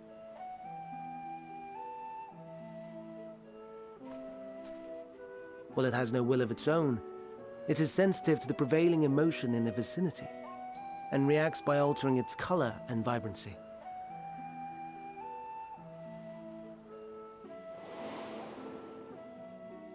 Akasha? It is one of the unseen energies defined by Harnish alchemical theory.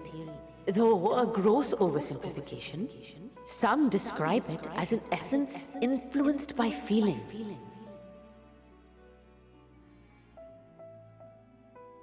Thank you, oh deep-eyed elephant lady. Indeed. Its name is... It's called Akasha, isn't it? Akasha. Though I'm not familiar with the term, your description suggests it is the self-same energy. Dynamis, we call it. And those entities like the Elpis flower that have the ability to interact with this energy, converting emotions into tangible phenomena, are Entelekis. That's me! That's me! An Enteleki! That you are, my dear. And no ordinary one at that, but the first possessed of free will.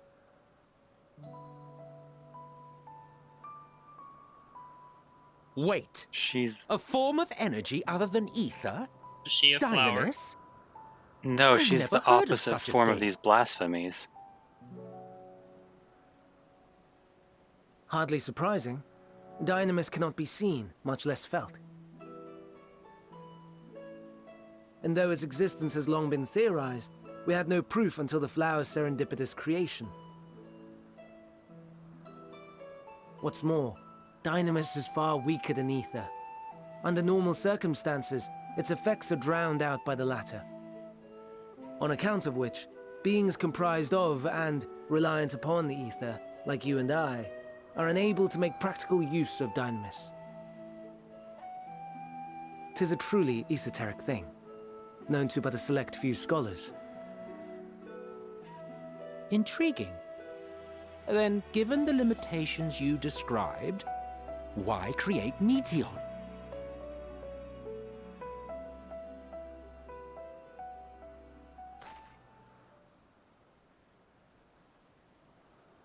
Our star, Aetheris, is especially rich in ether, so much so that its name is derived from it. However, when we consider all energy in existence here and in the vast space beyond, Dynamis may account for as much as 68.3%. The more abundant form by far. Were we able to control it, we could open the door to limitless possibilities. 'Tis not unlike a gently flowing stream, unable to break through the dam of ether barring its path. But if we could imbue the stream with the vigor of a raging river...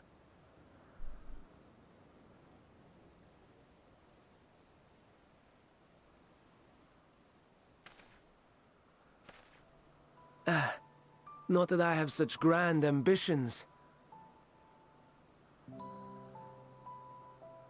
Nay. I merely wish to create a being that could traverse the great expanse.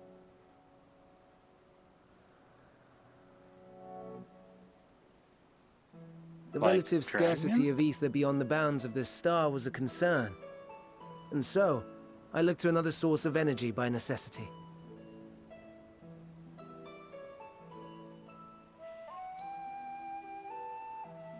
That being Dynamis. No wonder her ether is so thin. Ah. Precisely. Yours is thin too. Like an entelechy. Like me. So... are we the same? That's why people are turning.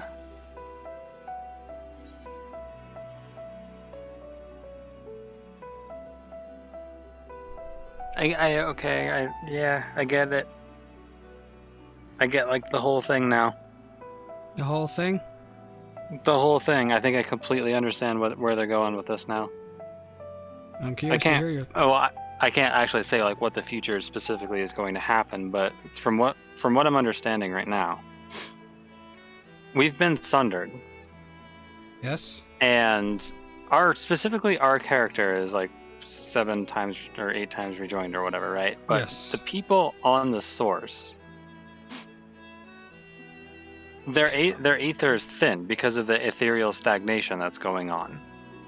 And because their ether is so thin, they're essentially entelechies. Like everyone is essentially an entelechy.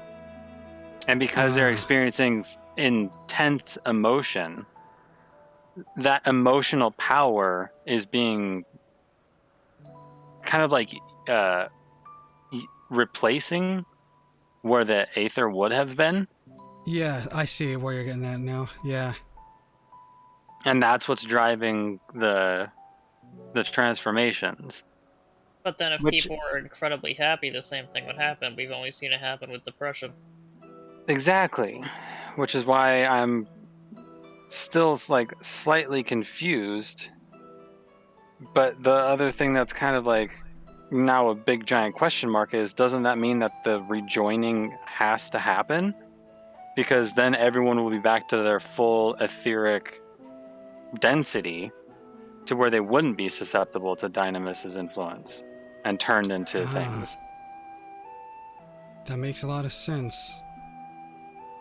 It's just weird that the negative emotions have such a stronger grip.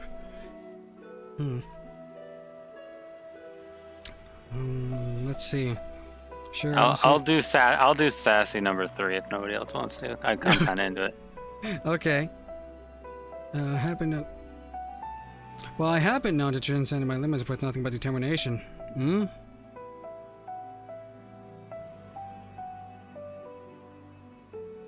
All right. I guess we can all pick a different one, maybe.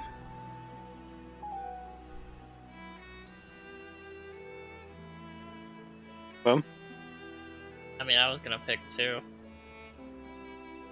I can just pick one, then. Whatever you guys want. I just demand to be sassy to Emmett because I've always been sassy to Emmett. I do want to say that third one. Oh, do you? You want to poke the bear, huh? I do. I already poked him before. I'll swap with you then. I'll take one. We don't necessarily have to swap. No, I want to know what all of the options say without needing to go back to the freaking journal. If it was for recording purposes, then I would be like, oh no, we'll just do this now and I'll just go look it up later. But I'm not recording. You are. Okay. So shoot. All right. I'll go with 1 then. If you want to be 3, well, we'll. No, I said you can go 3. I'll do 1. Okay. Okay. People are wanting to see 3, so. All right. You all have your decisions? Yeah. Yep. I will turn autoplay off just so we can hear what their initial responses are. All right. Gonna click the decision in 3, 2, 1. Clicking. I'm thinking it's because MSQ didn't do a proper job. Well, aren't we ungrateful?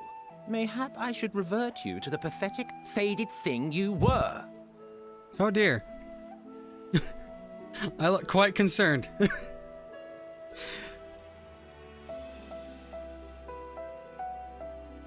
I had to turn on your stream to hear it.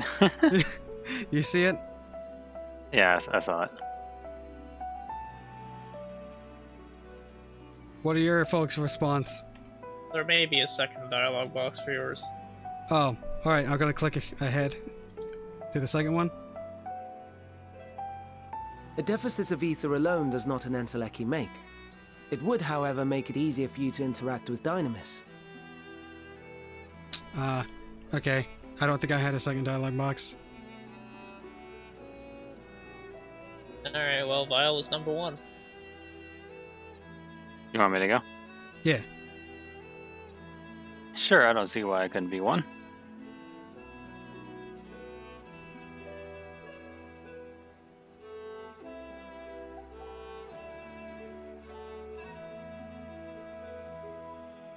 Oh, being a... Okay. Emmett Zulk says, I think not. Your nature remains a mystery, but ere I reinforce you, you appeared to be little more than a common familiar, and a faded one at that. Oh. And then I got the same one as the second box, so.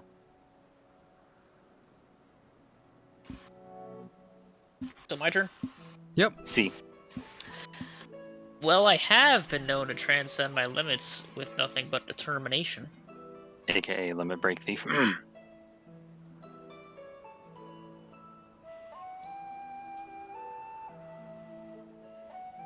Emmett Selk says, that sounds more akin to the desperate flailings of a wild beast when facing imminent death. Either way, he's freaking sassy in all of them. Okay. Alright. Tell me when you're ready. Ready. Good. Alright. Gonna click yes for auto advance in 3, 2, 1. Clicking now. He's right, you know. He's right, you know.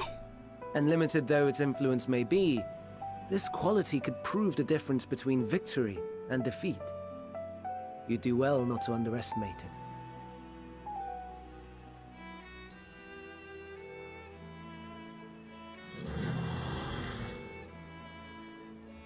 Oh dear. I'd forgotten about the poor fellow. You must excuse me a moment while I go and verify a few more things.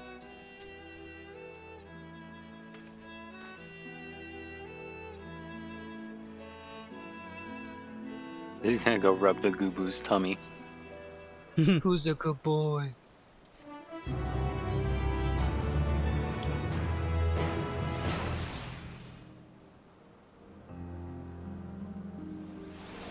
Oh shoot. The Starlight Celebration seasonal event has begun. Details at squex.to/E_RAVW. Indeed.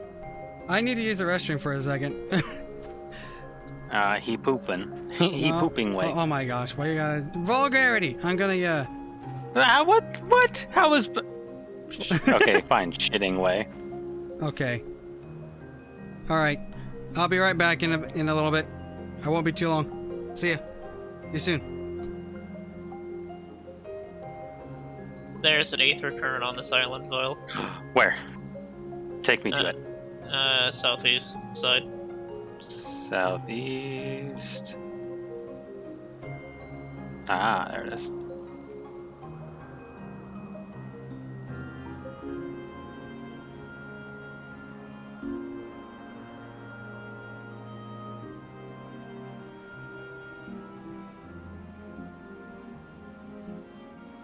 Menandros. I love my work, yet at times such as this, the mind wanders. Where might I go? What monuments to man's ingenuity might I see, had I only the time to spare?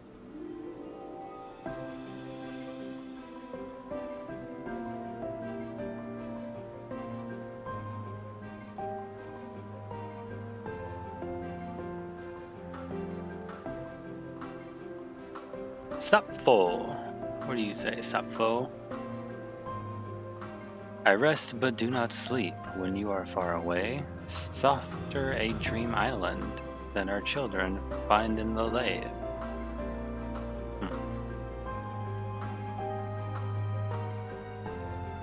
Paramidi. What say ye? See how the aether of the lathe turns to the star as it rains down from above. Naught is wasted. Wait, what? Say that again? See how the aether of the lathe turns the star as it rains down from above.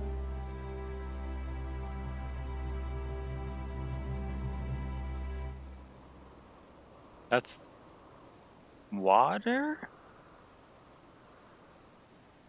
Or aether? Well, they are staring at a waterfall. Yeah, but they call it aether. I can't tell if he's just... I wonder if he's just talking about rain. Even then he's still calling water aether. Ether. Whatever.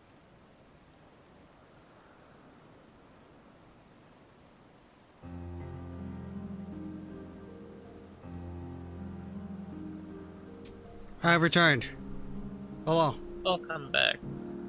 I will Google nothing until I have beaten the MSQ. Kindly. But I appreciate the suggestion. I ran around and read some dialogue from various people. Cool. I'm gonna get this ether current I heard you briefly mention. Yeah, I talked to Menandros. He was pontificating about the adventures of Mon. Talked to Sapfo, who had a nice little poem. And then Paramide is talking about aether and rain.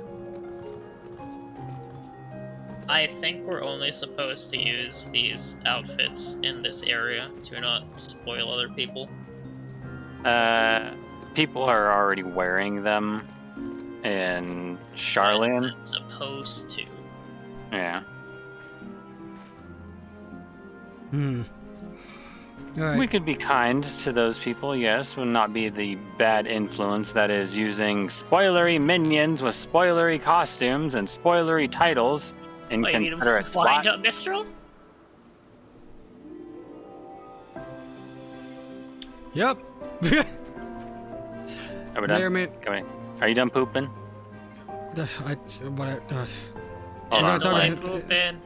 Oh my lord, I'm here. It's in the chat.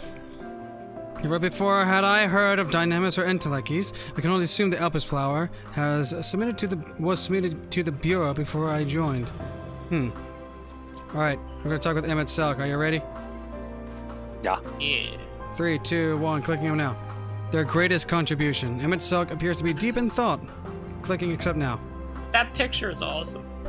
I didn't get a good look at it. Not that I or anyone else would be able to make use of it, even if we knew. But it irks me to discover that there is an entirely different form of energy, and no one told me.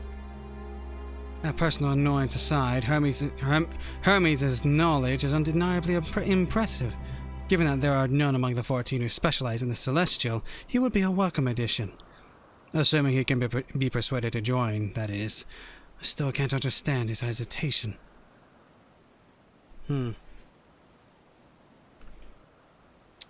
I do want to ask him both of these, but I'll ask him about his specialization. You can ask him why he joined. All right. I'm gonna click then. 3, 2, 1, clicking. Yeah, yep. Oh, you wish to know why Emmett Salk was chosen for the convocation? I should be glad to share the tale. It began when... No, not another word. Lest you've forgotten where to learn about Hermes, not me. My misspent youth is not your concern. Okay, I think that's gonna be about it for that dialogue. What do you get? What do you specialize in? Oh, you wish to know why Emmett Silk was chosen for the convocation? We're glad you're blah blah blah of the tale. Stupid autoplay was the one. It began when... Not another word. Same thing? Yeah. Huh, that's a little disappointing. Alright, unless you've forgotten you're here to learn about Hermes, not me. My misspent youth is not your concern. Oh, that was the last one. Oh, you can actually talk with Emmett Silk some more! Okay. Oh, wait, like you get in the dialogue box. I'll tell you the tale when we're away from sensitive ears. What now? I want to learn about the convocation. If you would accompany us, I suppose you should at least know that much. The Convocation of 14 is a governing body that determines myriad policies. Our goal is to ensure that all is right in creation, that our star may know a brighter future. As the name suggests, the Council is comprised of 14 offices, each of which is held by an individual chosen for their surpassing abilities. Depending on the office, one is required to either be an authority in a certain field or possess skills that will facilitate the performance of their stipulated duties. The former category includes Mitron, specialist in aquatic life, Logreef, specialist in terrestrial life and husbandry, Hamarut, specialist in fungal and plant life, Emeroloth, specialist in medicine and healing, and La Habrea, specialist in creation magics, who has brought forth phantom beings of the highest complexity.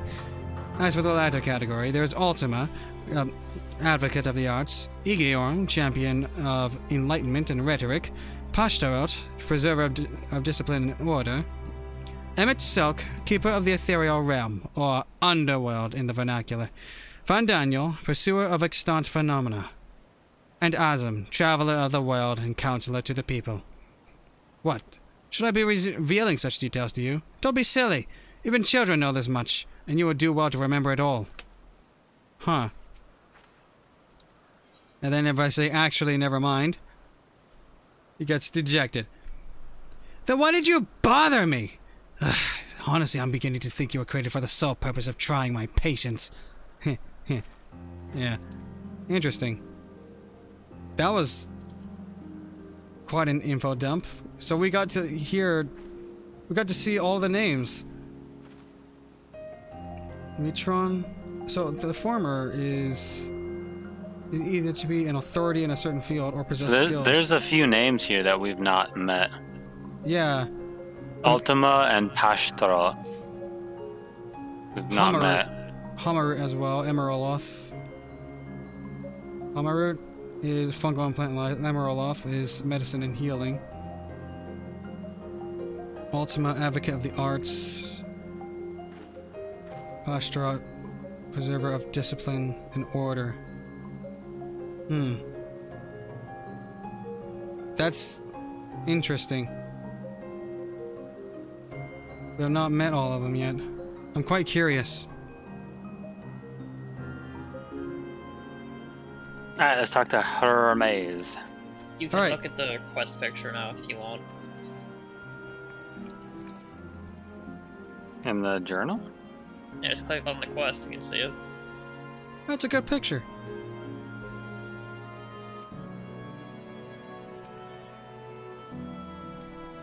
We're friends in thinness. Alright, I'm about to click on Hermes. You all ready? But I want to be thick. Alright. Clicking Hermes in 3, 2, 1, now. My apologies for the wait. I've inspected the Ampelos to my satisfaction. All is well with the creature, and I dare say it won't be long ere it is released into the world. Another creation, however, reportedly isn't faring so well. The Charybdis. That is what we shall tend to next. If you would follow me, my friends, we shall return to the main aisle and head north. I like how Boom's just driving around in a freaking car. Yep. Beep beep.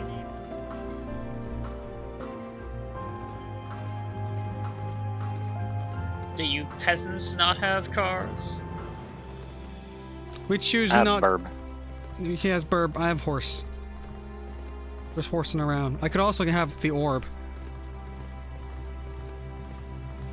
No, don't bring out the orb. We'll all get stuck pondering it. Wait, this is a Charybdis? Wow. Troubled observer. Oh, forgive me. I thought another member of the convocation had come. This is turning out to be an eventful day. Meteon? Why is this one blue and shiny?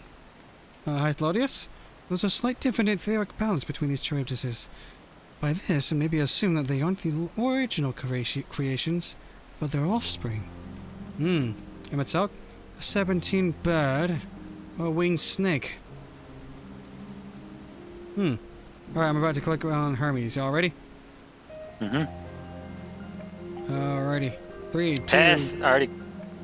What? Oh, 3, 2, 1, click now! We'll sync up at the first dialogue box. I'm gonna turn autoplay off. It's not voiced. Oh.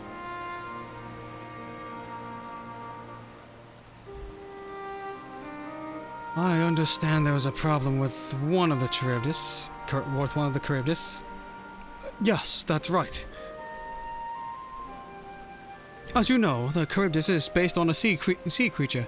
Owing to adjustments to enhance its affinity to wind, it is capable of flight.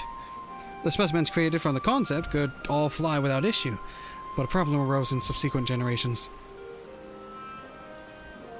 This third generation creature was born with an etheric balance leaning strongly towards water, its aquatic origin reasserting itself, it would seem. The result being its affinity to wind is diminished, and it cannot fly. No matter what we try, we can't get it to rise even the slightest bit. For such change to manifest in so few generations, I fear they are too unstable, flawed. With your permission, I will revert the creatures, and recommend to the Bureau that the concept be revised. With its etheric balance leaning towards water, the Charybdis would indeed struggle to manipulate wind. Yet it is too early to conclude that it cannot fly. Having failed at first, it may simply have developed a fear. I shall transform and fly with it, helping it to manipulate the wind until it finds its wings. What? You didn't go through such lengths.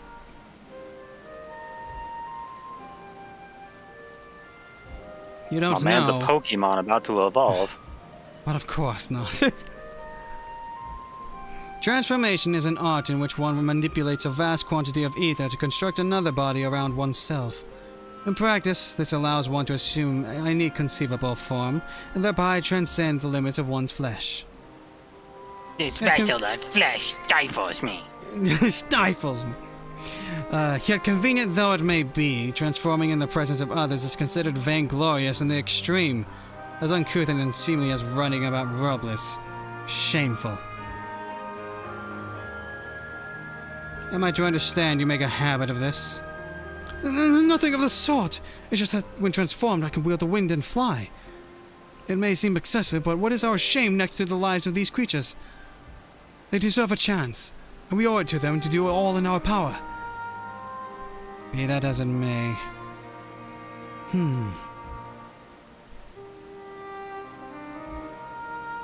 Yes, I believe I have a solution. Emetzelk, may I trouble you to move that Charybdis away from its fellows? Somewhere out of sight. Performance anxiety. Meanwhile, I'd like the rest of you to help me prepare here.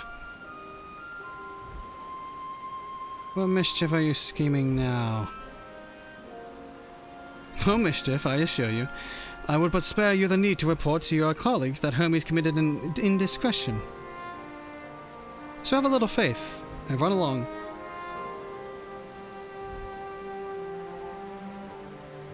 Do the snap! I trust you don't mind.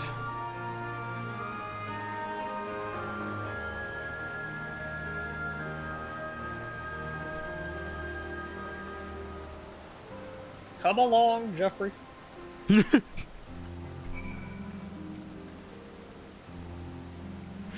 must have the courage to fly, or else they will all die.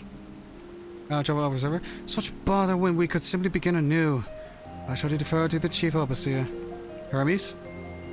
Hithlodius is a man of ideas. I wonder what he has thought up at this time. Alright, gotta click on Hithlodius.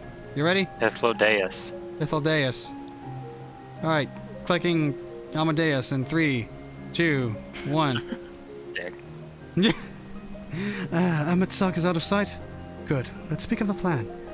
It's a stroke of genius, really. We have Emet-Selch train the Charybdis. What? Aside from being able to fly untransformed, he can readily see ether currents. And with his adept spellcraft, he can also employ suitable wind magics to guide the creature along. Well, he is indeed capable of all you described. It is not his duty. I'm loath to trouble him with it. Don't be! As I mentioned, it would also be for his own sake. With that settled, let's begin at once. Lucia, I want you to go to Emet-Selch. Tell him that you have a favor to ask. He will be disinclined to cooperate at first, but you mustn't be discouraged. With our friend, the trick is to be unflaggingly persistent. Off you go now, and good luck! The chat modes say use a keyword or a software keyboard to enter the phrase containing the words I have a favor to ask to indicate to Emet-Selch that you have a request. Oh dear. Emet-Selch, I've come to bargain. I've come to bargain. Thanos snaps us. Emet-Selch, I've come to bargain.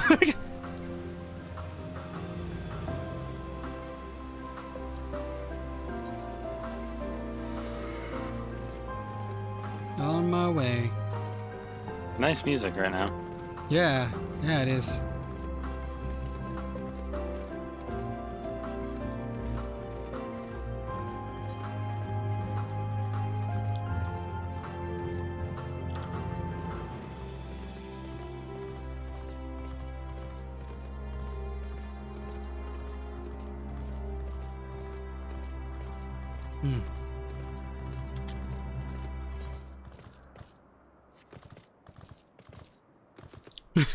Hithlodius. Go and poke him at until he says yes.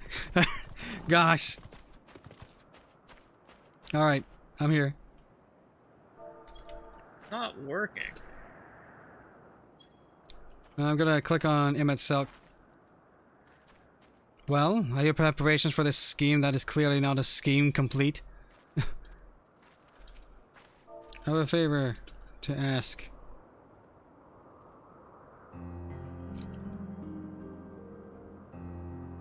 It might not be.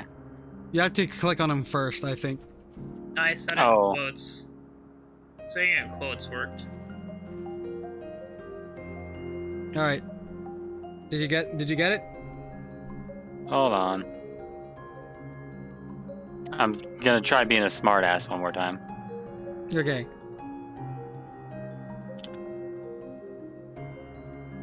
I have a favor to ask because you misspell. I have a favor to ask.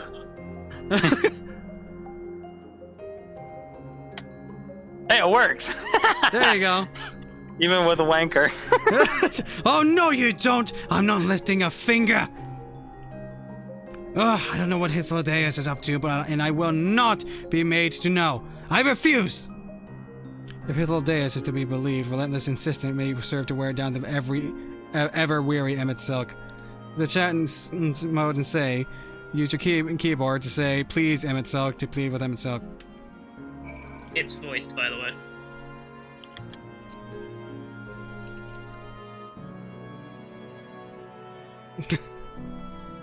Please Emet-Selch. Oh, I typed Emmett-Sledge. No. You are not foisting this nonsense on me. Sledge. Tell me when you're in. I'm pausing the first dialogue.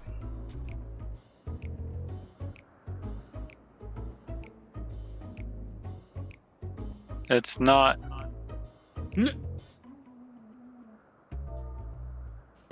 It's actually not working now. Oh wait, is it because the S isn't capitalized? That was because the S wasn't capitalized. Oh my lord. Alright. Are you ready? Yeah. Alright. I'm going to enable text auto events, and I'm going to hit yes in 3, 2, 1, now.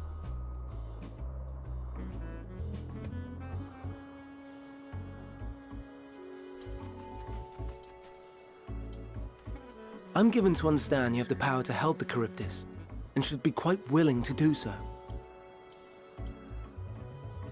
And so I appeal to your better nature, most benevolent Emet-Selch. Please teach her to fly.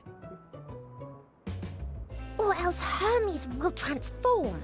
Right now.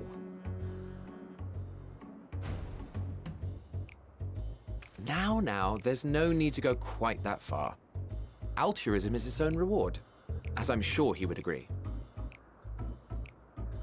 Oh, would he now? And who contrived to put me in this position, pray tell? Nothing so devious. I merely suggested a possible course of action.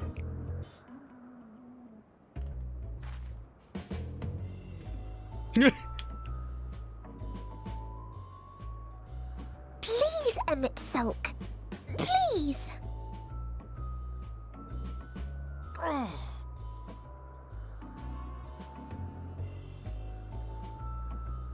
I did not come all this way to play nursemaid to your creations. I'd thank you to remember this favor and let it be the last.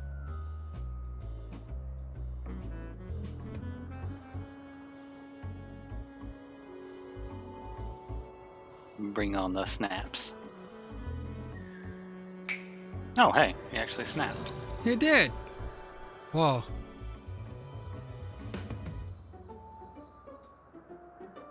He pre-ordered I will aid Shadowbringers. it once it has taken to the air. It falls to you to shepherd it skyward.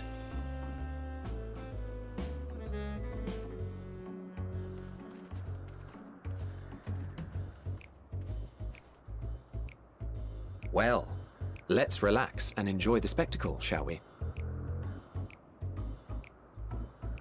When do we get to turn ourselves into a mount and just fly like Emmett? He didn't turn himself. Sandstone Drake. Without the transformation. You were wondering why Emet-Selch joined the convocation. Truth be told, he wasn't the first choice for the office. I was, on the strength of my ability to see ether.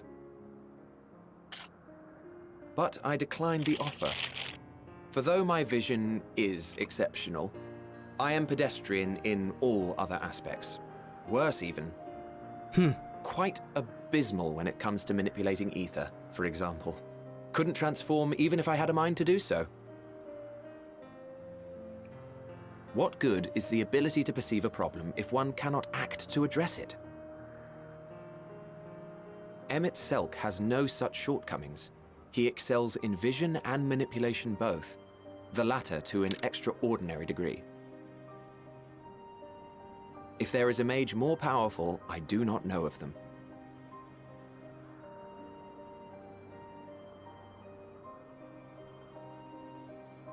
Thus did I recommend him for the office in my stead.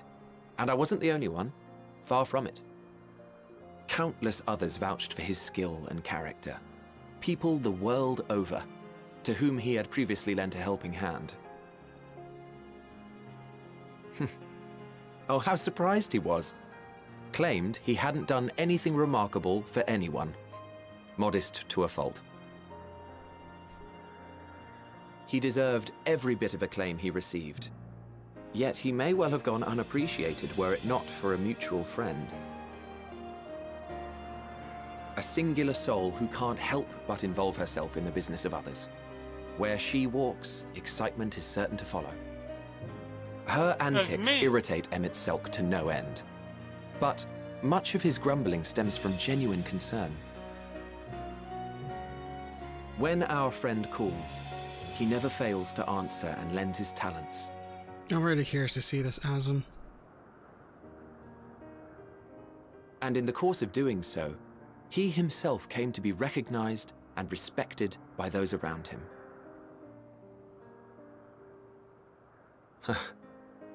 They are truly remarkable individuals, and I'm proud to call them friends. To help them realize their dreams. This will be my greatest contribution to our world. And when they have fulfilled their respective purposes, so too shall I have fulfilled mine, and together we may return to the star. Look at me, spilling my innermost secrets. I can't seem to help it with you. I can only assume it is due to the color of your soul. I just don't understand how you can be so alike and yet so different.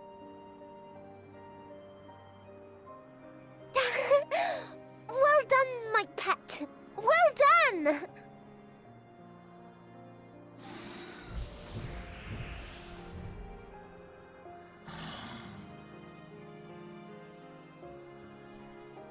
Ah, yes. I dare say the Charybdis will be fine here on.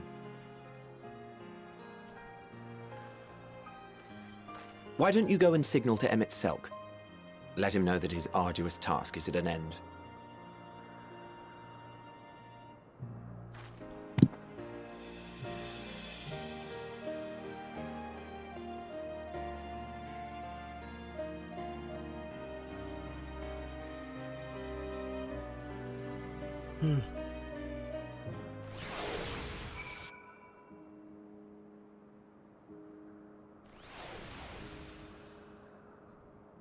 Oh shoot. Oh hi Shadow 88. I'm doing alright. Hope you're doing alright. And Ryu's life, hello. Why do you suddenly sound more depressed? Do I? Yeah, you were very melancholy about that. Just thinking. Also, people seem to mistake that I may not realize that Azem is us. I meant I want to see the original whole Azem. As they are, originally. He wants to see Heidelin before she became Heidelin.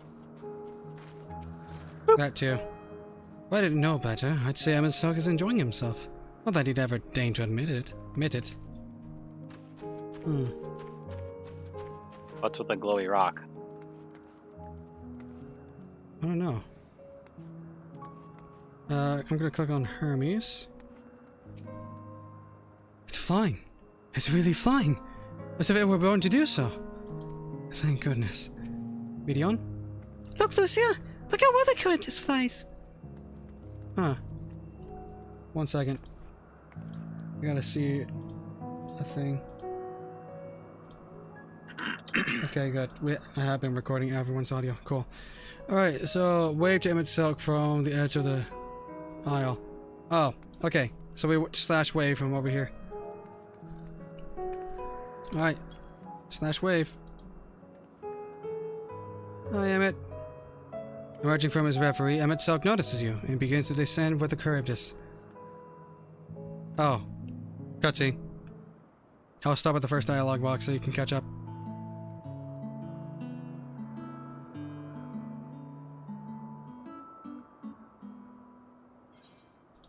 It's not voiced.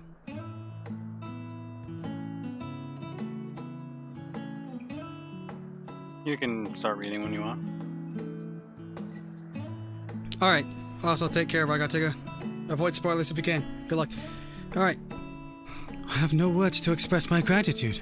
Thanks to you, the Charybdis has learned to fly. Huh, how adorable.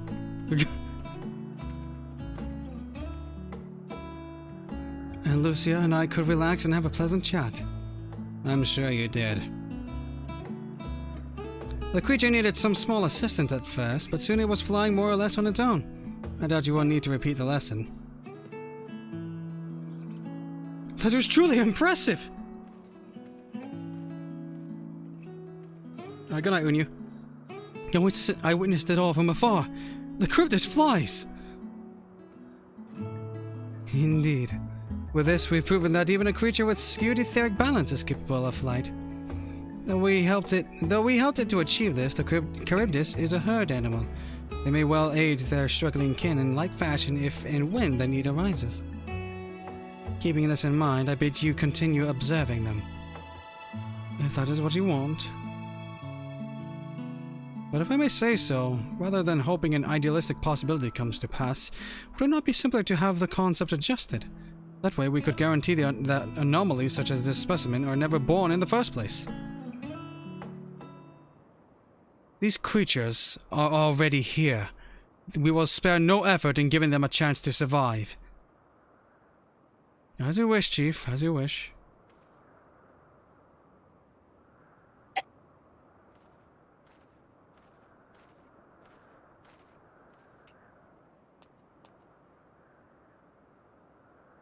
Hermes? I'm fine. Don't worry. Well, that concludes all of my present tasks. Let us return to anagnoresis for now.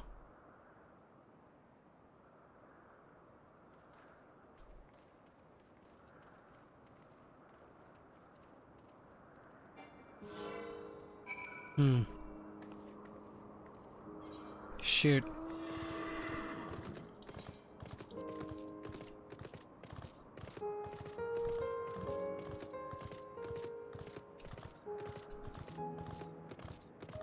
So Hermes is very much different in his original incarnation than what we had to face.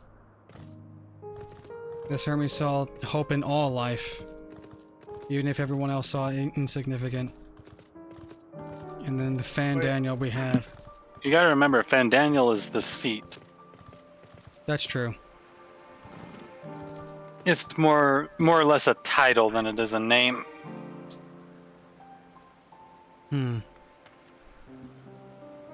Alright, resume recording here.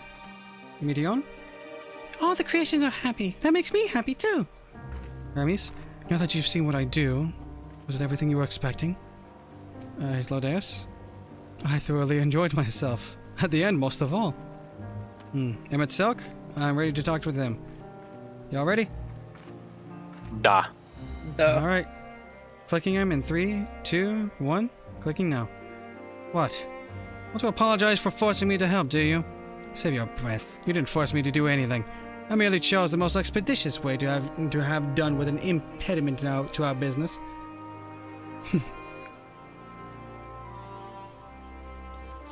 This feels like it could be an anime.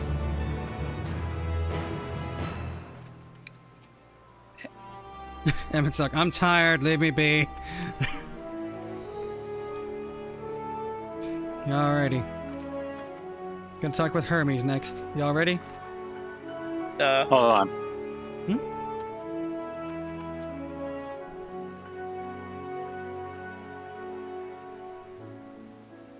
It said to be persistent, so I keep clicking on, but nothing's happening. You think he's gonna blow up like a sheep? me. Quit poking me. Quit poking me. Alright. Okay.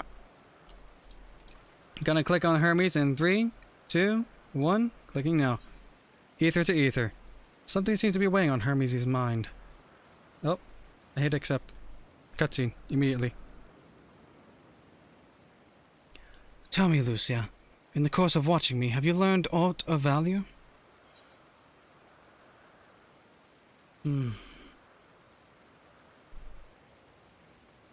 Aha, there's only one right answer here. The middle one. No, the fourth option. I'm going to kidnap your bird thing and take it with me.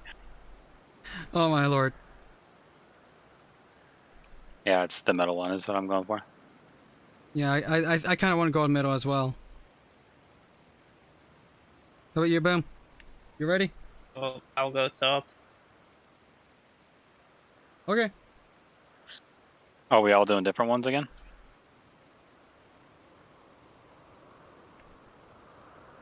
I didn't hear what we don't have to.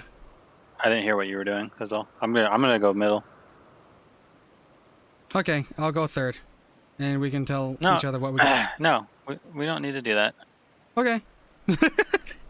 I'll go middle as well then, because that's what I'm going for. Alrighty, y'all ready? Yeah. Boom. Yes. Alright, cool. Counting down in 3, 2, 1. Dynamis. Dynamis sounds promising. That sounds promising. Dynamis, you say? Curious that such an obscure phenomenon should be of interest to you. New mask, who this? New mask, who this? Chief Hermes, what good fortune to find you here. Is something the matter? The Earcon. I am afraid it's done it again. No sooner did we release one for observation than it set upon the nearby Archaeopetes, slaughtering them. Was the creature hungry? Or somehow provoked? I just fed them myself, and the Archaeopetes were keeping a wide berth. It is the nature of the is that an L? Lycaon? Lycaon that is to blame. Their innate viciousness. Temperament aside, it is an outstanding creation. Perfect in form and function. Though it may not be suited for release, I've no doubt that the Bureau will accept its concept for preservation.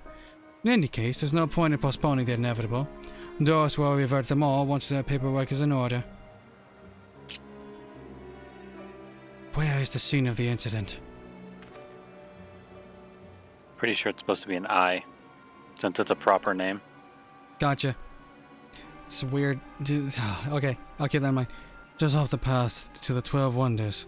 As you make your way, you should see it on the left. I don't know if Doris is still there, however. Hermes, wait!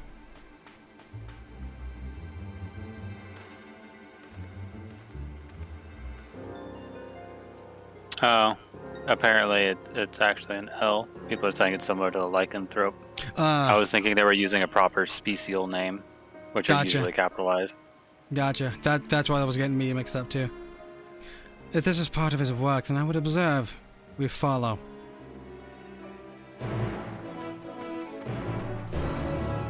Stream must be really delayed if they're just now getting that. Yeah, it's like 20 to 30 seconds unless you put it on 2 times speed to catch it up, then it's only like 5 seconds behind. Yeah. So this is all just the one circle so far. There's like 3 or 4 more. Ah! The bird deer thing. It's after me. Oh no. Oh no.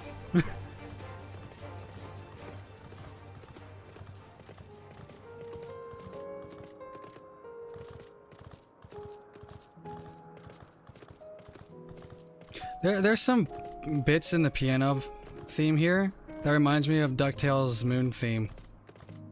DuckTales? Woo!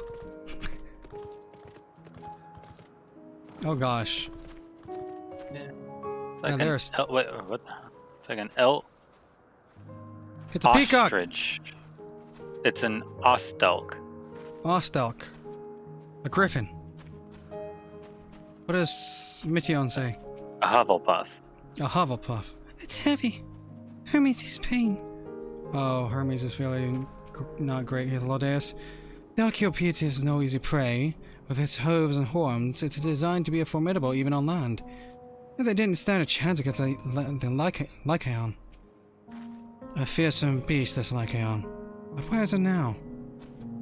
Alright, gonna click on Hermes in 3, 2, 1, now. The lacerations and burns are unmistakable. The Lycaon was indeed responsible. But the creature is nowhere to be seen. Doris must have taken it away. The man makes his base at the 12 Wonders. I shall go and seek him out there.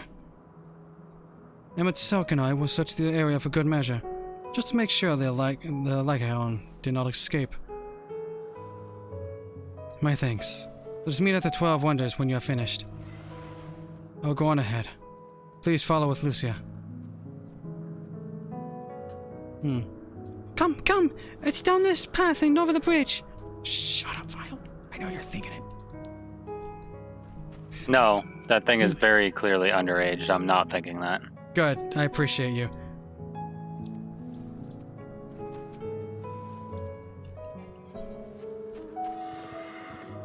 Alrighty.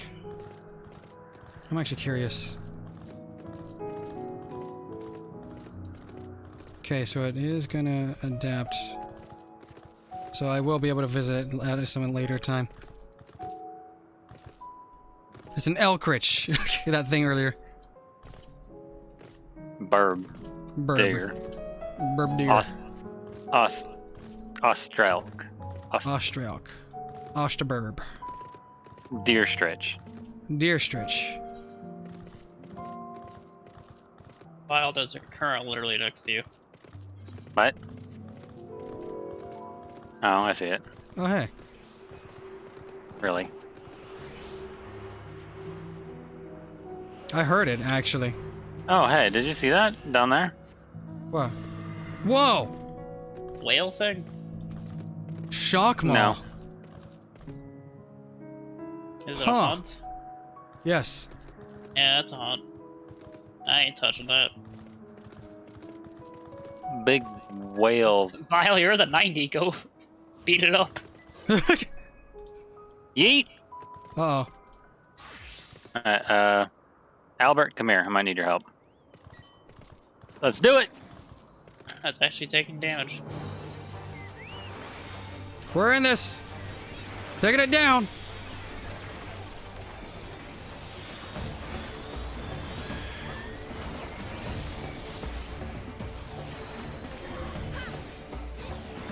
This is not as difficult as I was expecting it to be.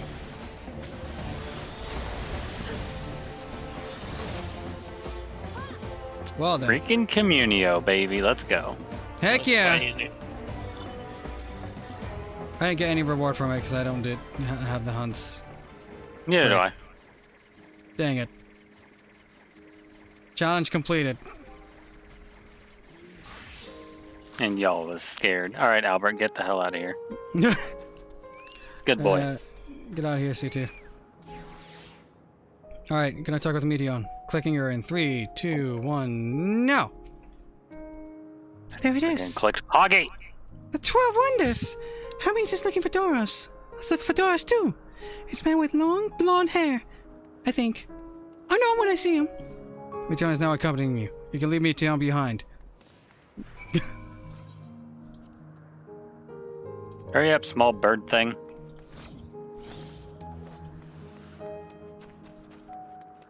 Oh hey! Pass of the Dead Mount. Dark-haired man. It's definitely not him, but I want to attune to this thing. Blonde-haired woman.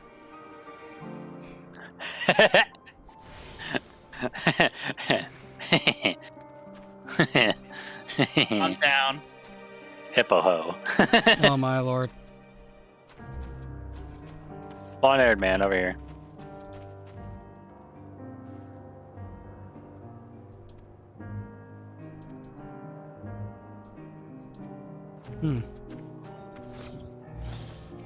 I know he's over there, but I'm curious what these guys say.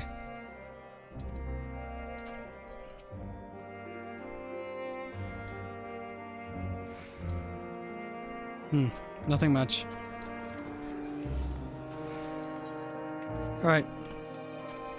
I gotta click on him in 3, 2, 1. Clicking now. Doros! That's Doros! Well, no, if it is a Meteon, what brings you here?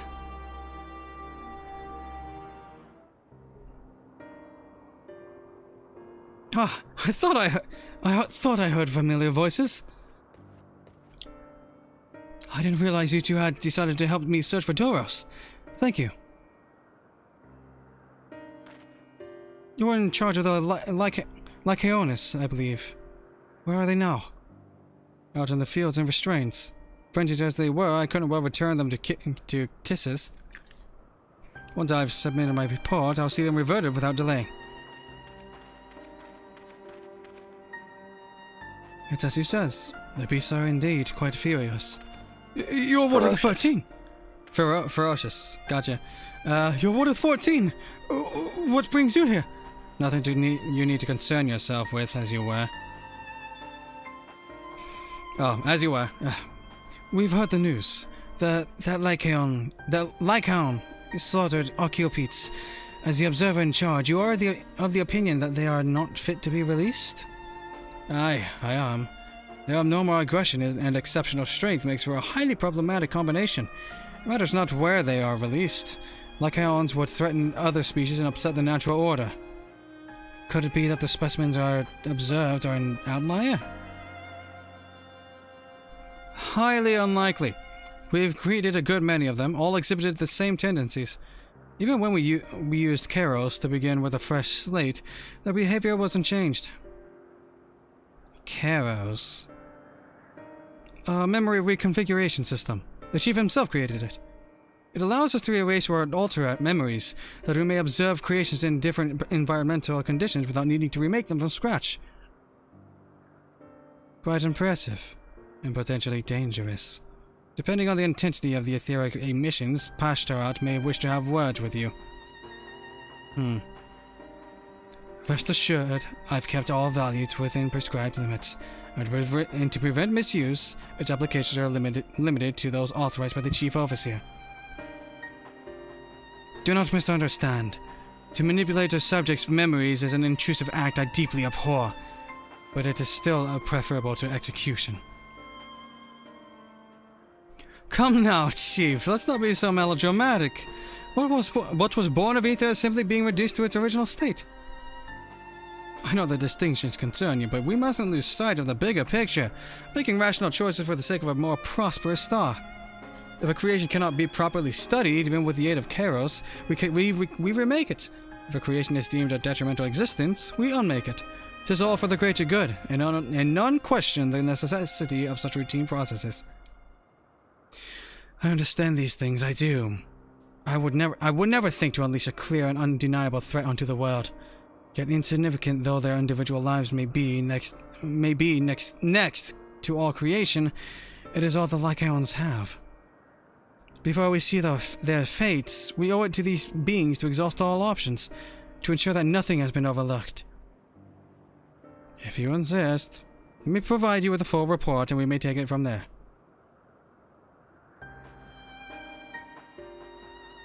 Would it be possible for us to attend the discussion?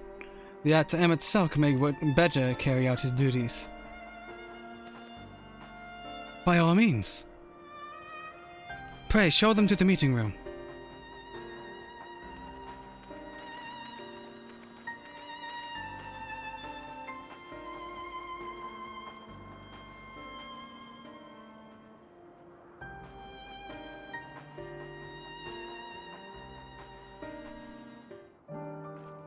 Do you remember when Elidibus said he saw us but also didn't see us? Could his memory have been tampered with? Possible. I do want to address something, guys, in chat. If you're... and Lucron and Boom don't look at chat. Just in speculation, I've been looking at it.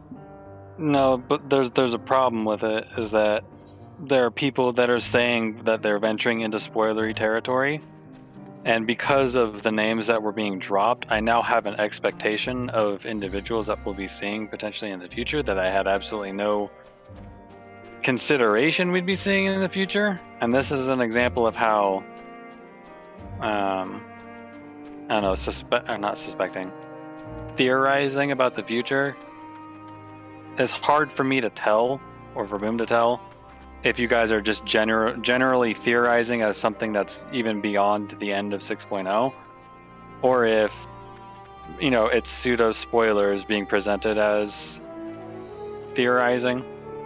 But when I start to see chat say maybe we shouldn't be talking about this before it ventures into spoiler territory, that's probably a good cue to stop. And I don't mean try to get in a last word or try to prove yourself right before you stop. It's probably best to just smile and let it go. And I will greatly appreciate it if everybody does that. Just because what some person doesn't consider to be a spoiler could be incredibly detrimental to somebody else's. So everyone should be respectful of everyone else's time. I mean, there's some of us who have hundreds to thousands of hours of gameplay hinging on these moments. You know, it could be very important to some individuals. So let's just all smile and nod. So I'll not. That's it. Alrighty. Gonna talk about what Hermes says. We have a duty to the star, this I know, but it doesn't mean we don't also have a responsibility to the lives we bring into existence here. Alright, can I talk with Meteon now? In 3, 2, 1, clicking now. To man, other beings are just things, to be used and controlled, like magic. That's what Hermes told me once. Oh. I mean, she's got a point. Yeah.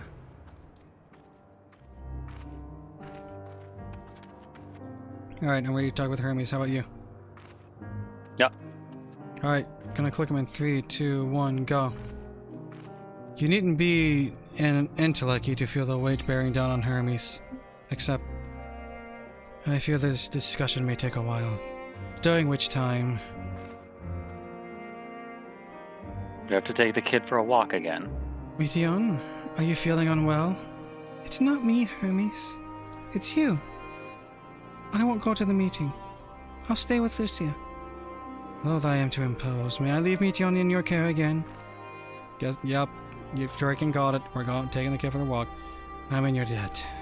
If you'll excuse me.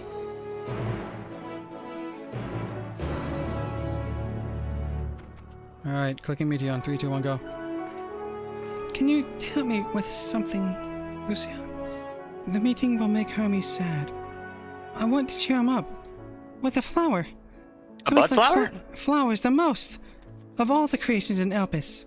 Most creations are expected to be interesting, or beautiful, or strong. Better in some way. But flowers are different. They're designed to suit our emotions. What we feel and want to convey. Hermes likes that. I can't make flowers, so I'll search for one. And I want you to search with me. Let's start here. At the 12 Wonders. Meteon is now accompanying me. You can leave her behind. Where are the butt flowers? Maybe in the tree in bloom? That's not where you put butt flowers. I know, I'm gonna look the opposite direction for some reason. Vibrant purple flowers bigger than your hands adorn the tree. Oh, so big and bright! I love them! But they might be too bright. You have to think of the recipient. That's what Hermes said. I did attune to this, right? Yeah. There's one over here. Slender tree. What? Slender? Man. Don't look at him. A tall, slender tree rises before you. You crane your neck to look for flowers and pictures. No flowers. If there were apples, we could have covered them in syrup. Let's hide outside next. Don't worry, we won't wander far. Okay. In this direction. Flower bed.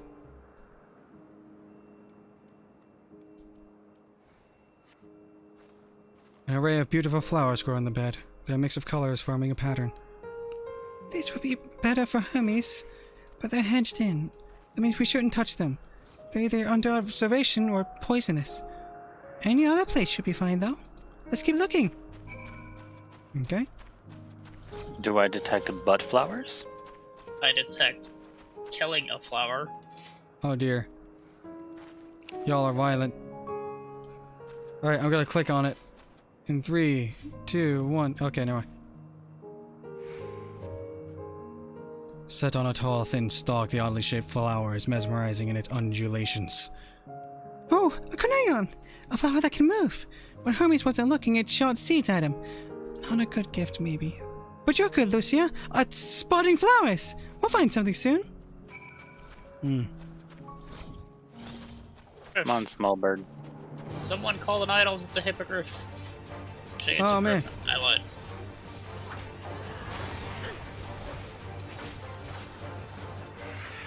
Alright, here's a junction. Clicking it now. Junction. What's your function?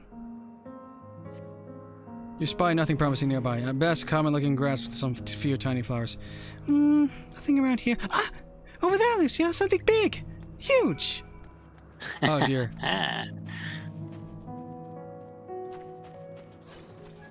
This is kind of big. Clicking it now.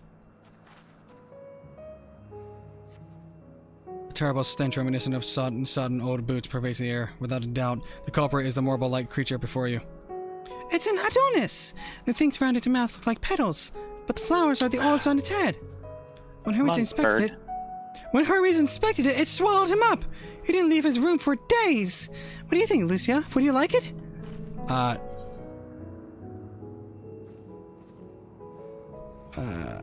I'd rather not go near that thing. So not this one either. Finding a good flower. It's harder than I thought. I'm sorry, Lucia, but can we search a little more? Maybe as far as the fields over there. I'll pick something after that, I promise. Yeah, bring him with the full freaking Marlboro. Jeez. Lush fields. Oh no.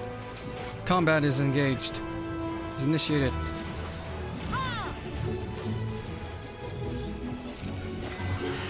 I will sell your soul. Heck yeah. Alright, clicking on the lush fields. In 3, 2, 1. Go. Did you find something? No, I just didn't see it. Lush green fields stretch out before you, ending where the sky begins. Aww, there's nothing. Shiny thing over there. What could it be? Shiny. Shiny object. Clicking on it. But flowers! I knew it. Oh, hey! Clicking it now. Oh, shoot. Looked like you already clicked it. I did click on it. I'm sorry. Liar! I saw that animation. Yeah, that you did. Alright, tell me when you're ready. Yep, it's the Elvis flowers. Boom, did you already go through this? No, but you can go ahead. Oh, okay. Oh, Albus flowers. They're here too. Hermes likes and dislikes them at the same time. Like me, they're entelecchies. Like me, they feel his pain and turn dark. That's only for Hermes, though. For others, they're always white and bright. Why is he feeling this way?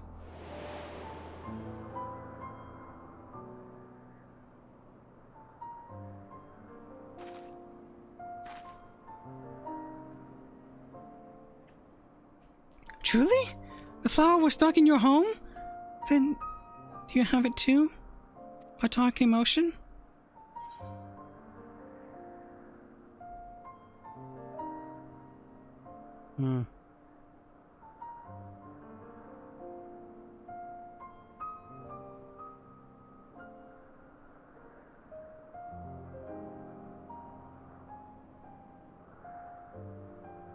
I wish I could answer with a multitude of these.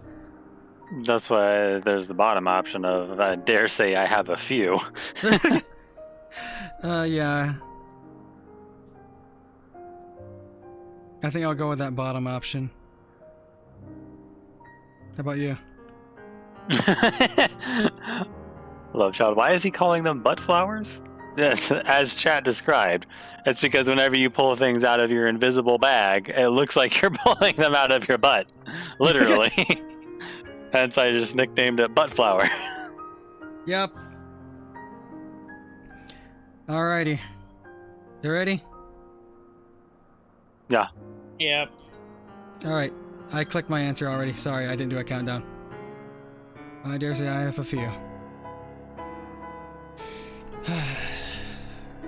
You don't have to say it. I can feel it's something you want to hide. But won't you lend it to me? The darkness inside you? Did any of you pick anything different? Yeah, I'm gonna pick something different. I haven't touched it yet though. Do you want me to do it now? Sure. I have felt great fury and frustration. I see. Hermes has felt the same. A fire burning in your breast, a trembling hand, but no one understands. Then please, Won't you lend it? Won't you lend them to me? Your fury and frustration? No, I'm not allowed to hit kids in the face. You get restraining orders that way. How about you, Boom? I picked, so there's something in anxiety. Doubt and anxiety. Yeah, something like that. And it goes, Hermes has felt the same. A shortness of breath, the walls closer and closer, but only him. No one else feels it.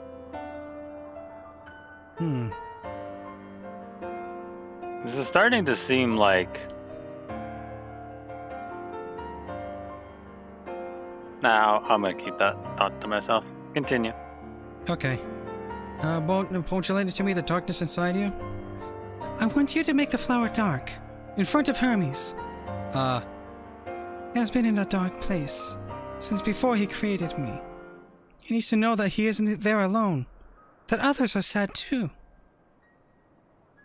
You want me to get angry at the flower? Okay. Truly? You'll do it? Yeah, I can be sad on command, apparently. I can be angry on command. Boom. Fuck you. Wow. Love you, bro. And I guess Boom just automatically gets the depression from that. He is now depressed. No, I can be sad on command very easily. I've trained myself to do it. Dang. Okay, moving on. I gotta make a really adult joke out of that, but I'm not going to. Oh my lord. Calm yourself. Medion. Thank you, Lucia. Thank you. It means more to me than I can say. I can't wait to see how Hermes reacts. Let's go back and fetch him. I hope it doesn't make him snap. Alright, I feel I should explain that. In high school, I had a theory. And that was you could regulate your own body temperature via depression and anger. Because depression lowers your core body temperature, and anger raises it. I.e. hot under the collar. Huh. And I would, if you want me to postulate, I would say your theory was correct. Because whenever I get angry, I actually do get hot. Like, I feel my body temperature go up, especially around my neck and behind my ears.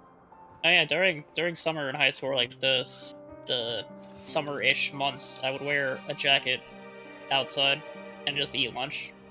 And I would practice being cold during the summer. Huh. That is very interesting.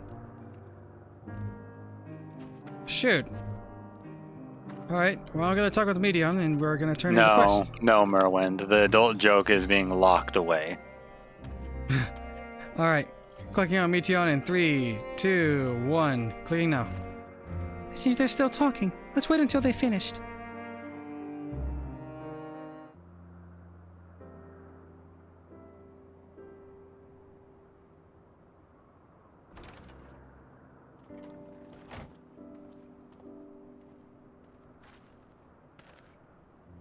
Hermes! Voiced.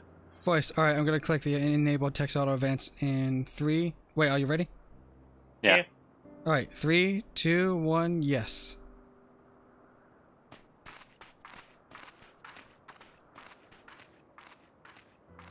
Oh. You were waiting for me. You've finished talking? Yes. We've come to a decision.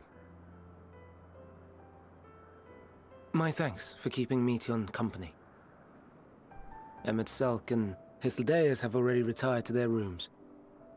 There is room for you too, if you would follow me. Wait! I want to show you something first.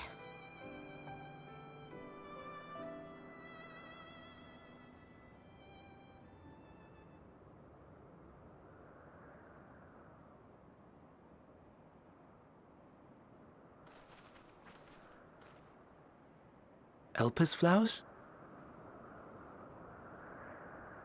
Go on. Get angry. Go on, be sad.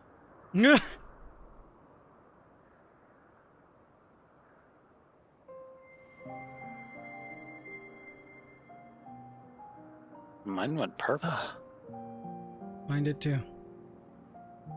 You're not the only one, Hermes. Others feel sad too.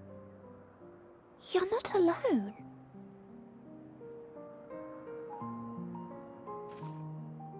I see Mission has shared much with you.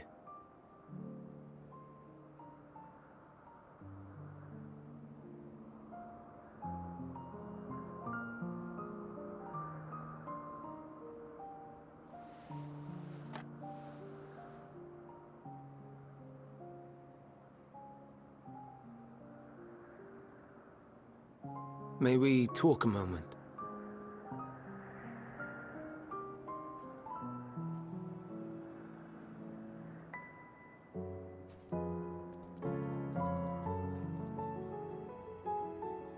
Hedgehog! Grab it! So fast. My name is Sonic. I do not think it wrong that we live for the star, that we strive to make it a better place. And yet, in carrying out my duties here, there are times when I am plagued by doubt. Do you recall what Hythlodaeus said when we first spoke of my nomination?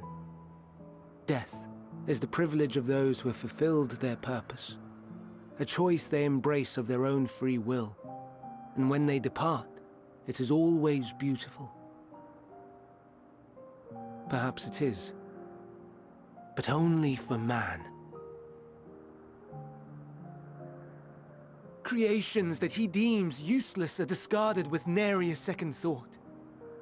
Some scarcely born into the world, afforded a handful of breaths before life and potential are abruptly extinguished. We make an effort to spare them the pain, but they sense what awaits.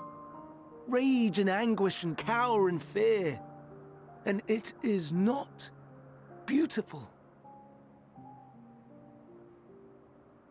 Yet no one cares. No one. So fixated are we upon the duty that we do not pause to question the method. Pain and suffering, confusion and despair, writ plain in the eyes of those poor creatures. Yet no one sees. We turn a blind eye and carry on in blissful ignorance. Not amiss. And always, always the blossoms shine pure and white. A contradiction so blatant I could scream, want to scream. How can you all accept this aberration? Then I wonder, am I the aberration for thinking thus? And I am filled with dread. But now I know I'm not alone. Not the only one for whom the flowers weep. I won't ask what you thought as you kneeled beside the Alpes, or if you only did it at Meteon's insistence. Nevertheless, I thank you. To know that you too have experienced suffering is a comfort.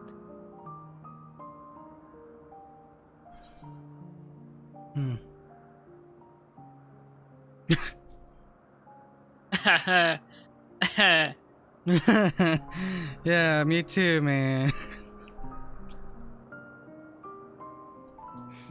Y'all are like depression in a can. I swear. You pop that top and you can't get it shut again.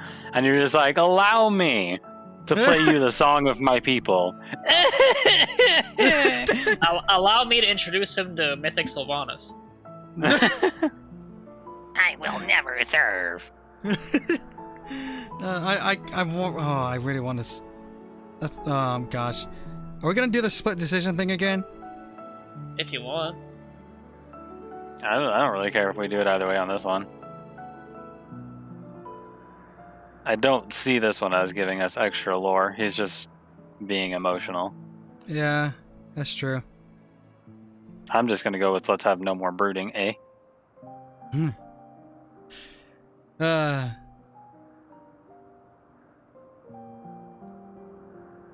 It's either that or I could go with the bottom one, and then when he inquires about it, I was like, have you ever gone glamour farming?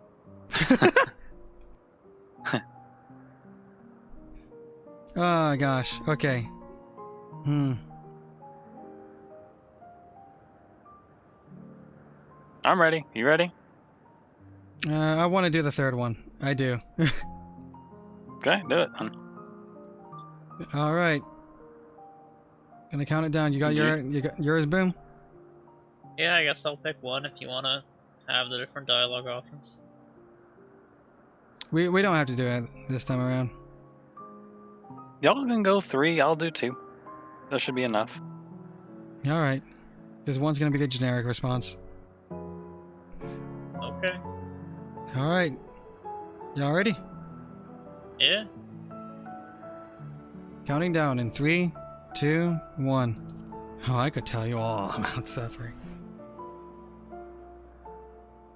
Lest you misunderstand, I derive no pleasure from your pain.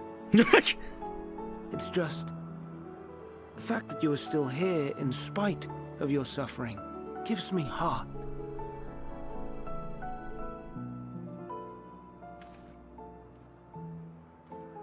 The stars in the heavens. Know you what they are? Though it is too far to tell, each glittering light could be a world not unlike Aetheris. Wanna pause? A world filled with life. So I can read mine and then continue. All right, I paused. I paused mine.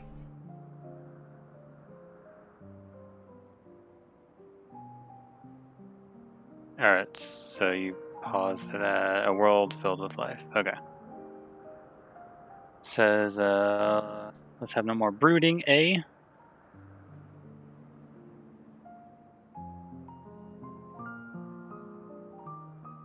And he says, indeed, difficult though it may be, I must endeavor to be strong like you.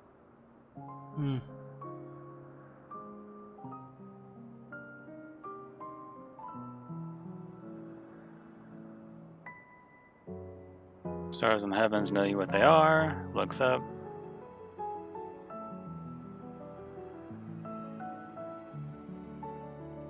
Okay, I am where you are now.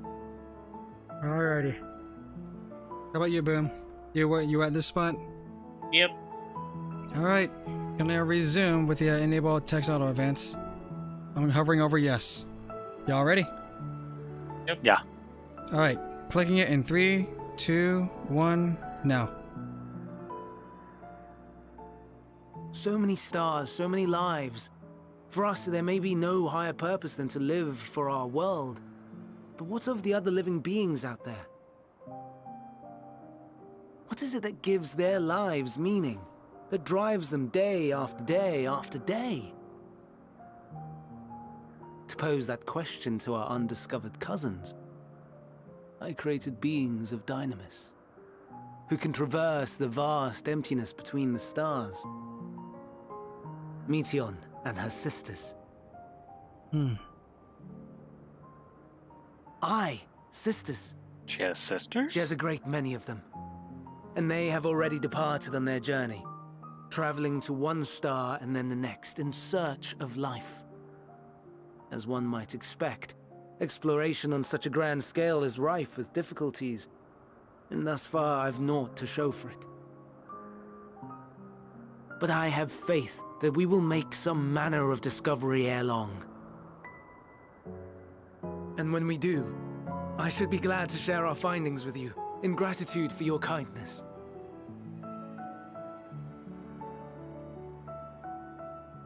It's getting rather late. We had best find our beds. It would not do for both of us to be sleep-deprived on the morrow. Come, Meteion. Let us head back. All right.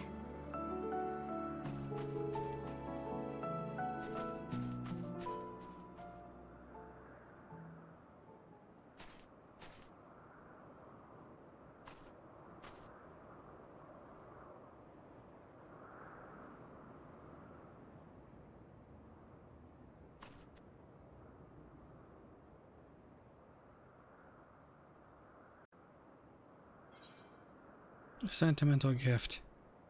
When he mentioned sisters, I suddenly realized she looks like a small blue Garuda. Oh. She kind of does, yeah. 250k that we end up meeting Median or one of her sisters back on our time. If they were off the planet when it got sundered, they wouldn't have suffered the same fate. Also, I don't really know how the creations that use the Dynamax would be affected by all this. Like, are they immortal, etc.? But I'd be curious if when we return to our time, if we end up finding one of these, what the heck are they called? The ethica bleh? The blasphemies? No, the creatures Akasha? that... No, the creatures that use the emotion. What are they called? It's what... I know what you're talking about. That's what Bird Girl is. Chat, help. Yeah. Ethel something?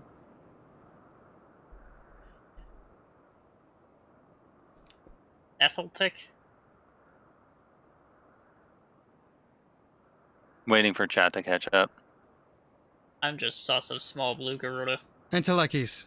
Yeah, Enteleckies. I would not be surprised if we end up at least meeting up with one of the Enteleckies, and they end up being the source of our salvation or something, right? Almost similar to how familiars...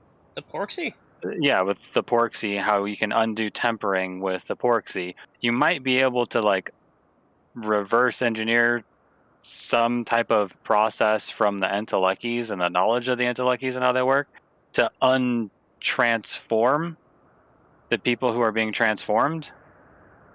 It doesn't solve the stagnation process, but I kind of want to believe that that root problem is still caused by, like, Eidolon, or at least the stagnation through astral influences, since we erased the umbral influence from Zodiac.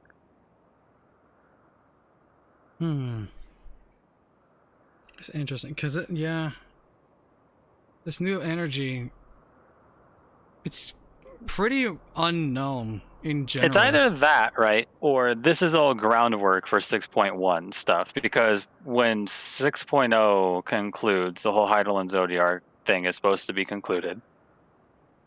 And if they're the source of all of the ether, then we need a new gimmick, right? But what happens to all the magic we currently use, like red mages, black mages, white mages? I'm sure there's still going to be some ambient magics around, right? But I like how as soon as you make the comparison that it's kind of like Garuda, now you want to kill her too. I don't trust Garuda. Oh my lord. All right. She's tempering you. Oh no. Alright, I'm gonna hit complete now, so I can stop recording this. Complete.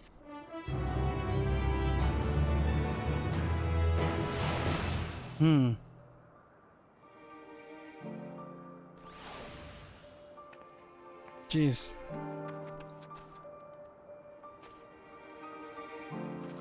Interesting stuff. Alright, I'm gonna talk with the rest of them.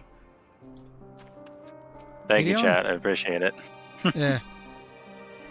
I'm glad Hermes saw the flowers. Thank you, Lucia. I will help, I hope. Today will be difficult for him. Emmett Silk?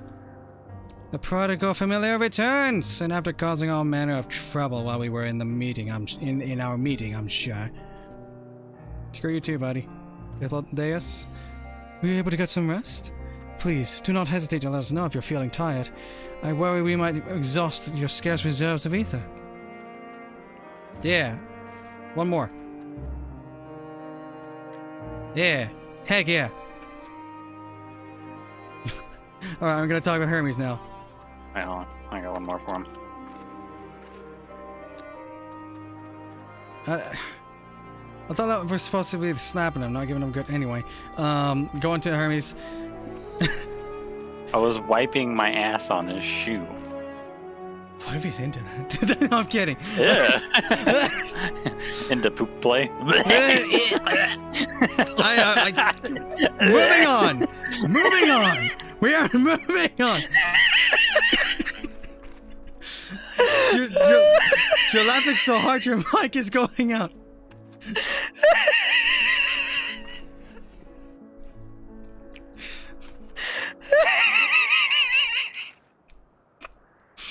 I will. Don't you? Great. And now my earth crystals sell on that. Dag now. Oh my god. Anyway. I almost made myself barf. Oh my gosh. Calm down.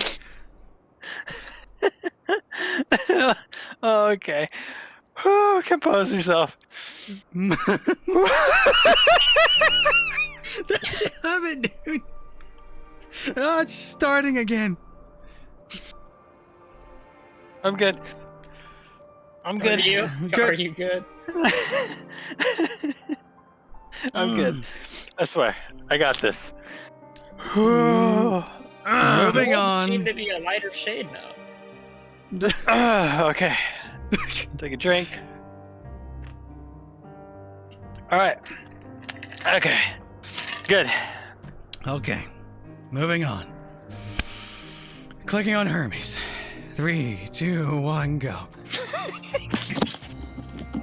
He's not good. He just freaking died. I heard it. I'm gonna hold off for.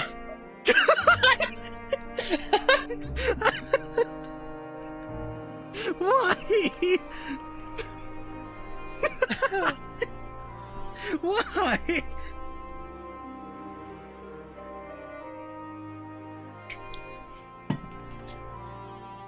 I'm gonna hold off for a second.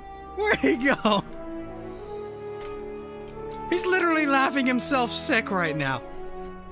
Yeah. Oh my lord. Ugh. I should probably stop recording, shouldn't I? I've been recording the time. Ugh. Okay. Are you good? I think so. If I'm not, I'll just mute. Cause every time I think about it, I start to laugh. I'm just trying not to think about it anymore. Hermes. Yeah, Hermes. Deep Okay, breaths. accept. Okay, hitting accept now. And all too brief interloops, perhaps, but it is time I attend to my next task. As Emmett Selk and Hythlodeus are aware, we reached a verdict regarding the fate of the Lycaones. 7 were created for observation, and all 7 must be unmade. Doros has followed the correct protocols, and as Chief Overseer, I can find no fault in his judgment. The Lycaones will disrupt the natural order, ravaging and consuming other species until they themselves starve and perish. They cannot be released into the wild, and they cannot be allowed to remain here in Elpis.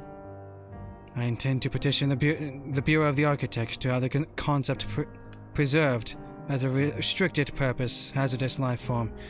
Hythlodeus has pledged to support me in this endeavor.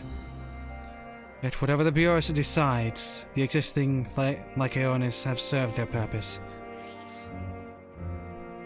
Doros has already isolated the creatures and is preparing to carry out the necessary measures. I will join him forthwith. It is my duty to witness the conclusion to this study. If you are resolved, then we have but to accompany you. Of course. Let us be off then. We return to the main isle.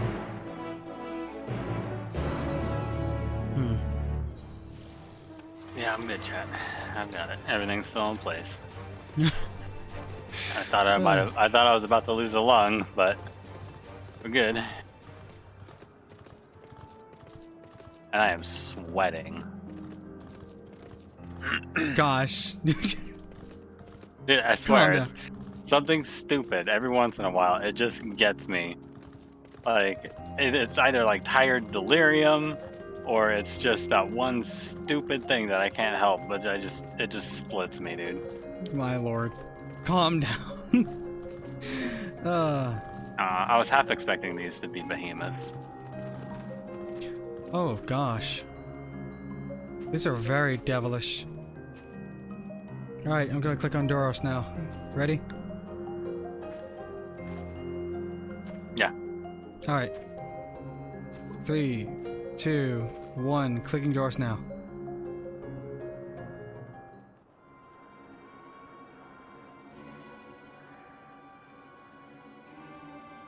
Doros! Are you hurt? Ah, shit, I had autoplay on. Are you hurt? What happened here? They caught me off guard. I had them bound with ethereal shackles, but they became frenzied even more so than usual, and broke free. I was able to stop 4. The other 3 escaped. That's a weird looking tree. I see them. 2 have taken to the air above the 12 wonders. They can fly? The last is up ahead, lurking in the fields. You and Lucia handle that one. The pair in the sky, you can leave to me. Alright. If this is how it must end, then so be it.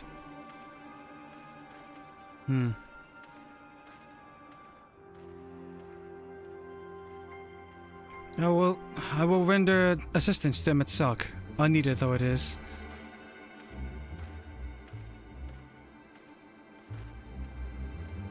Midian, you are here to stay with Doros. But Hermes! The Lycaonis must be reverted, or I'd spare you their pain. And mine. This is my burden, not yours. But if you are intent on helping, then please follow my lead.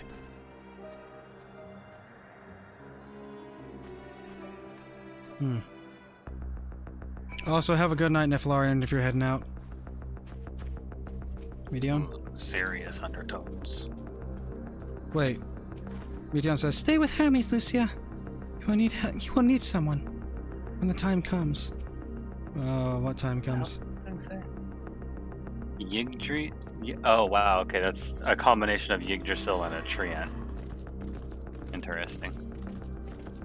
Oh, this thing. Yggdrasil. Yggdrasil.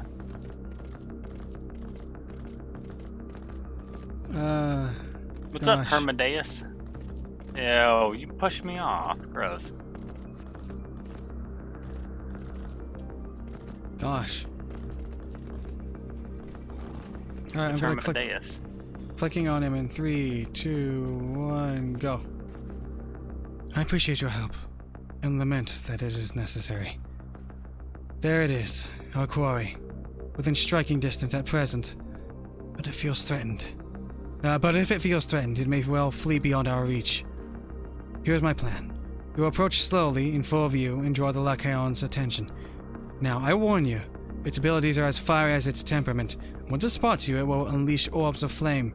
But fear not, by my measure, you are more than equal to the task. Withstand the onslaught for a few brief moments, and that will give me time to catch it unawares. Ready? Then let us begin. Alright. Let's... Yeet. Alright. Fire ether.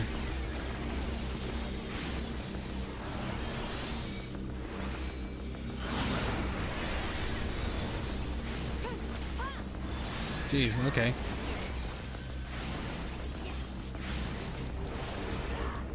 Good night to everyone who's going to sleep. Hope you all have a good night.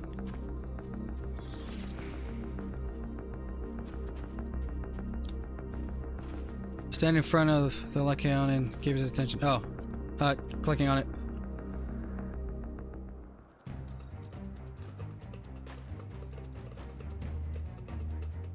Oh, it's voice. Now. Oh.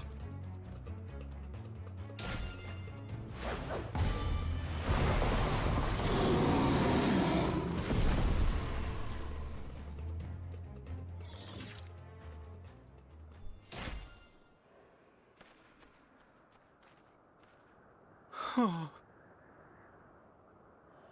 Forgive me. Please, forgive me. May you and your kin find peace.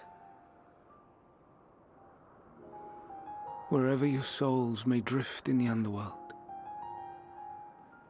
may you find tranquil seas.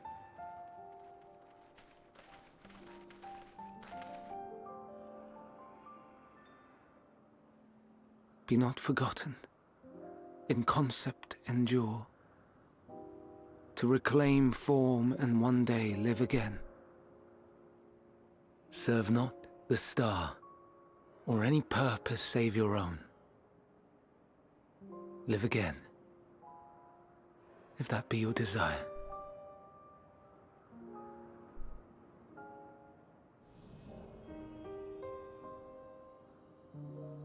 Hate, if that be your want.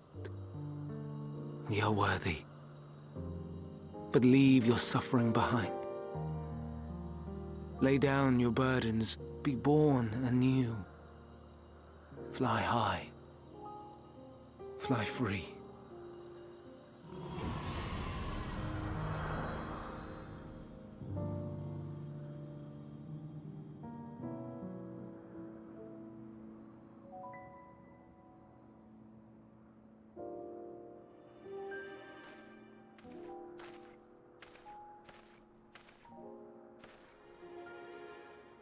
Join the convocation, Hermes.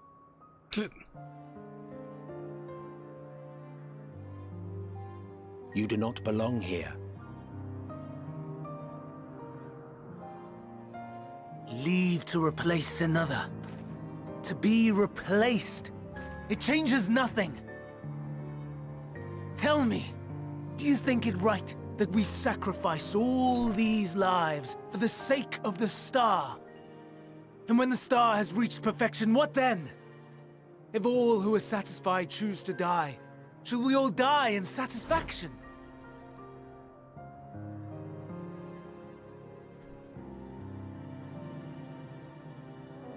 I do not know. Were I to take up the seat of Fandaniel, it would be tantamount to approving my predecessor's death. I do not know if it is right. And to be torn by such thoughts, I do not know if I am fit to represent mankind. Hermes! Please don't be angry. It hurts so.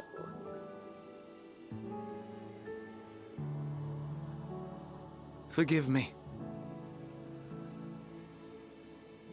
If you would still consider me in spite of everything, I beg some time to gather my thoughts.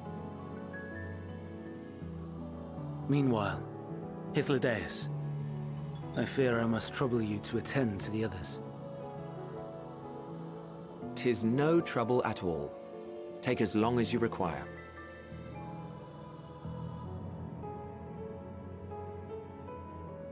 And you, my friend, I pray you find that which you seek.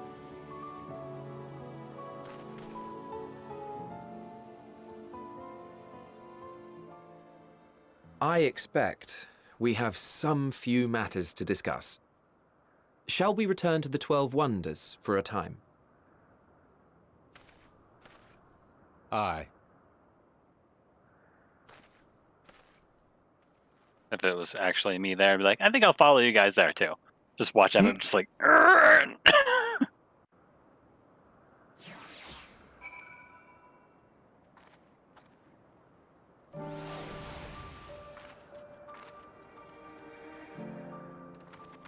right, Emmett Sletch. Wow. I'm gonna click on him. Hey, what do you think happens when Emmett gets sad? What? He becomes Emmett Sulk. What? Okay. So it would appear to be. Gotta All right. lighten the mood. I get you. I get you. Seeing Doggo die never feel good. It was red angry doggo. Don't matter, still Doggo. All right. I'm gonna click on him now. In 3, 2, 1, clicking now. Brother like Harness have been taken care of. The incident is resolved and life in Elpis continues as normal. Or ends, as the case may be. Rationally speaking, I understand Hermes' argument. No matter how well deserved their rest, there is a pang of sadness when a colleague leaves us. But never has a departure caused me such grief as Hermes appears to feel. What must it be like to experience such torment? I wonder. Careful what you wish for. I don't know what answer he's searching for, or if it is within our power to give it, but I believe he would make a fine Fan Daniel, and that if he rejects us out of a hand, we'll all be lesser for it. Huh. Did you sticky quote? It's a good joke. I approve. Huh.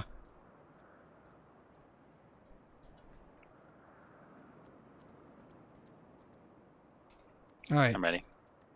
I'm an adult. Alrighty. I'm gonna talk with Hilodeus now. Clicking in 3, 2, 1. Hilodeus wishes to discuss plans for the remainder of your visit. Travelers at the crossroads. Where to now? If there is anywhere you would like to visit before we leave, I should be glad to show you the way. Hermes has not yet outright refused his position with the convocation, and he postponed their decision. As such, I may as well resume my assessment. If we cannot accompany him, then I will content myself with questioning his colleagues. However, the pragmatist, then allow me to remain your humble guide. And what of you, Lucia? Will you continue along with us? Yeah, I don't know about, anything about this place. Wonderful! I'm pretty sure I would get harangued by Emmett if I did try to flee and wander this place freely, so yeah, I'm pretty sure I'm stuck. That's true! Wonderful! Our fellowship travels on unbroken. I say we explore another part of Elpis, and see what new encounters there are to be had. If you would follow me, we will first head back towards Anagnorisis. Huh. What's up, Hippo-ho? Oh, they got an Aether Current. Yeah, I'll pick him up later, and do that on the side. You can pick it up now if you want. Already did. Cool. Where'd you go? I'm just heading straight towards the destination. This is a very straight path. I like these. It means I can take a drink. Yep.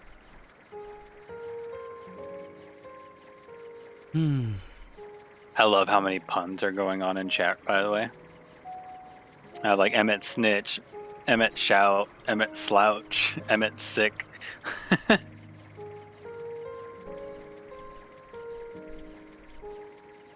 I like wordplay.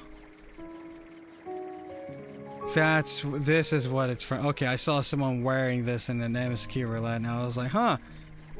That looks like the one person's robes. I was like, huh, the Heidelin robes. He was dyed white. Those are dyeable. I know, but I thought they were like the Heidelin robes specifically, and that was like maybe a Mog Station thing I wasn't aware of. But no, it's actually from here.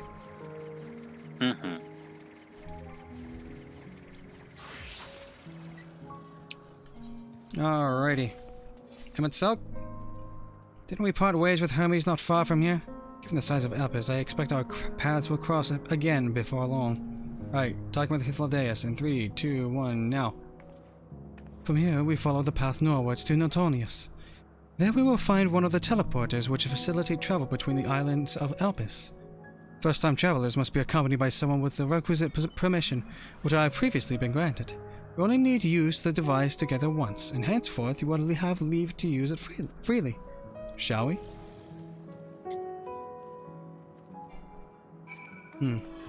Emmett Silk becomes a tailor. Emmett Silk. Gosh.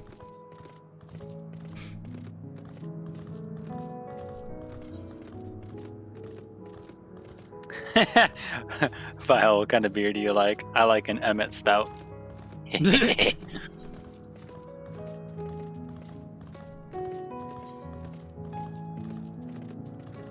Gosh.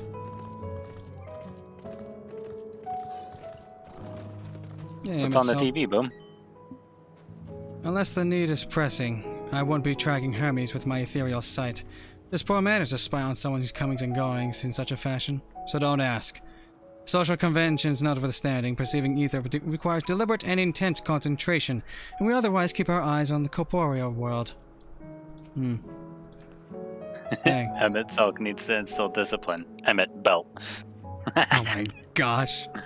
Alright, I'm gonna click on Hythlodeus now. Hythlodeus. In 3, 2, 1, now. Here we are, Notonius. This teleporter will take us to Kalimelios Zephyros, the western island. That's it right there, looming large over us. Step this way, and we can soon admire the view from above. Walk this way! Walk this way.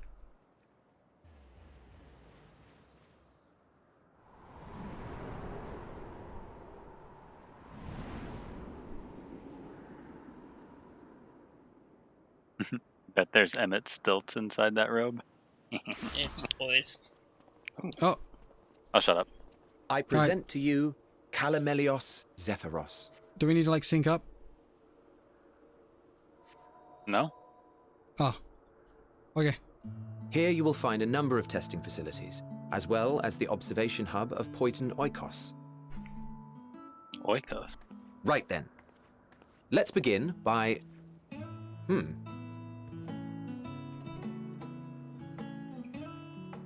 Well, well. An Arraius. How delightful.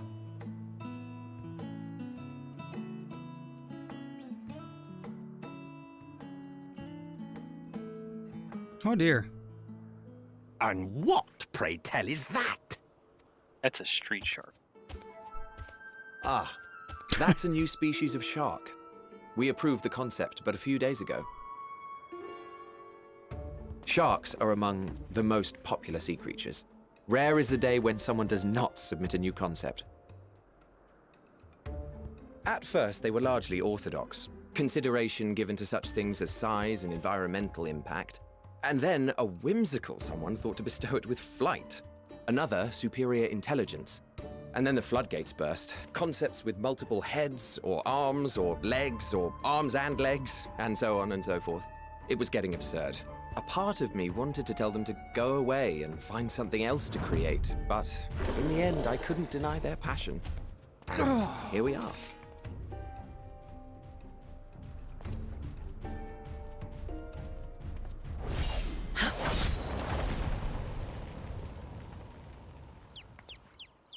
Whoever Dang. this is, I like it already. It's Vana. That was too close. Are you unharmed? Well now, if it isn't a pair of familiar faces. Vana, that we should meet you here.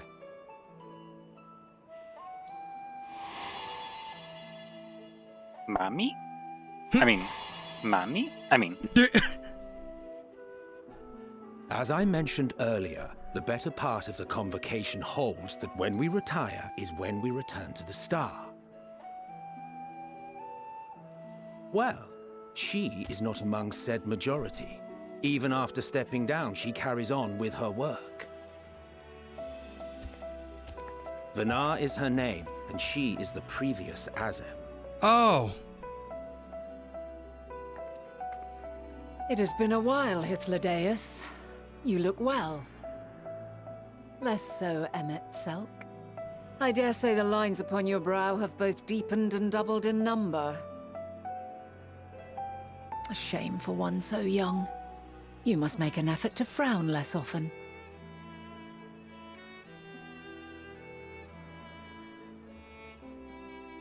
Easier said than done, thanks to your unruly successor. How is she, if I may ask? Incorrigible as ever. Rushed headlong into a volcano on the brink of eruption just the other day. I should be glad to share the tale in its entirety later, if you're so inclined. Jeez. Oh, you know I am. Now then, you are?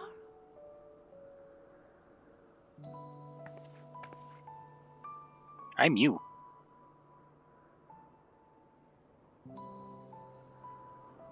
Whoever's the current seat of Azim is who we are. She's basically our senior in this seat. Dem. Azim. Senpai. I say, have you perchance come from the future? What?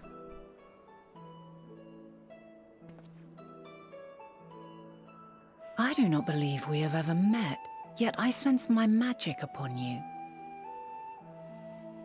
Therefore, if I wove the enchantment, I could only have done so at a later point in time. Smart mommy. What manner of magic is this, if I may ask? A traveler's ward, of course. It prevents the corruption of one's ether. Oh.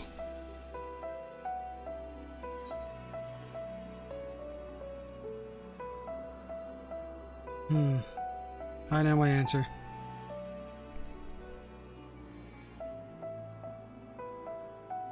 I'm actually really... This is the first time I'm actually kind of torn on my answer. Damn it. Because one might have like a slight negative connotation. Like calling it like a blessing of light or whatever, right?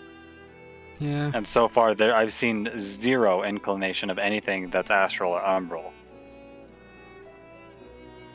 And the other one is like primals. That also seems like something that they don't seem to be dealing with at all.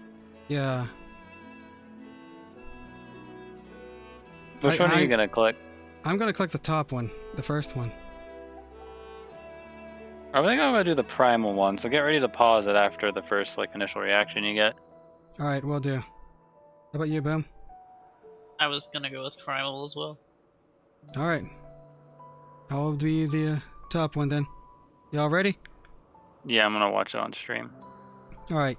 Clicking in 3, 2, 1, now. Sounds rather like the blessing of light. Oh, stop autoplay. I see you are not ignorant to its presence. And while there are many protective spells, the one you bear is unmistakably mine.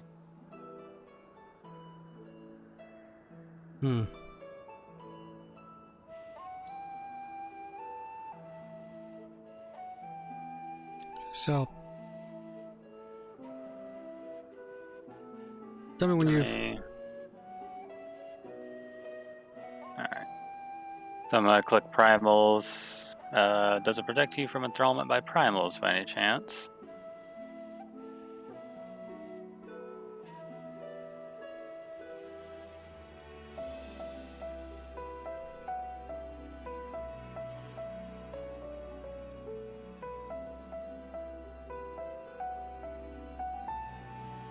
And she says, primals, you say. I'm not familiar with such beings, but if they enthrall by warping the balance of ether, then yes, the magics would afford you a measure of protection. Alright, so you ready to go back to autoplay? Yeah. Alright. How about you, Boom? Yeah. Alright, gonna hit yes in 3, 2, 1, now.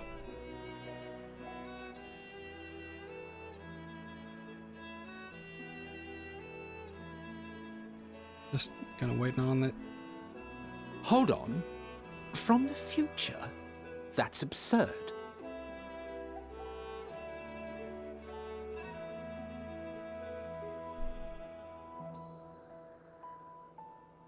What is it? Are you unable to speak of the matter? It could complicate things.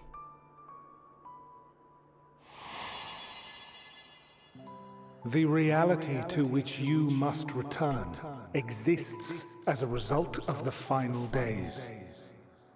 You cannot reshape the past to undo the tragedies of the present.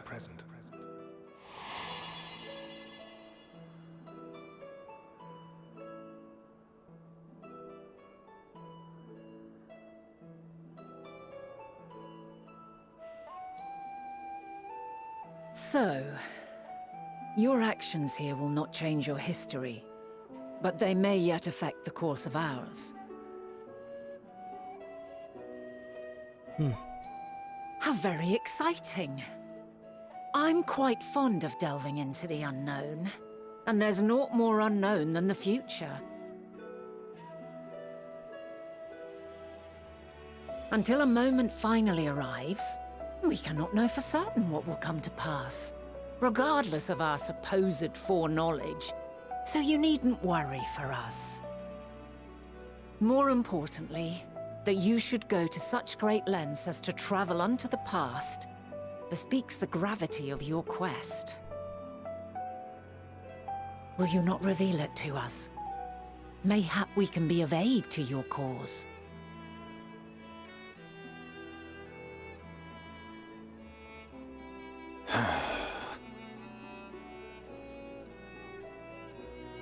If this is true, then you've been keeping quite the secret to yourself. As a representative of the Convocation, I will hear it all. Your identity, purpose, everything. Boy, do I have a story to tell you. The face you make. Yep. Like, uh-oh. Why don't we move to a place more conducive to calm conversation?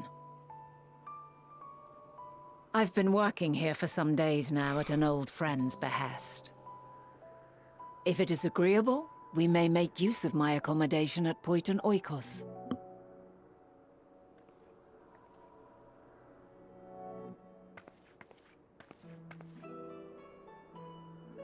We were meant to meet. I am certain of it.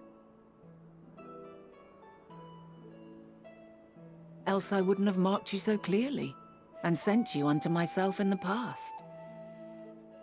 It's precisely the sort of mischief I would get up to, and quite inspired, if I do say so myself.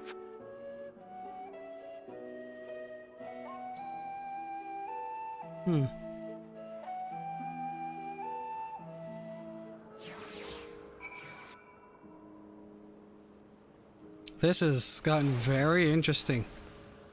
Holy frick. Oh dear, I'm gonna talk with Emmett Selk. And here I thought you were a harmless stray familiar. As far as I'm concerned, this nebulous talk of a future this and changing history that can wait. First, I mean to find out exactly who you are and what you hope to achieve here. Huh. Yeah, I thought this. The future. Our future. I'm deathly curious to hear more. You're not gonna like it. I approve of this action. Alright, are you ready for the next step?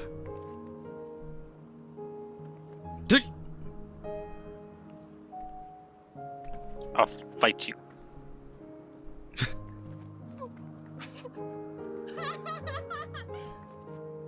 Alright. I'm gonna... Oh, jeez. Stomped your toe. Stomped your toe. Alright. Oh, yeah? Don't make me do it. Don't do it. Not in this current company. Oh, he's making bacon. Flamethrower. Oh, my lord. Alright. I'm ready to slap the Poogie, but then he flamethrowered the Poogie. Poogie was safe to me.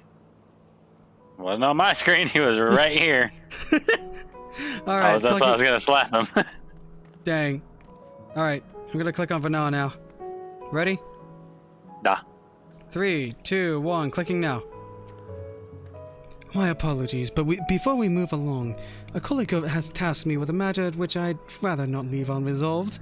It involves finding a certain concept-engraved crystal, and the quick-fingered Aureus which made off with it.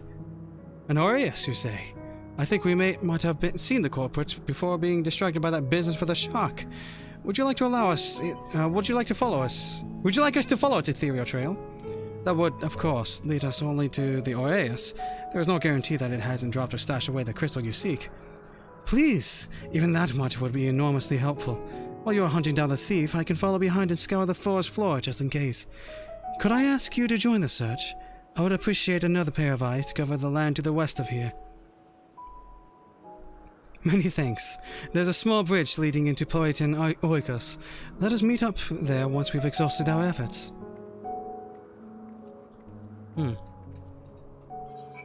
Very feisty individual. And that's the person who's kept us alive this whole time. We would literally just be dead way earlier on in the journey if it weren't for her.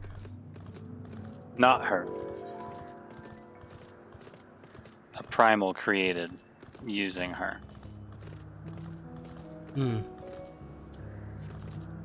I think the reason Heidelin and Zodiac are special is they were created using living souls. So the product was an arcane being with a soul. Okay, I get you. Alright, gonna click on the crystal now. 3, 2, 1, go. We got the crystal. That was quite easy, actually. Right, we are going north. This way. Yes, there is a current right here, and I crave it. Oh. I kind of crave it too.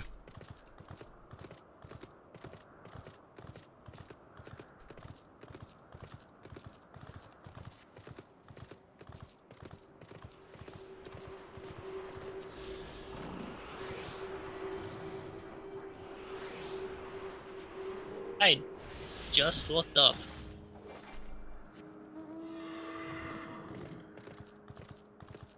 It's a starry sky. What about it? Not the sky. Giant archway. Yeah. That's impressive stuff. I thought you would have noticed that earlier. I was going to say something about it, but I'm like, I mean, they're pretty big. I don't think they can miss that.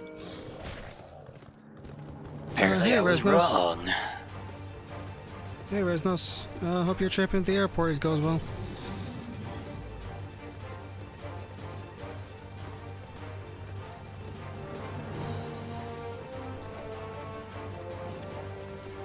Is that a corpuscle?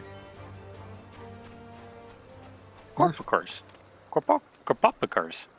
Oh, yeah. Plant nuts. Yeah. I'm gonna speak with Emmett Selk here. The problem you present is vexing enough without adding the old Asm into the equation. And she wonders why these lines upon my brow grow deeper, when she herself wields a hammer and chisel. Yep, Hitlerdeus. The Asms, both mentor and student, are a force to be reckoned with. I find them a delight personally, but they have a habit of making Emmett Selk look as if he bit down on a sour grape. Yep. Ready to click on Vanar. Y'all ready? Da. Yes. Radio. Clicking here in 3, 2, 1, go. Our last searcher returns. I'm afraid the Oias no longer had the crystal, nor was I able to find it as I followed in its wake. I don't suppose you fared any better. Yeah, I found it. Handing over. The crystal! Well done! Wonderful. Now I can focus on your tale without that missing concept nagging at my mind. Have you always had a knack for finding things? I've often been asked to do so. I'm gonna click the answer like right now. I've often been asked to do so. Sorry, I just didn't feel like... Wait. Oh, you too? Some of us seem destined to always be searching, for ourselves and for others. Oh. So Vanna is often an errand girl as well. Long ago, when I held the seat of Azim, I was forever trekking back and forth across the star in search of answers to people's problems. Naturally, the need for such journeys has lessened considerably since I entrusted the position to my whimsical successor. Huh. Yet I am still eager to come running should an old acquaintance or a new interest require my personal attention. That is what brings me to Albus, in fact. Many times has my presence been requested, my opinion sought concerning the habitat of this or that creation. Agreeing to help locate the missing crystal was a minor distraction, which now promises to become a major revelation. How strange and wonderful it is the way one thing leads to another, wouldn't you agree? Huh. It's almost like we can relate on a deep and personal level. Huh. It's almost like we have a great many things in common. One could say a sort of twin, or perhaps a mirror reflection. Yeah. Huh. Shoot. Alright, I'm ready to pick up the next quest. How about you folks?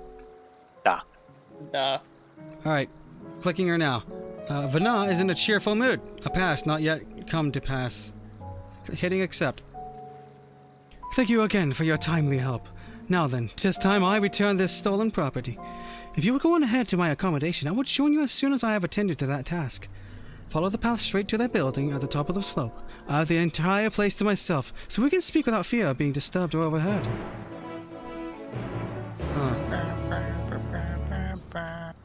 Glathira and Melanippe. Shoot. I wonder how much we're going to end up telling them, because I know the character is rather reserved, but I'm like, I want to tell them the whole thing. I'm like, yeah! Got different colored animas. Oh, hey! They do. Where are you? Well, this guy named Miliagros, what's he say? I am a taxonomist, an artist in the medium of names. It is my job to adorn the flora and fauna of Aetheris, such as these creatures you see here, with names befitting their natural beauty. Huh, so he's just naming these things. Did you attune to the Aetherite vial? Well, Pull out what? the anima pet. I doubt there's any interaction, but I'm gonna do it.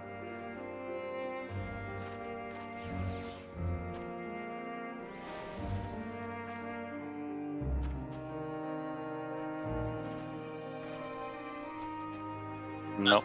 Try talking to Nothing. him. I did. Nothing. Dang. Okay. Shoot. Alright, let's make our way. We gotta do it fast.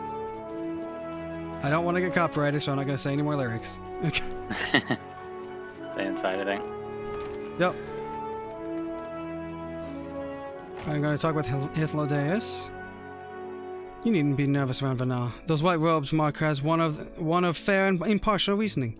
Aside from the emissary Elidibus, such garb is worn only by those who have stepped down from public office to serve as advisors.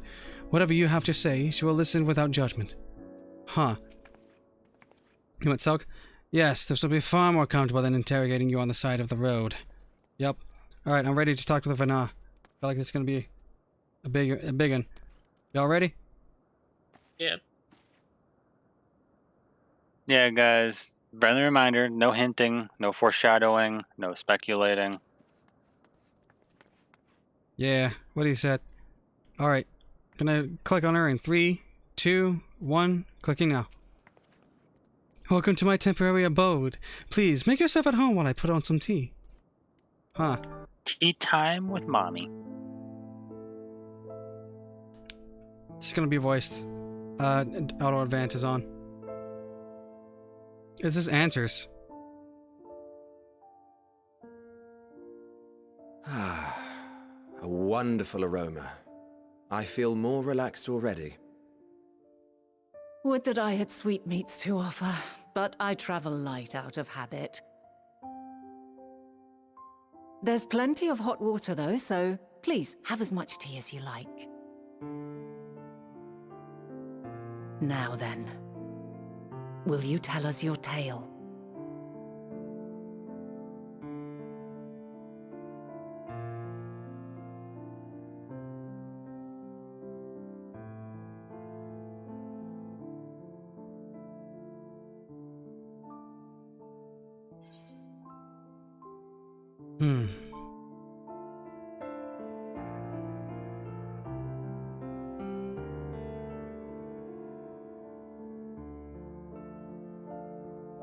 I want to pick the first option.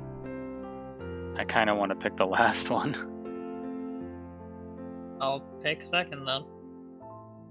Turn off autoplay, and we'll do the readout and then continue. Alright, I'll stop at the first dialogue box afterwards. Alright, y'all ready? Yeah. Alright, clicking in 3, 2, 1. Calamity call, the final days has befallen the world.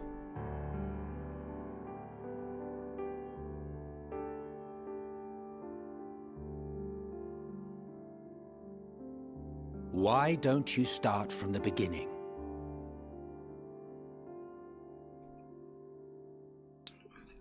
Emmett just says, why don't you just start from the beginning?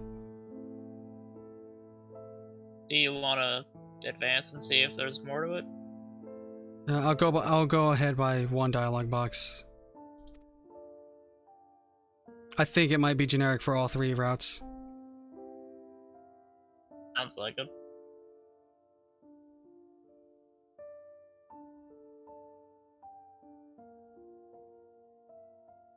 It fades to black.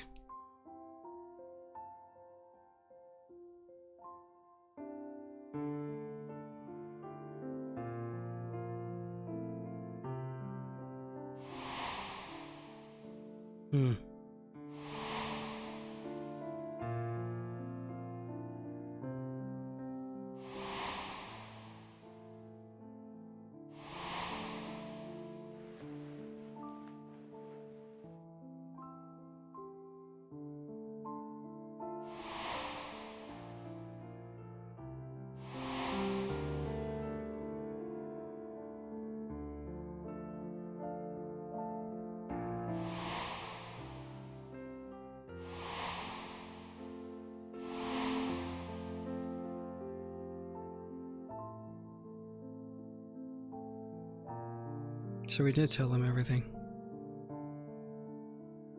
Sorry.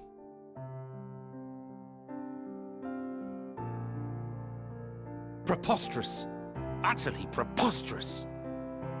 Alright, I'm at the first dialogue box. After that, tell me when you're there.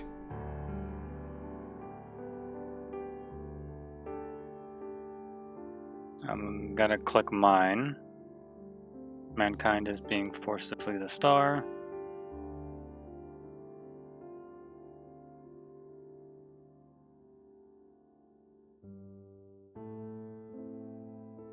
And yeah, why don't you start from the beginning? So it's just generic for all of them. I'll let mine play through with full resolution in my character. Alright.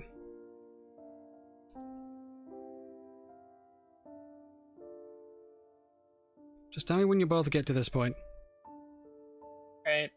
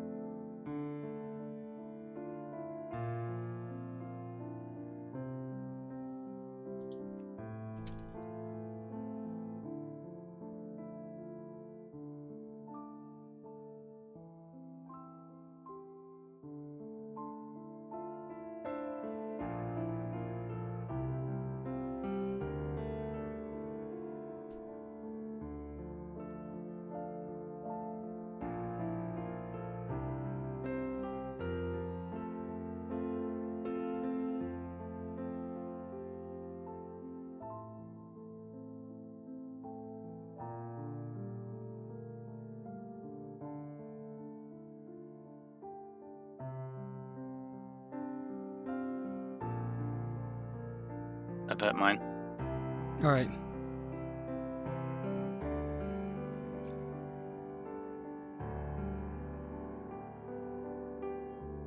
I hit mine. Alright. Y'all ready to enable auto advance? Yep. Radio. Counting down from 3, 2, 1. Clicking now. While not the words I would have chosen, I too have my doubts. Much of it borders on the incredulous. What of you, Vanar?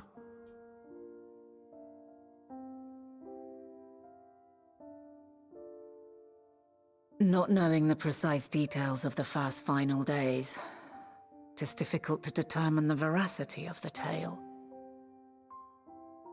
Supposing it is all true, I must ask myself why I would do what I did.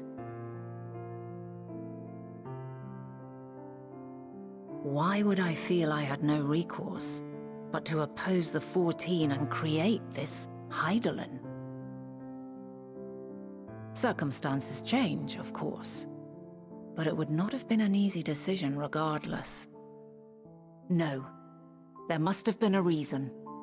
One compelling enough to force me to take such drastic measures.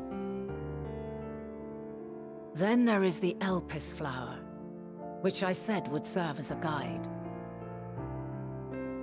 That it's of import to your mission is plain, but your presence here leads me to believe that this place also holds significance.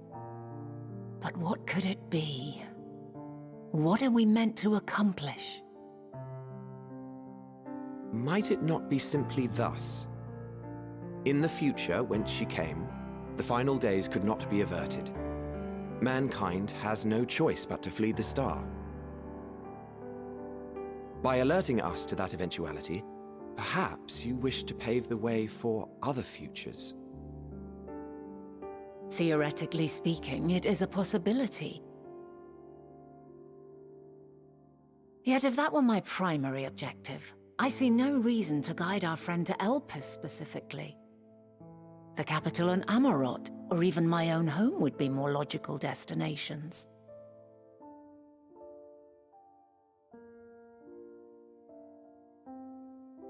True, true.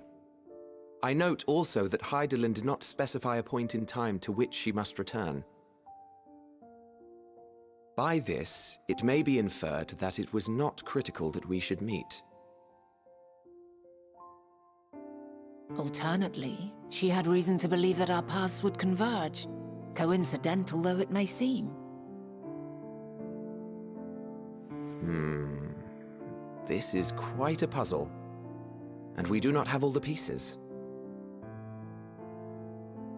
Hardly any, but we do have one immutable fact. If the final days are indeed as described, they will bring death to all that I hold dear. Yet despite being afforded long years of preparation, the only provisions I could make were for flight. Nay, my first and foremost endeavor would be to find a way to forestall the coming doom. Given that even the 14 failed, mayhap you deemed it impossible. Nothing is impossible. This I have always believed. And if Hydaelyn is indeed me, she would believe the same. Listen to yourself.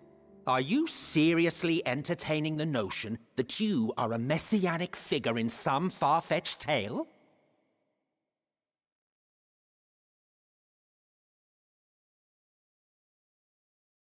Well, I will not. I refuse to accept that our world could be undone by some unforeseen calamity. I also take offense to my portrayal as a megalomaniacal madman. To sacrifice oneself for the star is a noble act, and I would hold those who gave themselves to this zodiac in the highest esteem. Yet, you claim I recreated Amarot and populated it with phantoms of our people? A bizarre indulgence that would be insulting to their memory. Worse still, I even invited you there. Literally invited my own downfall. Why would I do something so idiotic and inexplicable?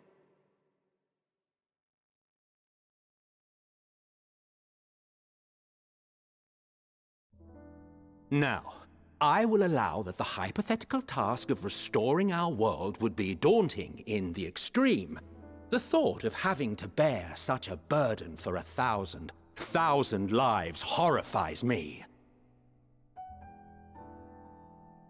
But I would never forsake my duty. I would never forsake my brethren.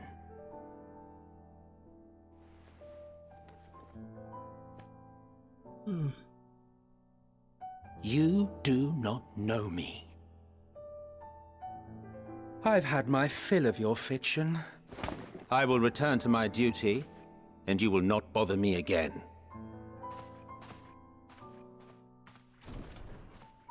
Emmett Selk! Wait!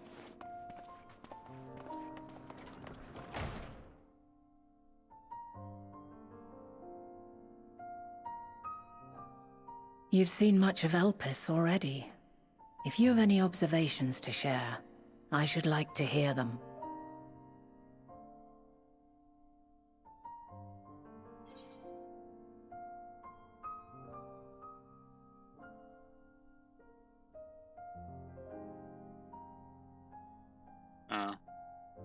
On top answer.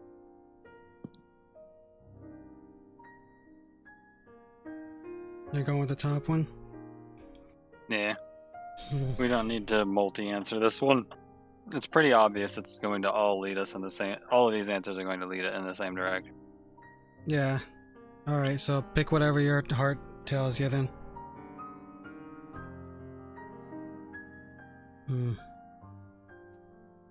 You doing a countdown? Yeah, I'm still trying to pick between 1 and 2.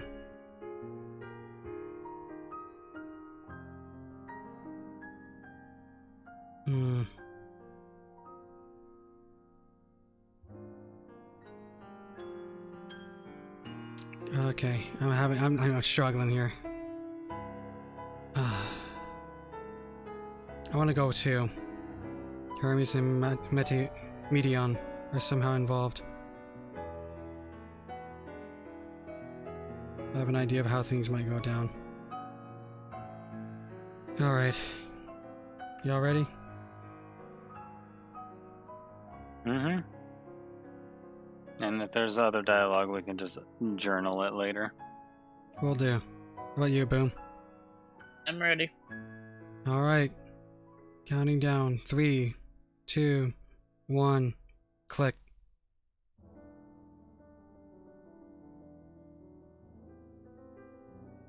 Hermes and his creation Meteion, you say? If Dynamis is the self-same energy as Akasha, as it likely seems, then those two may well be at the center of the calamity to come. This warrants further investigation.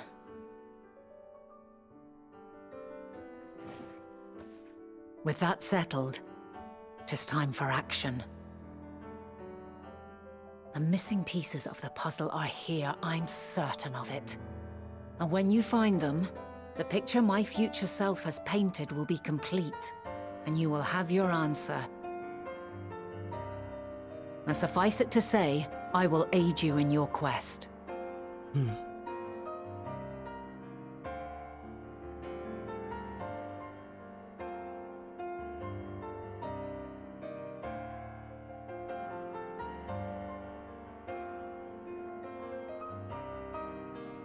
Have faith. If Emmet Selk is the man Azum described to me, we've not seen the last of him.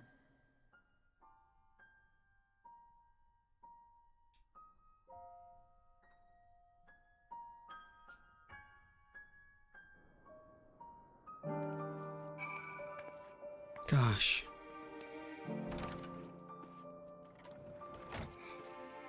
Alright. Ready to proceed. Y'all ready? Yep. 3, 2, 1. Clicking for now. Shall we begin our investigations then? I'm acquainted with Hermes, of course, but only as a visitor received by the Chief Overseer of Elpis. Of the man himself, I know only that which is common knowledge. Thus I suggest we fall back on the tried and true method of conversing with the locals. The observers who live here can surely tell us more of Hermes and Meteion. I have a good idea of where we might begin.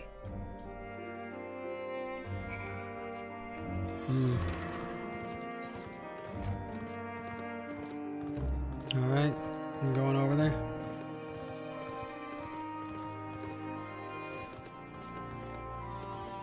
Alrighty, ready to click on her? Click on, look. Mirrored poses. Oh, hey. Alright. 3, 2, 1, clicking now. See the woman standing in front of yonder building? Her name is Ismene. She is the one who made arrangements for my stay in Elpis, and for what I recall, she has held her position here for quite some time. Chances are she can provide us with some insights. Go and ask her questions. I'll help with drawing out answers if need be, but I leave the choice of topic to you.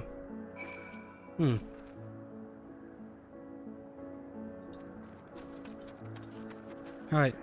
I'm gonna click on her in 3, 2, 1, go. Questions for me? Well, I suppose I have no other pressing duties at the moment. Oh, you will be. The following event cannot be skipped. You may wish to cancel any pending duty finder registrations. Oh dear. Y'all ready? Click no and disband party because there might be a duty that we get sucked into, and last time it like sequence broke because it kicked us back out. Gotcha. All right. Yeah. All right. Going back in 3, 2, 1, clicking her, and then now I'm at the decision. Tell me when you're ready. Did we hit yes? I kind of already did. All right. Go ahead and click yes, Boo.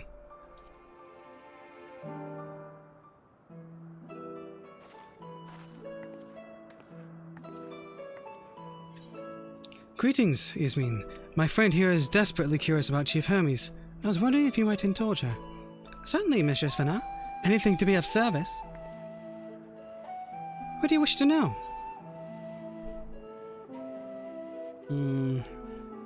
What are Hermes' interests is what I'm gonna pick. His interests? Huh? No. Oh. Well, he's an authority on flying life forms and has expansive knowledge of living creatures in general. Is that what you wish to know? How would you describe him as a person? As a colleague? He is a quiet man, reserved you might say, and occasionally somewhat poor with his choice of words. His reticent nature, however, does not prevent him from carrying out his duties as Chief Overseer. I hope that answers your question. Was there anything else?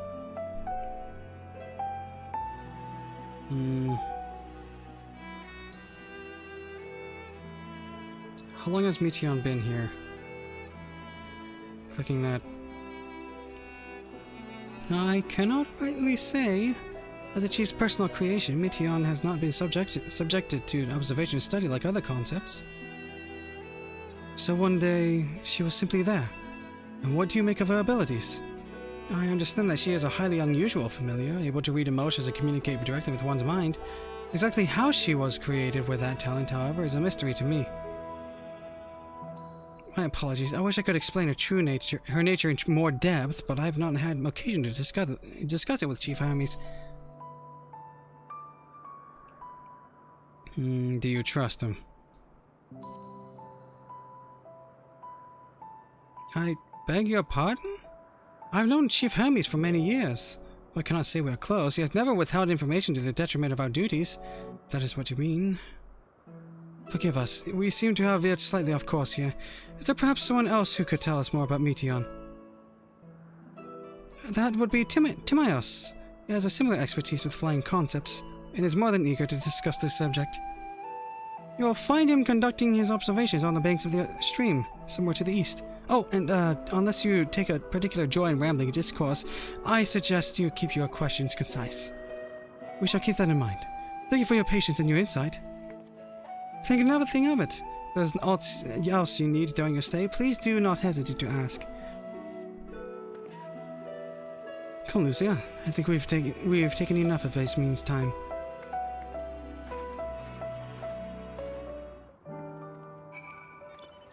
Oh. I may have ventured too close to the edge of the wall and teleported off. Oh, no.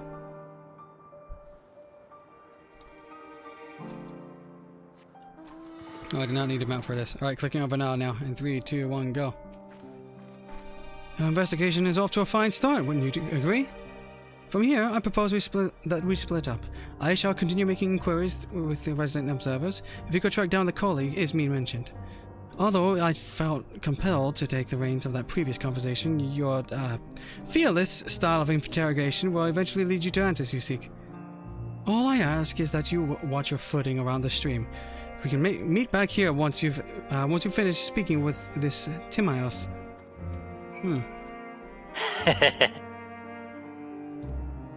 What? You'll see it. Where'd you go? We're headed to the POI.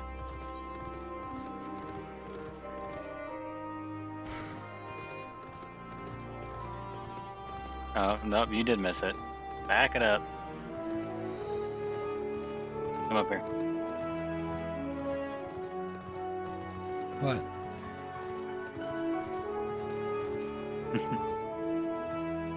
Maybe you do too. Explain why it's taking such a... What? Oh, well, this stinks. Maybe you do too. Oh. It's using the mount animation. Yeah. Hello, Right. Tim. Hey, Tim, can I click on him in 3, 2, 1, go? Yes, I'm Tim Miles, but please keep your voice down. You startled the birds. Flying duty cannot be skipped. Begin asking questions. I'm ready to hit yes. Are you? I already did. Alright, well, just go on ahead then. I have dibs on the good cop. Cool. So, what is it you wish to speak about? What do you think of Chief Hermes' flying creations? Chief Hermes' work? A worthy subject indeed. Those beings which soar through the cloud, majestic and graceful, are ever a favorite of creators. Even now, with so many varieties in existence, the flood of newly imagined concepts continues unabated. What sets the Chief's creations apart, however, is how they benefit from his boundless knowledge of the celestial realm. Birds that climb so high that they disappear from view, others which traverse the boundless sky in moments, and all without riding the currents. I know of none save he who can conceive of such marvels. Even we who prize elegance of a form above all else are dumbfounded by his genius. Meteion too is a marvel then. Yeah, Meteion? My opinion on that matter would be superficial at best. Despite my admiration for Meteion as a concept, I've never delved too deeply into the inner workings of her nature. I know that she has a gift of communicating via emotions, but otherwise, her abilities are a mystery to me. If Chief Hermes should choose to submit Meteion's concept to the Bureau of the Architect, then will the design be registered for public scrutiny? Analyzing a colleague's creation before that step is frowned upon, to say the least. Of course, if it came to me, a fellow artisan, looking for advice, that would be an entirely different story. Do you know of Dynamis and Entelakes? Dynamis and Entelakes? Those terms do sound vaguely familiar. Was there not a flower made here in Elpis which exhibited properties of one or the other? Must have been centuries since I last heard anyone speak of such things. Has there been a resurgence in interest? Then why bring up the subject? I'm flattered that you sought my insight, but I cannot afford to neglect my duties for the sake of idle chatter. I really must return to my observations. Shouldn't have your own task to attend to. Speak with Benanat. I love the subtle camera shake of you saying no. Yes, I do too. That's a nice touch.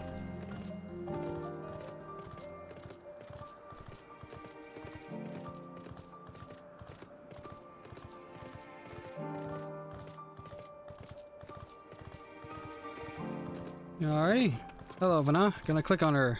In 3, 2, 1. Back already? That was quick work. You were obviously clever enough to head off any of that rambling Yasmin mentioned. So, have you any new findings to share? I got different texts because I accidentally made him ramble. Oh. I see.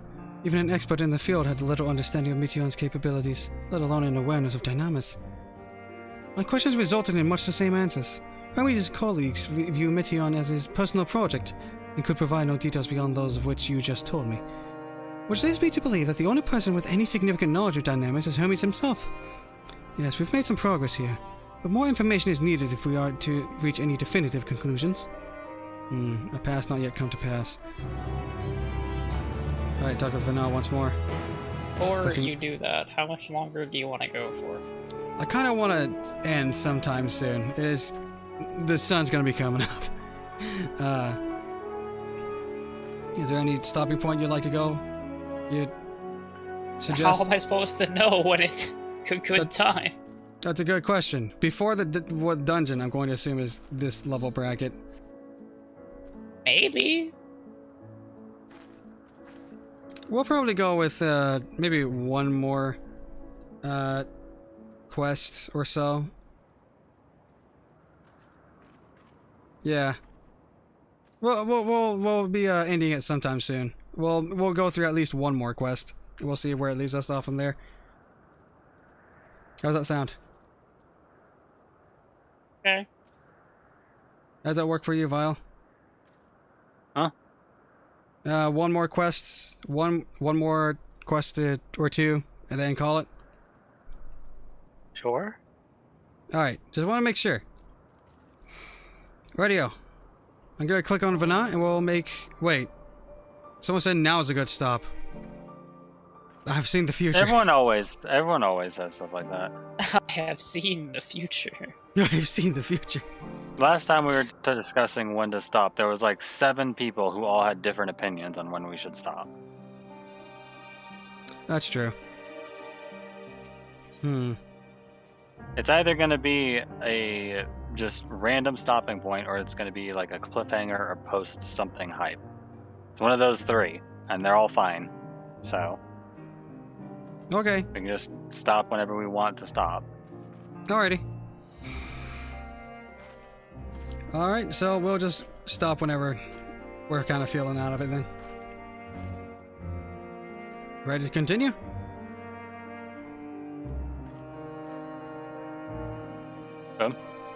He asked you as well.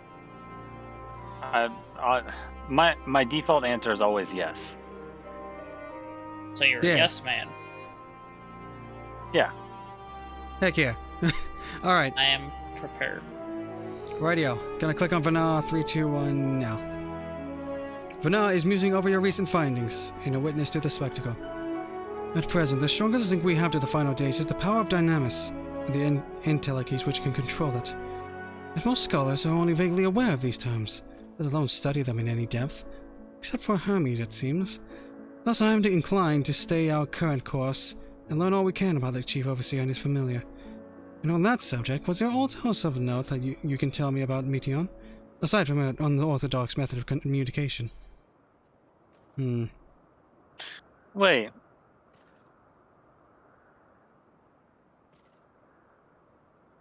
Vana ends up doing it too. Doing what? The unorthodox method of communication. Well, I mean, kind of, but that's like as a primal thing. No, what I'm sitting here thinking of is all of this stuff is happening because Hermes has created beings that can use dynamis. Yes. Right? And Hermes becomes the seed of Fandaniel. Yes. And then Amon inherits that role. Yes. And is now plunging the world back into the final days.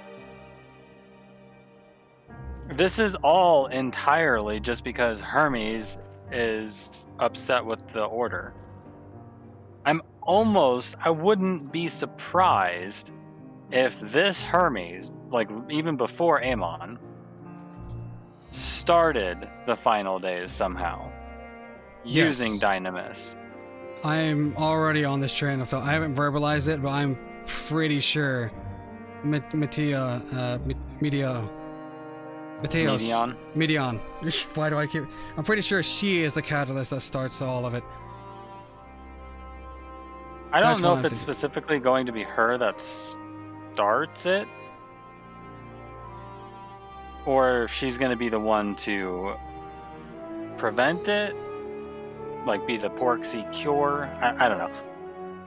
I'm just lining all the pieces up so that way when one gets knocked over, they all fall down instead of me needing to connect some more dots.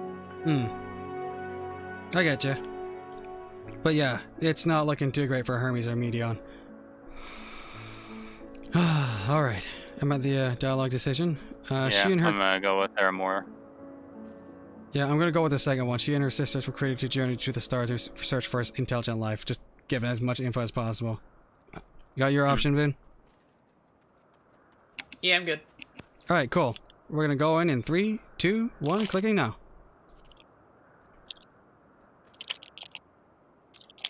I'd rather you I rather wish you had mentioned that earlier. In any event, would you care to elaborate? Yeah, they're space birds. So these siblings of hers now travel the great expanse in search of deeper meaning. Thank you. Though the mystery at hand remains unresolved, I feel you've touched upon a vital clue. We should keep in mind as we continue. Next, I propose we take ourselves to Peripetia Crystalline, not far from here. Just follow the path to the west.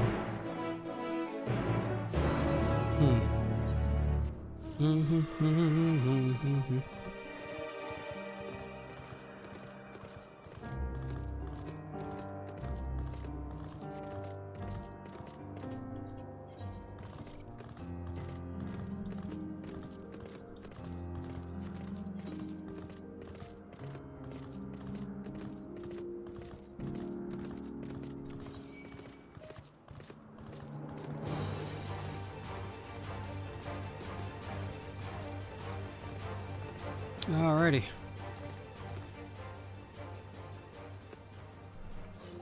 Probably shouldn't have recorded that entire just journey of silence this direction. Save up on space.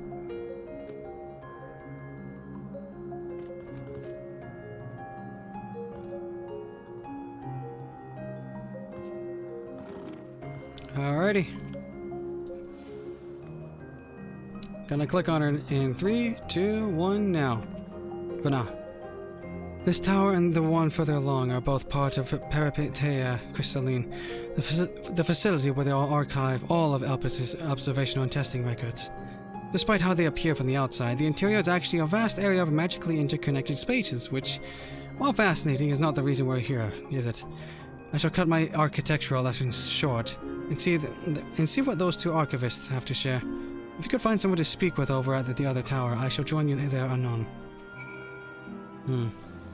I saw Anon, thought you said Amon, and I'm like, wait, what? Wait a minute. Yeah, she has some other things to say. How odd that I should suggest this approach without a second thought. It comes up from a time and place that is dramatically different. And here we are, working side by side, or apart as the situation demands, with barely a word of explanation required. No matter the centuries which separate us, we are of the same star. We share a connection, and I hope that together we might find the answers you seek.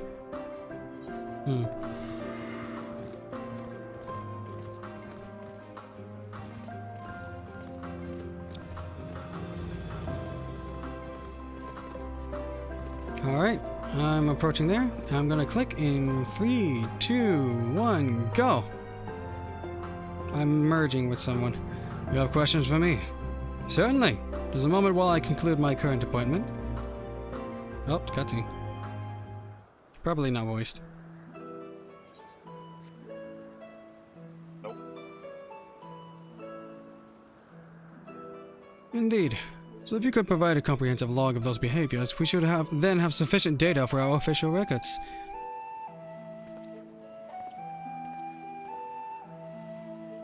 Now, what was it that you wished to speak with me about? I'm here to ask about Dynamos. The Chief Overseer's personal research project. By that I assume you mean Meteon? Yes. Such undocumented studies are difficult to track. After all, hardly a day goes past without seeing a researcher trailed by one creation or another. I'm afraid I cannot tell you exactly when Meteon appeared, only that she now spends much of her time at Chief Hermes' side. Although, I do recall an interesting tale my dearest Galeen shared with me. Galeen is my partner, and a fellow researcher here in Elpis. She was returning late one night, and she caught sight of Chief Hermes sending Meteon heavensward, a host of them. For several days she would speak of that scene with wonder, describing it as one of the most beautiful spectacles she had ever witnessed. That sounds like a story I should like to hear.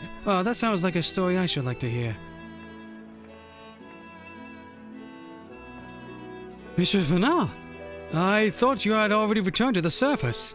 Permit me to thank you again for your invaluable contribution to our concept replacement proposal. Pray do not mention it. As you say, my original plan was to leave after that task, but I have since become engrossed with Chief Hermes' research. Would you favor me with a retelling of this sight which so delighted you, Galeen? Of course. Or could you hear, or you could hear it from her lips directly if you prefer. At present, she should be observing a subject in Metabesos Thalassa. She does enjoy her time there, watching the sea creatures hunt and play, gazing upon the salty waters of the world's oceans, she recreated in much sublime detail. I imagine you must find similar joy in indulging your boundless curiosity, Mistress Vanna, even though such pursuits must continually regretfully delay your return to the star. Indeed they do. 'Tis a rest well deserved and long overdue, I should think. How greatly have we prospered for the wisdom you accumulated during your travels as Azam. And what would Elpis be without your earlier academic work? The theories you developed served as the basis of many techniques still in use today. Man is a creature of contemplation, but none embody that nature with as much enduring passion as you. I dare say there is not a soul alive more worthy of a return. I shall rejoice the day you depart on your final journey. I will be honored. Well, we shall take this opportunity to meet. Shall we take this opportunity to meet with Galeen in person? Then allow me to reconfigure the door to the archives here. It will take you up to the Skyway and spare you the need to avoid hostile concepts on the ground. That would be most helpful, thank you. I'm gonna go grab a drink and use the restroom and turn on the heater. It'll take me about 2 minutes. Alrighty. If you're interested, Lucron, there is a current that way. Cool. I'll do that while he's AFK. Be right back.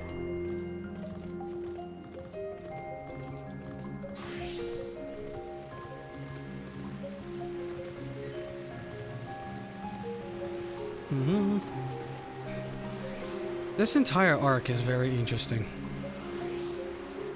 This whole going back in the past and trying to figure out what's going on. This is gonna open up so many revelations about a multitude of things. I can feel it. I just kind of noticed that tower's architecture is similar to the stuff in Emerald. That they are. That they are. Huh. Shoot.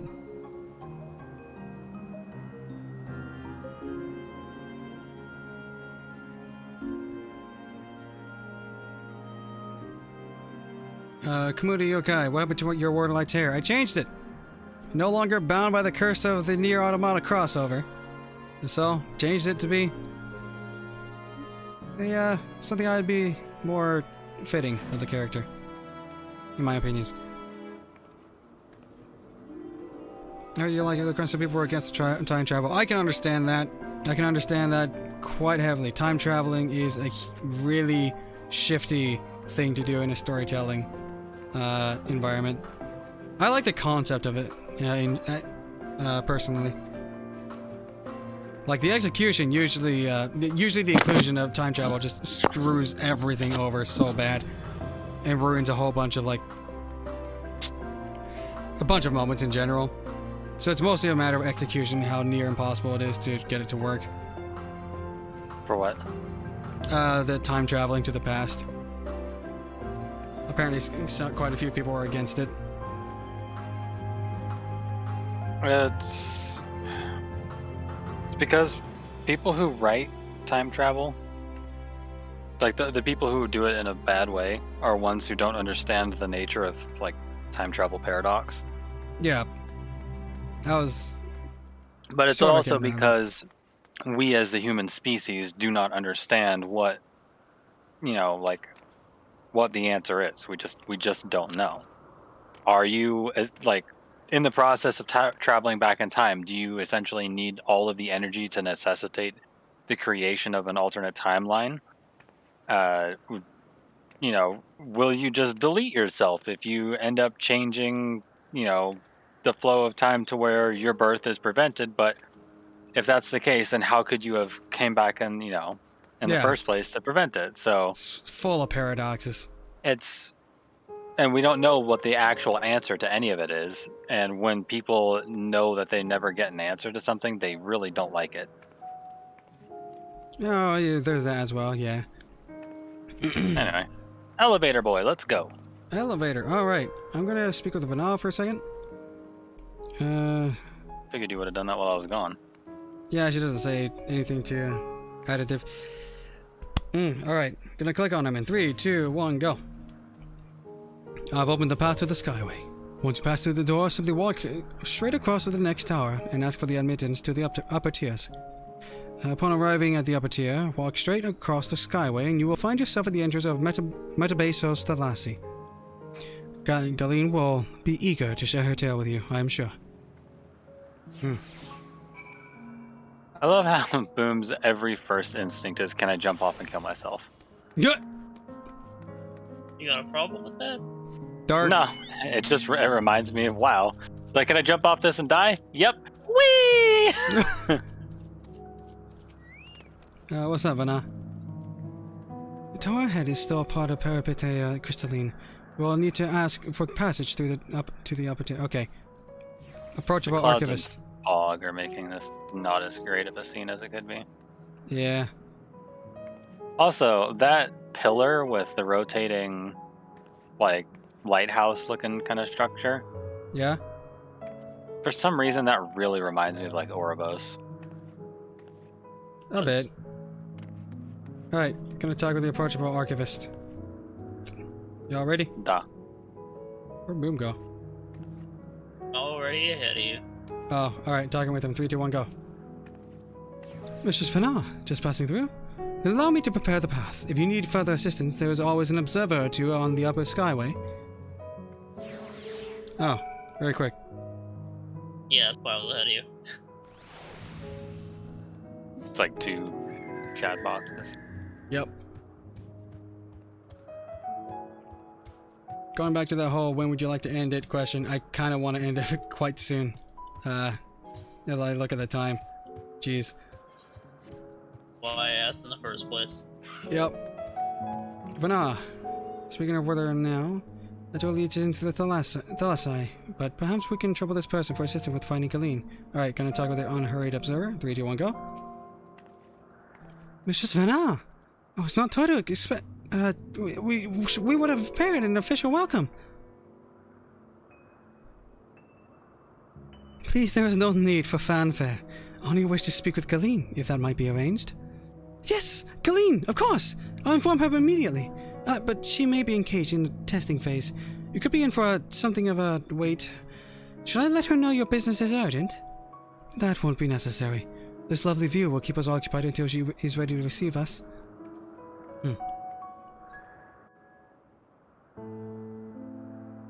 It is voiced. Dude. I'm on first box, waiting for you to just let me know once you've got there, and I'm just gonna hit play. Alright. A delightful breeze and a breathtaking view. Alright, I'm there. Ready? I already clicked it. Alright, clicking autoplay now.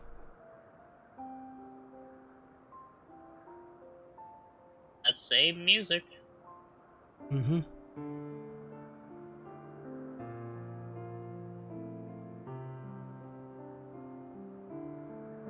What is it like in the future? Is the world still a beautiful place? Has its moments.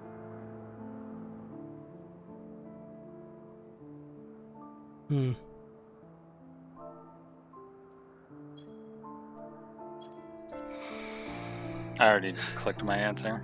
Oh, alright. I'll just go ahead and click your answer then. I'll pick the second one.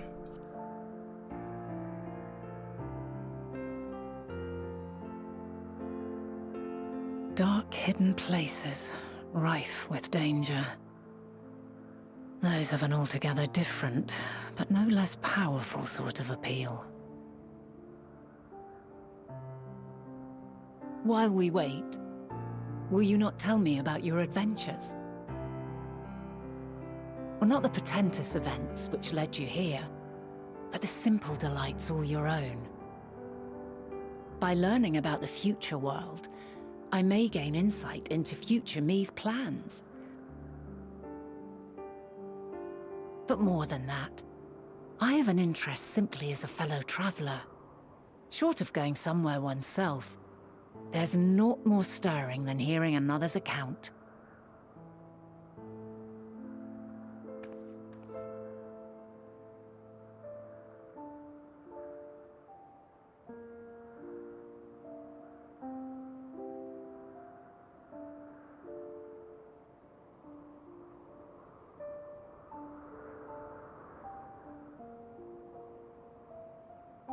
That made me really happy. I did. Just seeing our characters get so into it.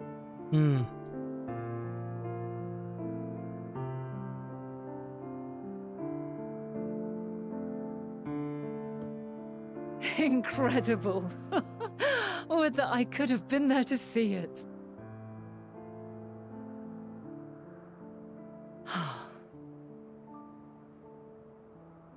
Yours is a harsh and unforgiving world. Yet in spite of this, your brethren hold fast to their virtue. To know that the light of mankind's potential still shines, even in that faraway place, it gives me heart.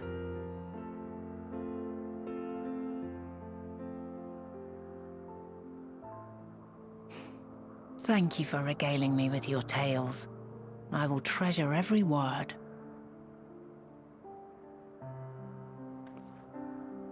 As you know, I was once a scholar.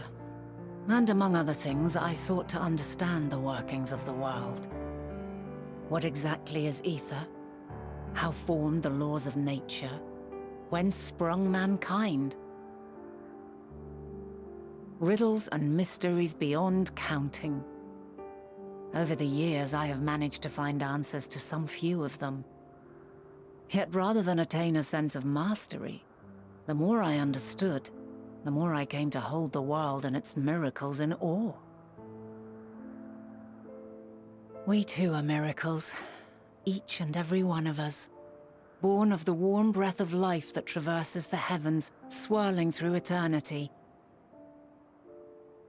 When I fully grasped the improbability of our existence, nothing felt impossible anymore.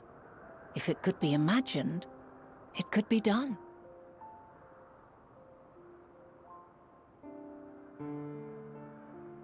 A passion swelled within me, an epiphany dispelling all preconceptions of what was natural and true, and a presence without, immense yet intimate, fate perhaps, holding us in its tender embrace. As reassuring as it was intimidating, how keenly aware I became of creation's fragility, built as it is upon precarious happenstance. I was overcome with an irrepressible urge to know the world more intimately, to hear its voice, feel its breath.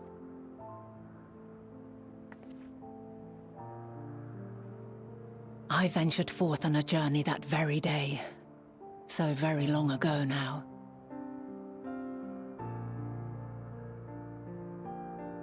Freed from presumption and prejudice, I saw the world through a newborn's eyes. Everything fresh and new, and so beautiful. Lands that stretched on forever. Skies one could drown in. The heartbeat of nature, silent yet strong. And amidst it all a people, beacons of light and life. Laughter that warmed my heart like naught else before. They are my meaning, and my purpose, my love. And so long as they need help, I cannot return to the star. Perhaps my future self is still waiting for it. The moment she can let go and walk unto the end. safe in the knowledge that man will find his own way.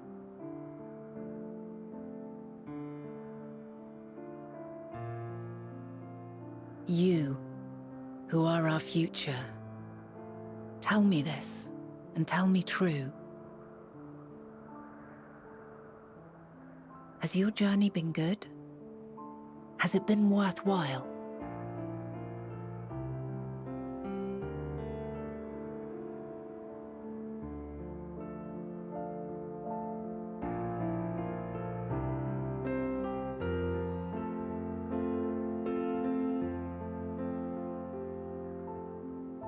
Pray forgive my lateness.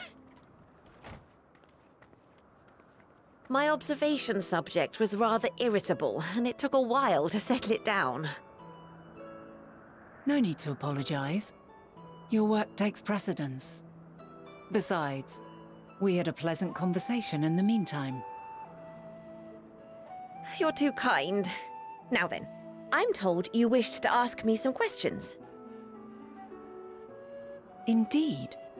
I've an interest in one of Hermes' creations. Meteion. You witnessed a host of them take flight, yes? Oh, that! Yes, yes, I did. 'Twas in the dark of the morn. I'd left the Thalassai after nocturnal observation. As I walked along, I spied a bright light climbing high into the southeastern skies. Then, in an instant, it was gone. Like a shooting star, only rising rather than falling. But then another shot up, then another, and another. Intrigued, I made my way to the edge to investigate. And who should I spy on an isle to the south but Hermes and Meteion, the Metea, rather. There were lots of them, and I realized they must be the shooting stars that I'd seen. A dazzling spectacle indeed. Have you spoken with Hermes about this? Oh, yes. The sight left such an impression on me that I approached him about his mystery project the very next day. Alas, he said that he couldn't reveal anything just yet, that he needed to conduct further tests. It shouldn't be long now, though. He often returns to that isle, and I have a feeling he's nearing a breakthrough.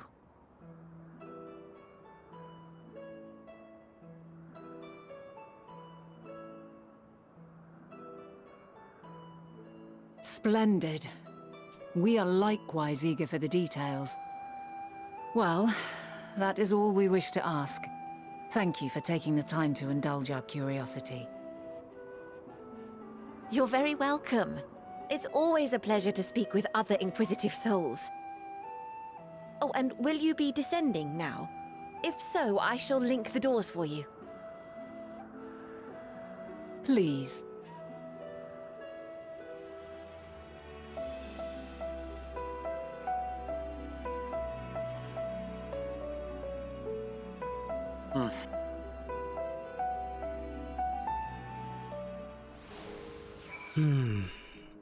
You know, I half expected them to actually give us a dialogue option there, and then Me too. Like, wow, skepticism bit of my brain was like, they're probably using this to conduct a secret customer satisfaction survey. Yeah, I was actually thinking that too. Huh. Alright, well, I guess we turn this in and then we can call it break.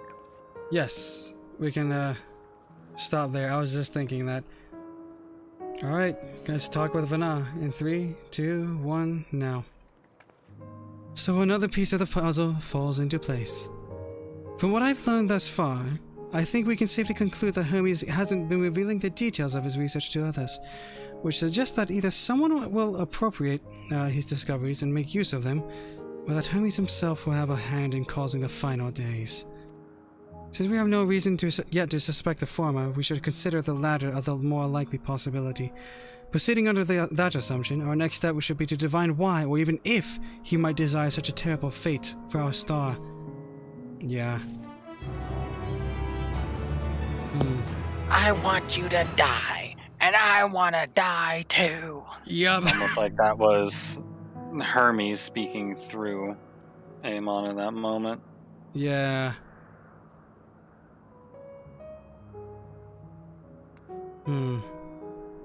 Gosh.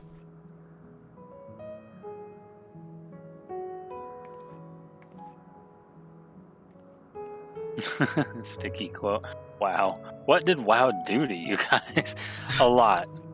It's very hard to break the cynicism, the skepticism, just a lot of things that you're just you end up becoming a knee-jerk reaction machine. Just anytime something's too good to be true, it's because it's too good to be true. Anytime something feels nice, you're thinking, oh, this is how they could ruin this. Anytime you hear about like a new feature or something, you're like, how can they time gate that? Or is this going to be like a borrowed power system? What type of grinding and dailies do you need? It's a freaking mess, dude. This game has been a literal blessing on relieving stress like that. Convinced. I was convinced the Aether Currents were time gated. Or rep gated. Yeah, because it's kind of the same way in it is that way in WoW. Alrighty. Yeah, probably one of my biggest complaints is actually flying in new expansions. I absolutely hate how WoW does it, and I absolutely love how they do it here. It's as soon as the game goes live, if you do the MSQ through that zone and you get your Aether Currents, you can fly, even if it's like the day one zone. In WoW, it doesn't matter, like if you did the story or not. They make you wait until a patch several months after the fact, and you still have to go get all the rep. Yeah, it's kind of bogus. But yeah, we're probably we're gonna end it here, and we'll pick up next time from here on out. I don't know what's gonna be happening next, but it seems like stuff is gonna potentially pick up pretty hard, considering the topics that's being discussed. Man.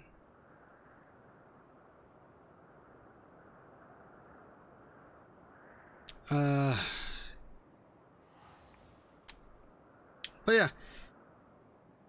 Canador Victor, did you all not play other games? Was WoW all you played, or was it just that MMOs did it to you? I specifically did not play a whole lot of other games. Vile has a lot of MMO experience under his belt.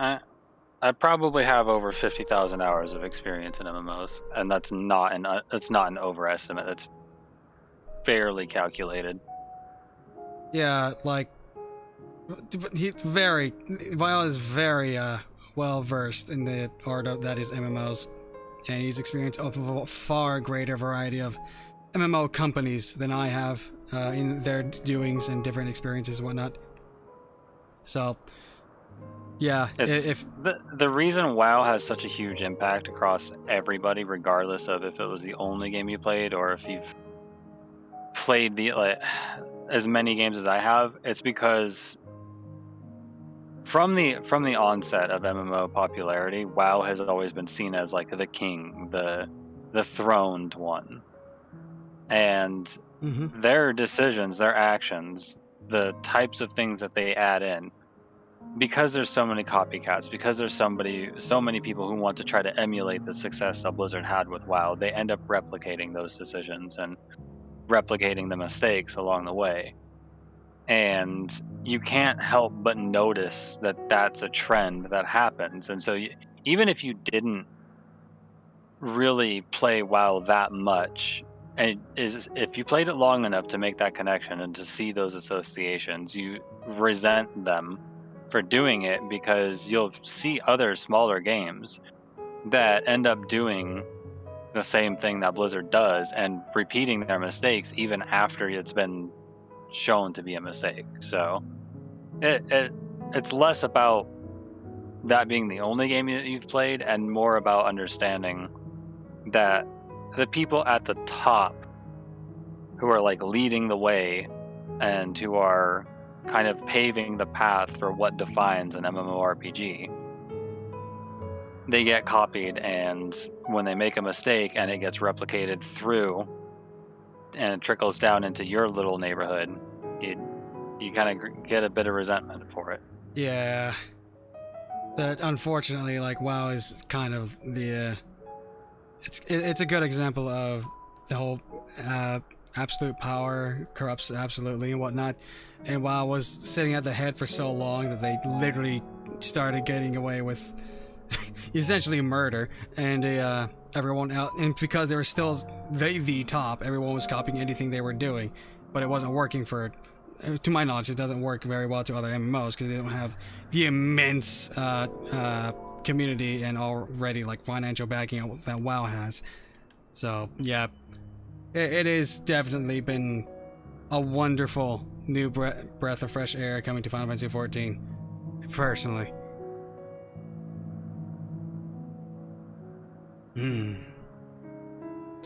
Yeah. There's a reason why I say this game both restored my faith in online MMO RPGs and has also probably had the best influence on my life in terms of playing video games.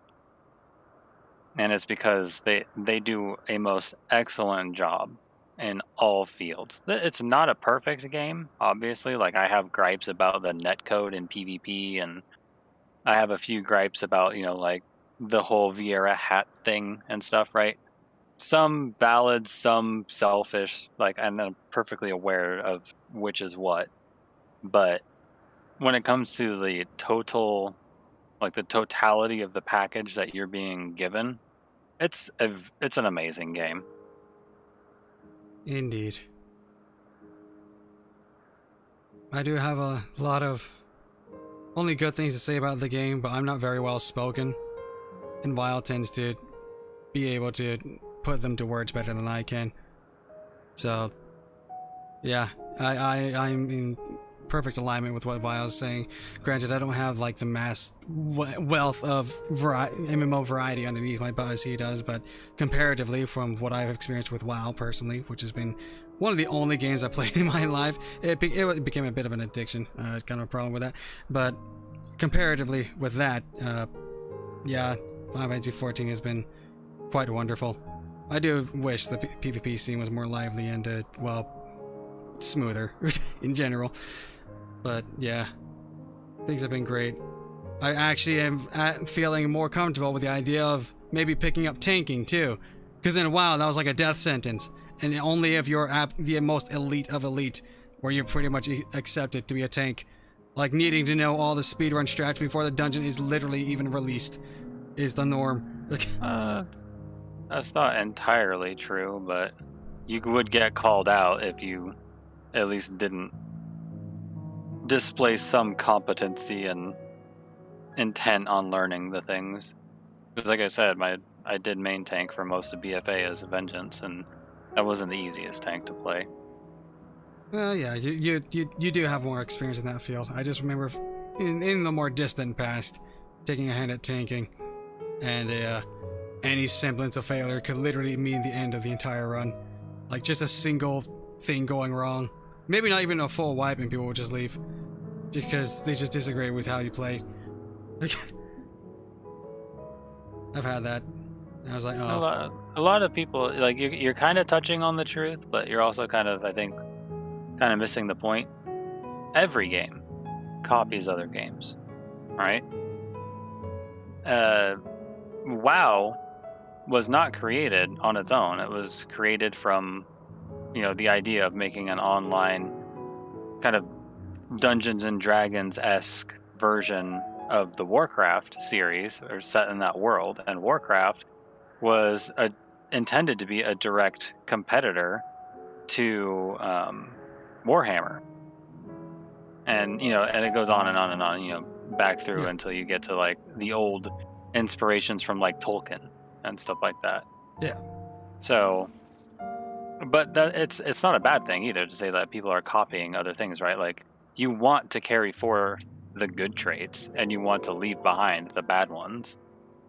So it's a good thing, right? It's not like, oh, they just copied this and that or whatever, or like, oh, this is just a ripoff. Like in some instances, yeah, it can actually be considered a ripoff. Like you guys know exactly what games I'm talking about. When they're straight up just stealing assets from other games. It's not even attempting to make it look unique or anything like that. But that's different in terms of if you're making an MMORPG, WASD movement, for example, that wasn't always the norm. That got adopted and slowly became the norm over time with many iterations of people using like arrow key movement or WASD movements. I think some places even had like DZXC movement and stuff like that. Yeah. So there, it's just a refinement of ideas throughout many different iterations. But so far, the best combination of them that I've found has been 14, without a doubt. Yeah. We could easily go on a long conversation here, but I am wanting to end the stream for a reason, being that it is quite late. And yes, Sergeant Sandfleet, dude, you guys are up early. No, we're up late. I'm up at my normal time. I don't know what you guys are talking about. Yeah, Vile has this is Vile's prime time, but for me, I have an ever-rotating sleep schedule. Yeah, for me in particular, it's pretty late. I don't know how it is for Boom, but I'm assuming it might be the same. Boom's a degenerate as well. I usually go to bed in about an hour and a half. Yeah, so yeah, I would like to get some sleep. I do have some things I need to do during the day. So yeah, I'm gonna go ahead and end it off on that then. Make this a podcast topic someday? Maybe. We could probably do that in the future once we're done with the MSQ progression. We could just sit down and chill. But anywho, I'm gonna go ahead and wrap things up. Thank you all very much for watching and or listening, and I hope you all have a wonderful life. And hopefully see you in the next stream around. And if you did miss the majority of the stream, I do have a playlist on my channel that you can access through the home or playlist tab. That is comprised of all of my stream VODs that I've done on YouTube, and you can access them there. So yeah. Hope to see you all next stream. I don't know if it'll be tomorrow, but it'll be sometime, hopefully soon. Alright. Take care, folks. Au revoir. Have a good one. Adios. See ya. Yay, I can get Psychons and Elder Nutmegs and Ironwood. I can get Ironwood! Yes! Heck yeah. I'm surprised you didn't make an innuendo about that. Yep. Alright, see ya. Steel's harder.